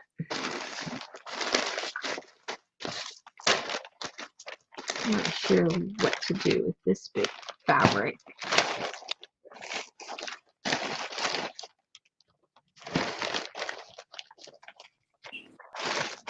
Ooh, pretty lace. Okie dokie.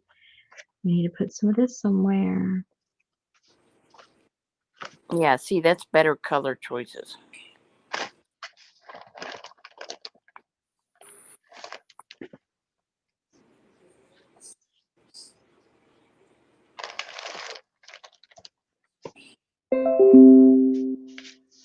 I don't know where to put it.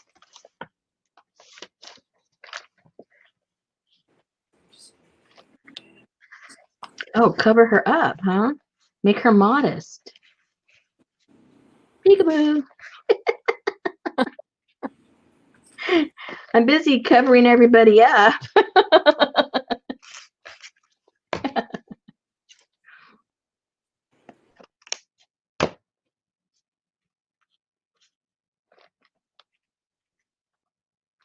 I'm putting dresses on everybody. What the hey? Like paper dolls. And I'm just going to put it, I'm just going to. There you go. Give her a fig leaf. Yeah, I'm just going to put that right there. That's the only place I'm going to glue it. Oops. That way you still have the peekaboo. Peekaboo, we see you. All right, what else?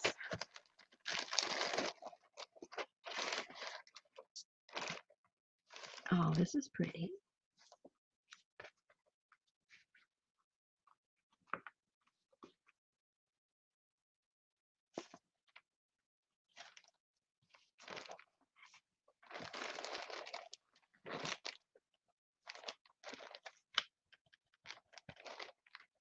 Well, it's pretty, but I don't see where it would go.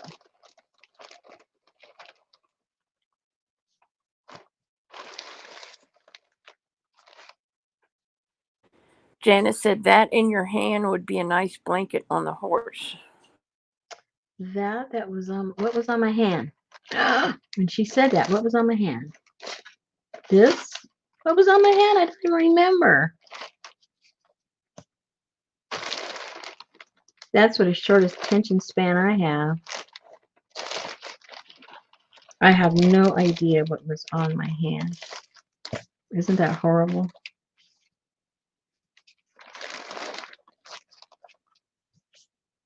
The previous burgundy and gold. Burgundy and gold. The previous burgundy and gold. Oh dear. Put back in the bag, probably. Everything's burgundy and gold, practically. I don't know. Circles. Right there.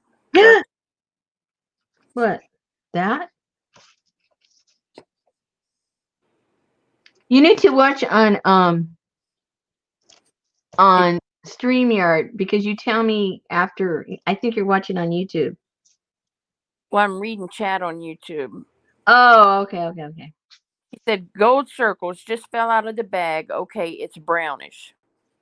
Gold circles. Oh, this one? Is that what she's talking about? Probably.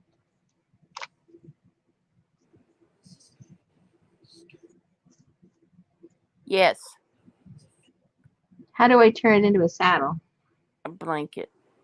A blanket. Like that? Well, you can take several pieces and you can slow stitch them together. Well, since you only see part of its body, you don't have to worry about it. You can just put it.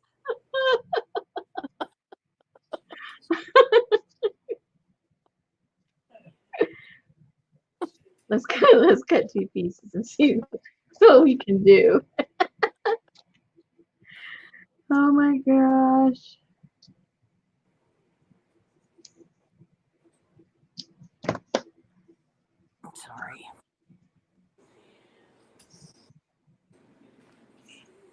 There. Oh, that covers up his whole body.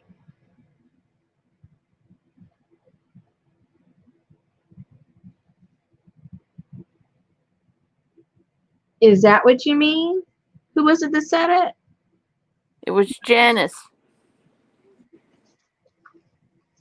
Hang on, you got to wait for the 25-second lag.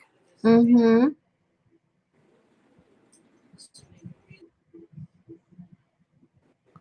I think it'll look cute. They should hang down some, but yes, that's what I meant. Hang down some. Yeah, because they hang down a little past the horse's back. Oh. Well, we got plenty where that came from. So maybe like 1.5. Yeah, I see what you're saying. Yes, ma'am.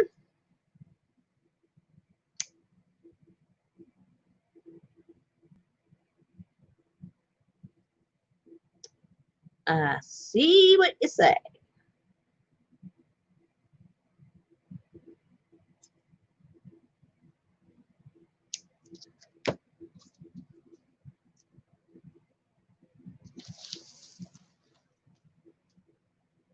This is going to be a fancy horsey.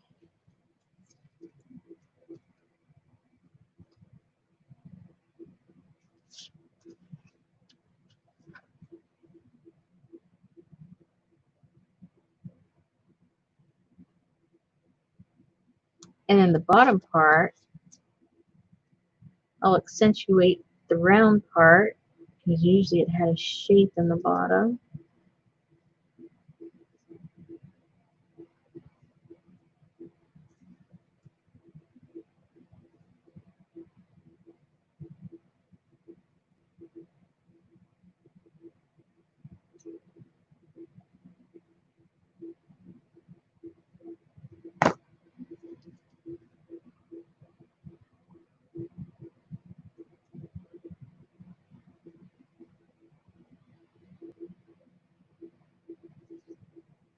Yay!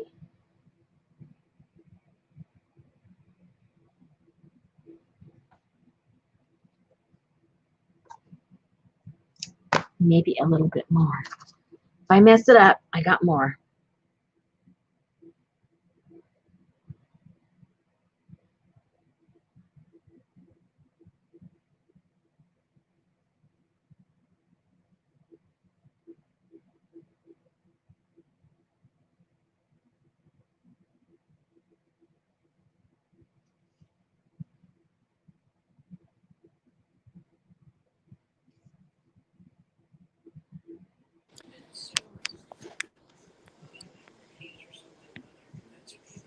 Look at you. It almost looks like those fancy covers to the stirrups. She said even better.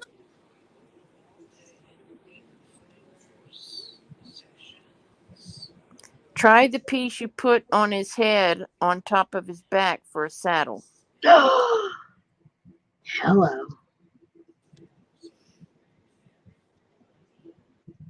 Well, he's got to have that. What's that thing called? That the horn? Is that the horn? Part That's of the saddle? That's a unicorn. No, on the saddle. It's called a horn, isn't it? I have no clue. I used to do a lot of horseback riding. I forgot the terminology of everything.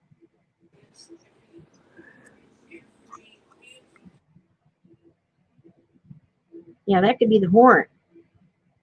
And they always make these little fancy doohickey things. Saddle horn. See, Yeah. I thought that was just the name of a country and western bar.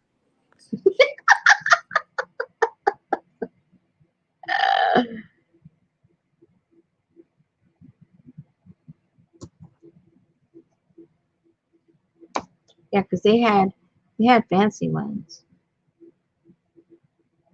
And then they literally had tassels on them.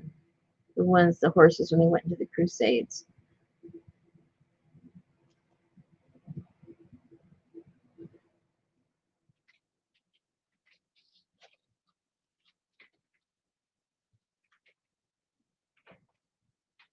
Oh, she's looking cute. I think it was a he though. He's looking cute. I like it. Good idea. Okay, let's start gluing before we change our minds.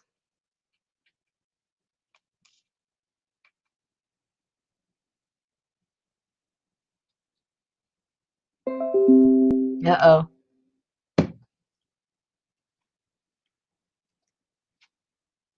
I got an email today. I don't know if everybody's getting it. They said a select few, but sometimes they say select few and it's everybody. But I got an email from Etsy, and they're trying to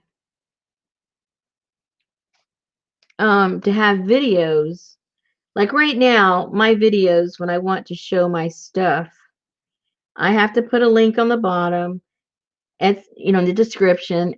Etsy doesn't allow it to literally put a link. You have to copy and paste. They don't let you direct link to anything. And for some people, either they don't like to do it or it's inconvenient. So not everybody, will go to people's links. Well, now they have a feature when you set up your listing. They have a feature now where you can add a short video, which is really pretty cool because now they can just click on it and there's the video showing your item. Now I got to figure out how long the video can be. I think it was, I wrote it down somewhere. 100 MBs. What's an MB? Megabyte? And that's the length that it can be. Yes. And but I don't know how long that is in time, in real time. Where's Darla? Yeah, where's Darla when we need her?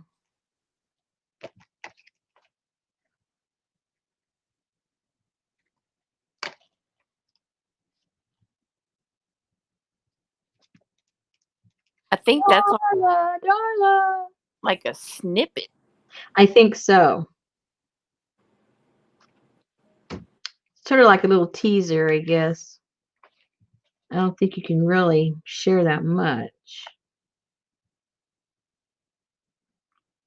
Darla said it depends on the quality. Oh, okay.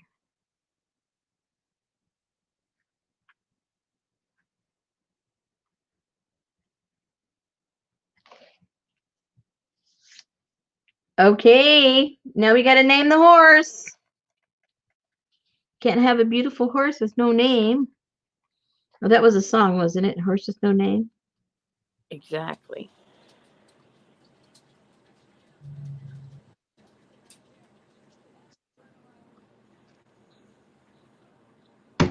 Yay! So, we're getting there. I don't know where we're getting, but we're getting there. I need to stiffen this up a little bit right here. It's a little. Lynn said Ronaldo, and Kathy said Prince. It needs to be Latin. Mr. Ed.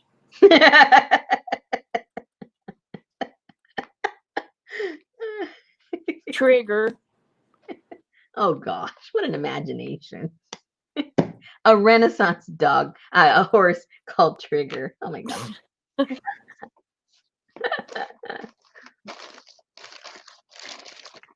Huh. Meat. Good naming that.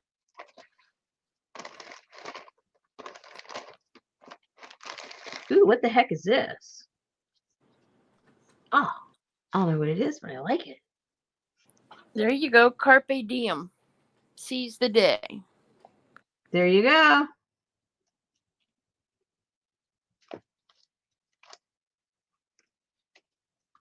Maximilian.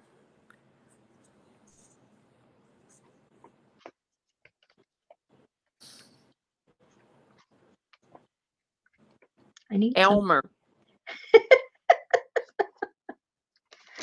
His name is Fudd.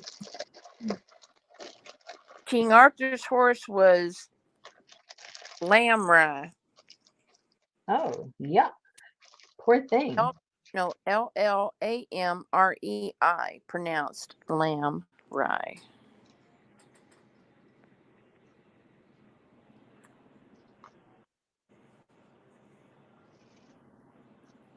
Persuvius. I'm gonna put some of this here. To look like it's grass for the horses. How about Igbe Orse? It's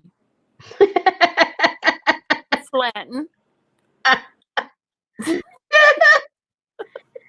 Yes, Miss Piggy. That's what Betty calls me. What about you? Piggy. That's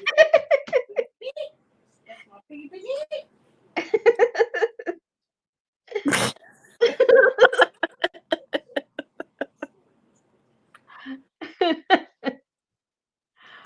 Oh, we're just getting way too much information tonight.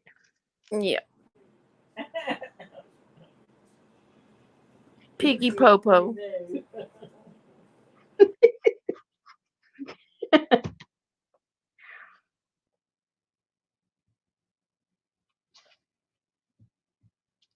Looks like everything I find is going on this horse.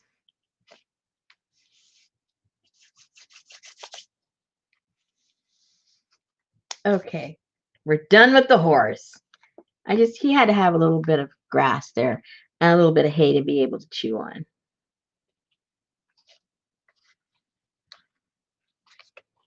All right. I think I'm tired of working on this because I can't think of things no more. That's when I know I need to like stop it and come back to it later because it's just like I'm looking at the same thing over and over again. Pegasus. But that's the wrong end, right?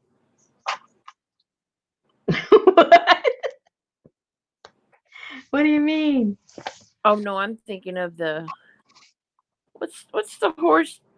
It didn't have a horsey front. It had a horsey butt and a man front. Oh, that's not Pegasus, is it? No. The Latin word for horse is equus. Equus. Yeah. Yeah, that was a crazy play. For anyone who saw that play. Woohoo! Oh boy. Is he the one that had a mommy complex? I think he had a horsey complex. I think that was Oedipus. I think he was a little too friendly with the horse. Back to Mr. Ed.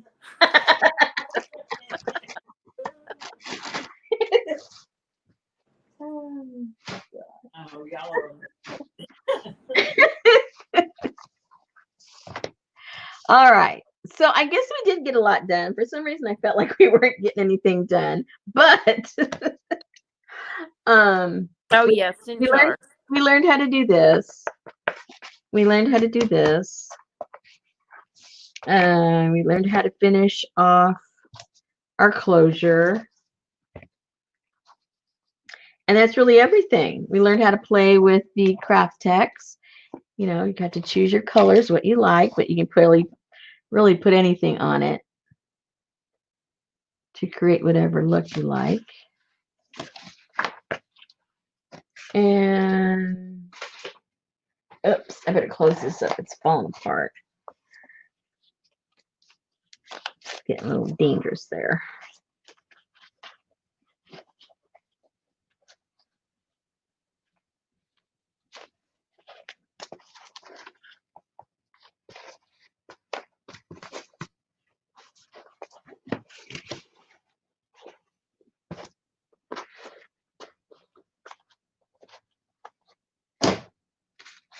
And so now, tomorrow I'll get the papers to finish the large journal. I'm just going to put in with a pamphlet stitch. And then that will go right there. And this will go right here. Did you say 1 megabyte or 10? Oh, let me look. 100. Oh, 100. Mm-hmm. Because Darla said you should be able to do a 1 to 2 minute video with 10 megabyte. Oh, this is 100.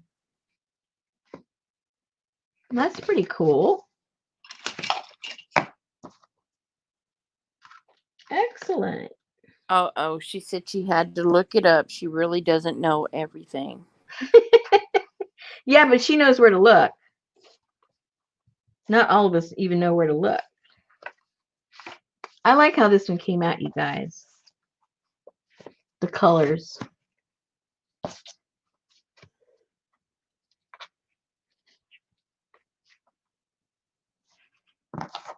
Yeah, that one's rich.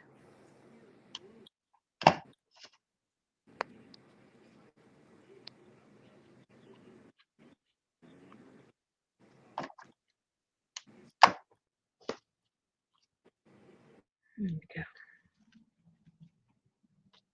Might have to put a little purple something on here. Nothing really drastic, but maybe that a piece of that fabric that has the little flowers on it would look cute on there. Let's see. Let's see. I'm kind of partial to that. I think it's pretty.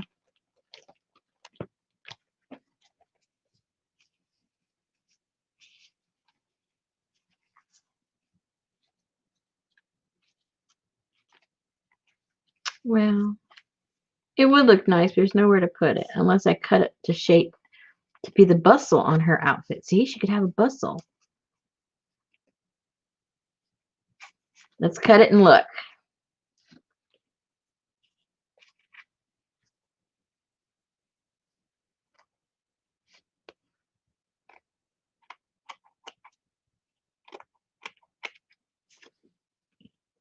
There's this lady I watch. I got to figure out, I don't remember her name right now, the name of her channel, but she does like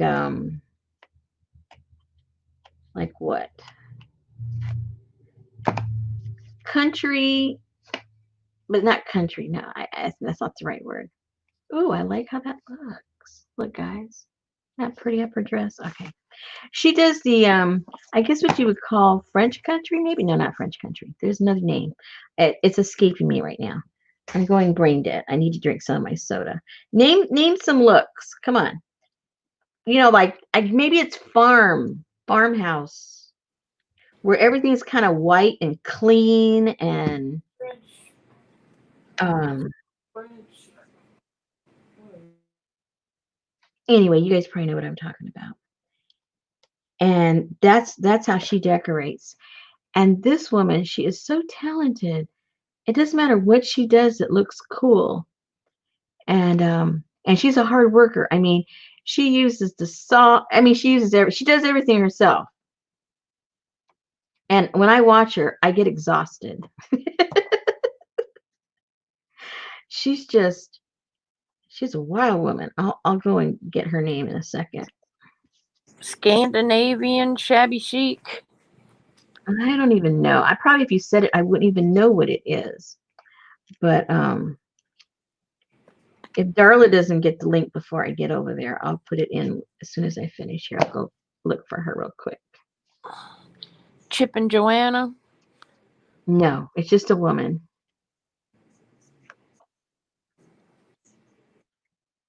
And she really should have her own. She does she films everything herself, edits everything herself, and her little YouTube channel looks the quality of a show. They should give her a show.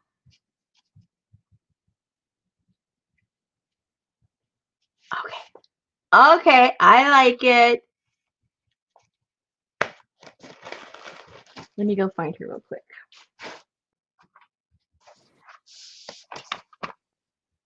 Let me find her.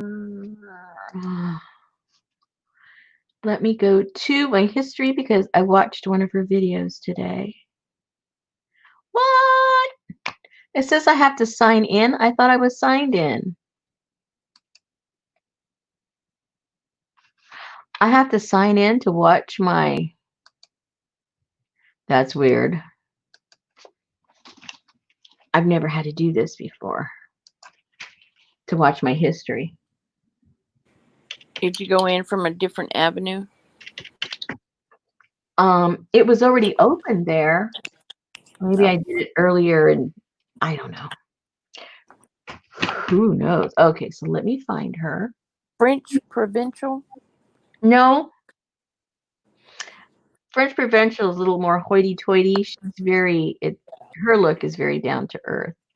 Yeah, history. How come I don't see her popping up?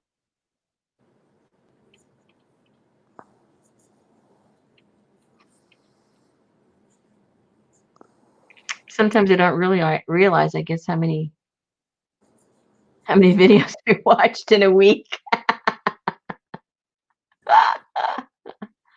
Uh-oh, I don't see it.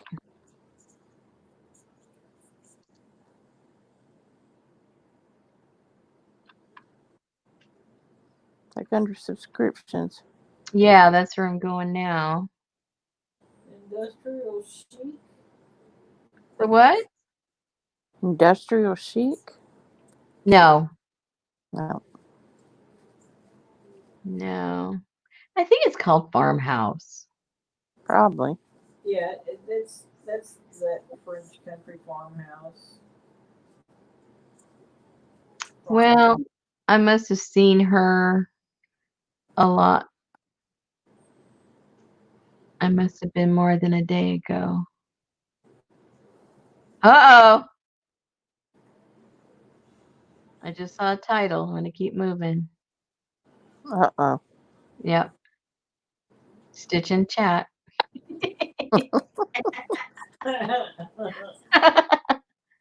Move along, Rosemary. Move along, little doggy. Okay, well, I'll probably have to oh, hold on. I just found her. She's called White Cottage Company is the name of her YouTube channel. Whoops. Let me get a link to the one I just saw. Copy. Okay. Paste. All right. That's her latest one. And I get completely exhausted watching her. She does so much stuff. And she's good at everything she does. And she's not pretentious at all. At all. She's young, that's why she can do it. Not at all. And what's really amazing is she does everything in a skirt. She used to be, I forget, she mentioned in a video way back when that she used to be, I forget what religion, Quaker or something. I can't remember what it was. Something, I can't remember. And I guess part of that is they don't wear pants. They wear skirts or dresses.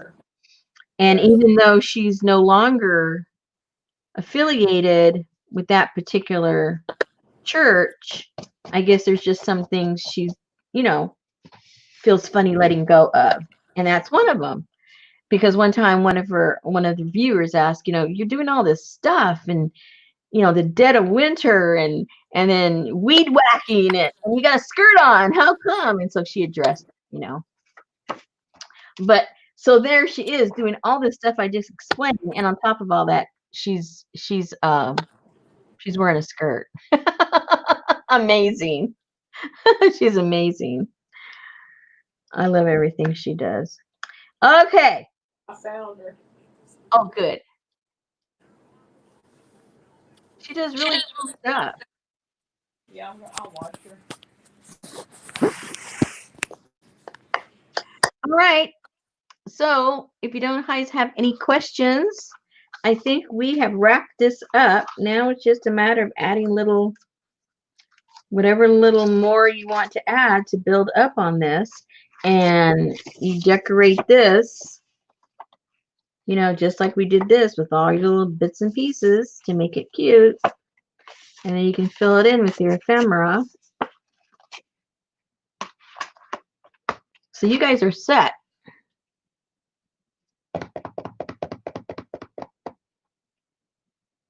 Yeah, Lily, I think it is. I think it is just cottage style. I think you're right. And it's nice. And she's got this piece of property.